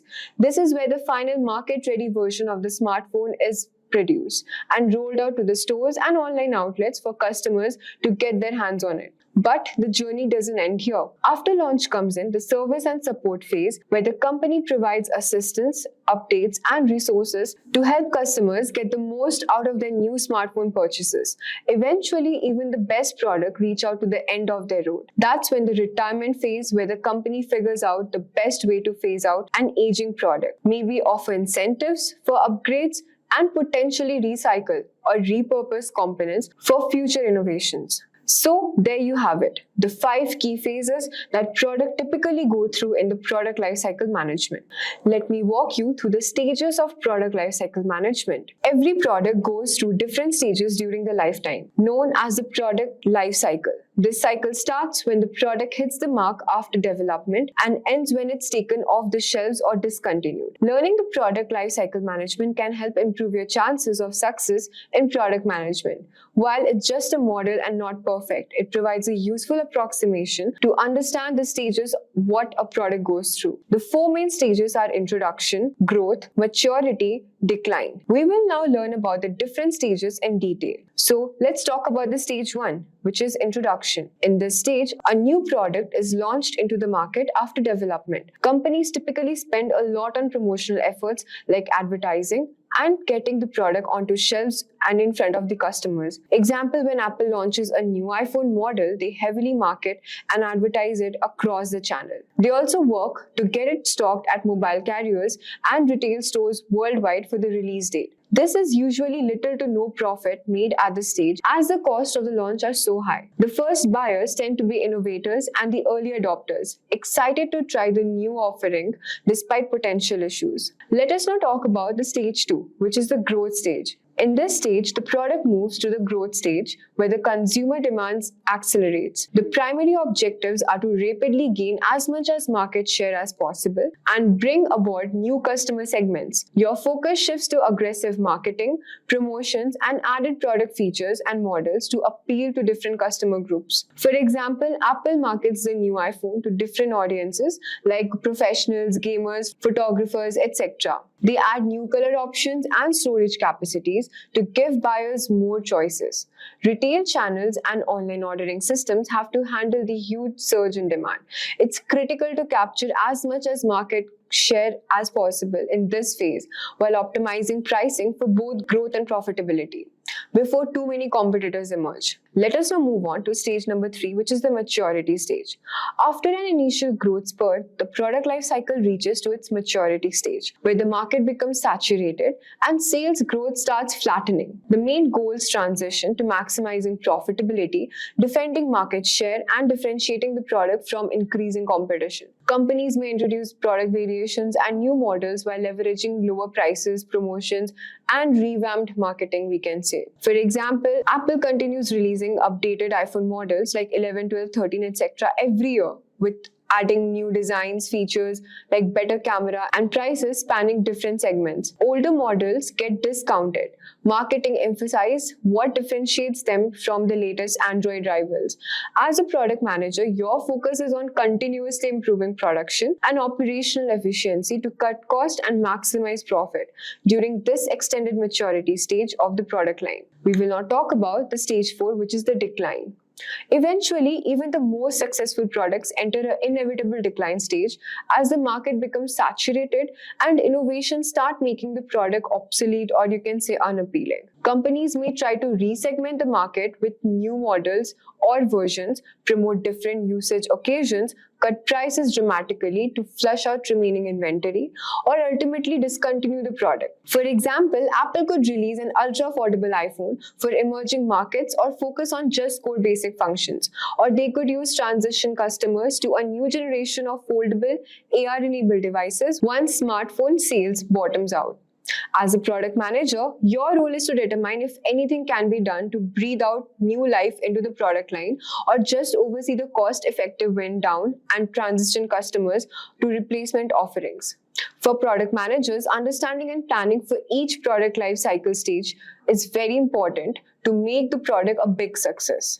We have now discussed all the details. Let us now delve into how this tracking is achieved by measuring product life cycles. Companies must make more than just the same products forever.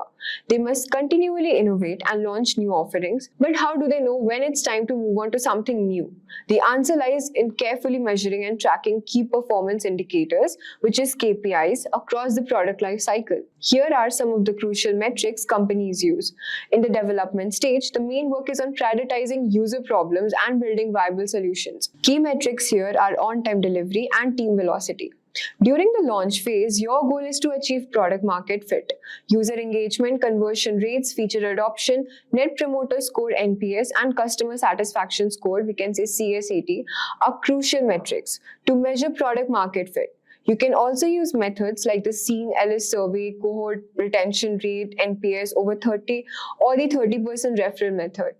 Now in the growth phase, your focus is on gaining market share through the product differentiation and growth experiments. Track user engagement, NPS, referral rates, customer acquisition rates, market share, and even churn rate. In the maturity phase, aim to retain customers by creating product distinctions and reducing cost. Monitor ARPU, retention rates, new feature development, and adoption rates of new features. Finally, in the decline phase, you can either pivot to find new areas for growth or gracefully sunset the product. Track burn rates, monthly recurring revenue, and annual recurring revenue. Remember, qualitative data is also important throughout these phases to understand user experiences and sentiments. So that was all for measuring product lifecycle. Let us now talk about the future of the product lifecycle management. Product lifecycle management isn't just a passing trend. It's the future of how companies will manage their products. With rapid advancements in technology and shifting consumer preferences, PLM is poised to undergo significant change. With new technologies like AI, better teamwork tools, companies can crunch data and collaborate better, making products faster and smarter than ever before. Plus, there is a big focus on being eco-friendly.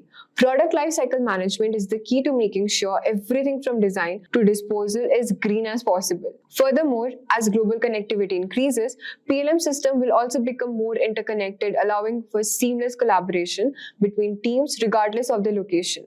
Real-time data sharing and analysis will enable agile decision-making, ensuring companies stay ahead of the curve in today's fast-paced market. Let me ask, have you ever been in an interview where they threw a tough question at you? Like, how would you solve this product problem? It can feel pretty overwhelming.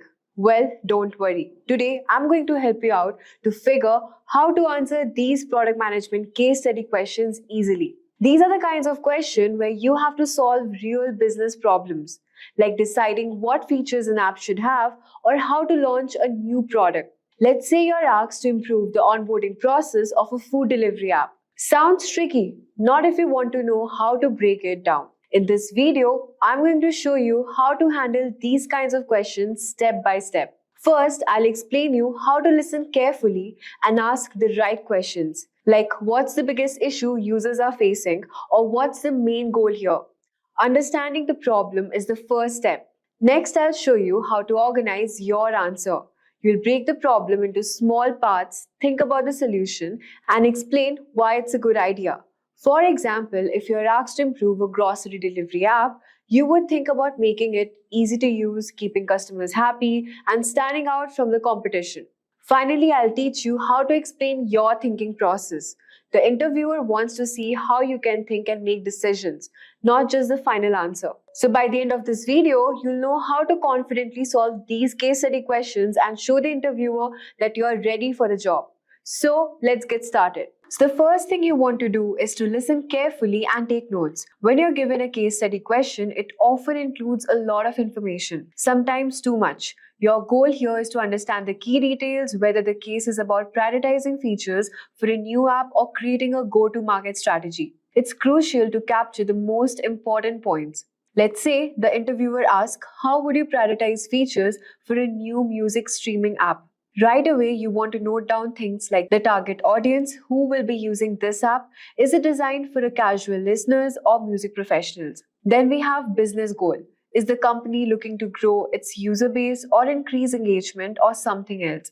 You'll also look into the challenges, what are the key problems, what they are facing. Maybe users are dropping off after the first month or aren't spending much time in the app. So writing these points will help you break down the problem and make sure you don't miss anything when you're ready to give your answer. Remember, case studies can have multiple layers of information, so taking good notes help you organize your thoughts and approach the question logically. The second step is to ask clarifying questions. Don't hesitate to ask clarifying questions. Interviewers want to see how well you dig into the problem. If something is unclear, ask.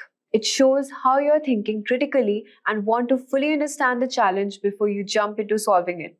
For example, let's say you're asked to improve a product features for a food delivery app. You could ask questions like, what are the main points for users during the delivery process? Is it related to the speed, user interface, or something else?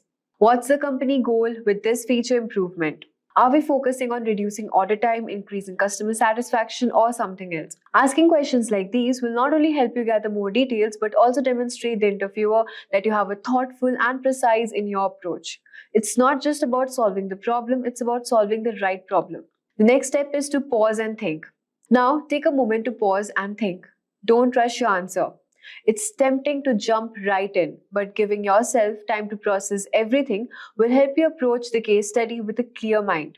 Reflect on the problem and consider how it ties into the broader goals of the company. For example, if you're tasked with designing a feature for a food delivery app, think beyond the feature itself.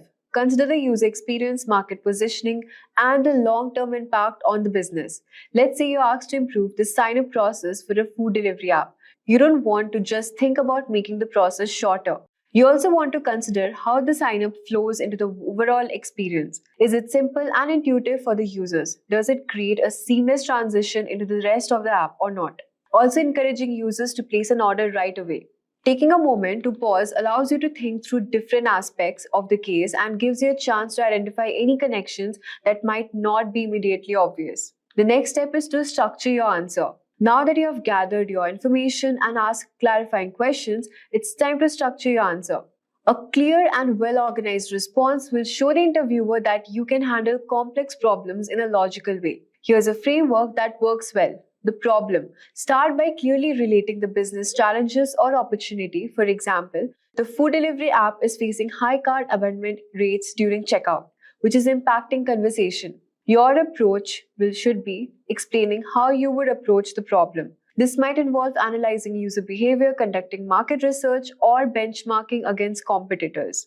For instance, you could say, I would start by analyzing data or user behavior to identify the exact point where customers are dropping off during checkout. I would also look at competitors' app to see how they streamline their checkout process. Then propose a solution. For example, to solve the cart issue, I would simplify the checkout process by introducing one-click checkout option for returning users and offering payment options that are most popular in the target region. Finally, mention the key metrics you would track to measure success.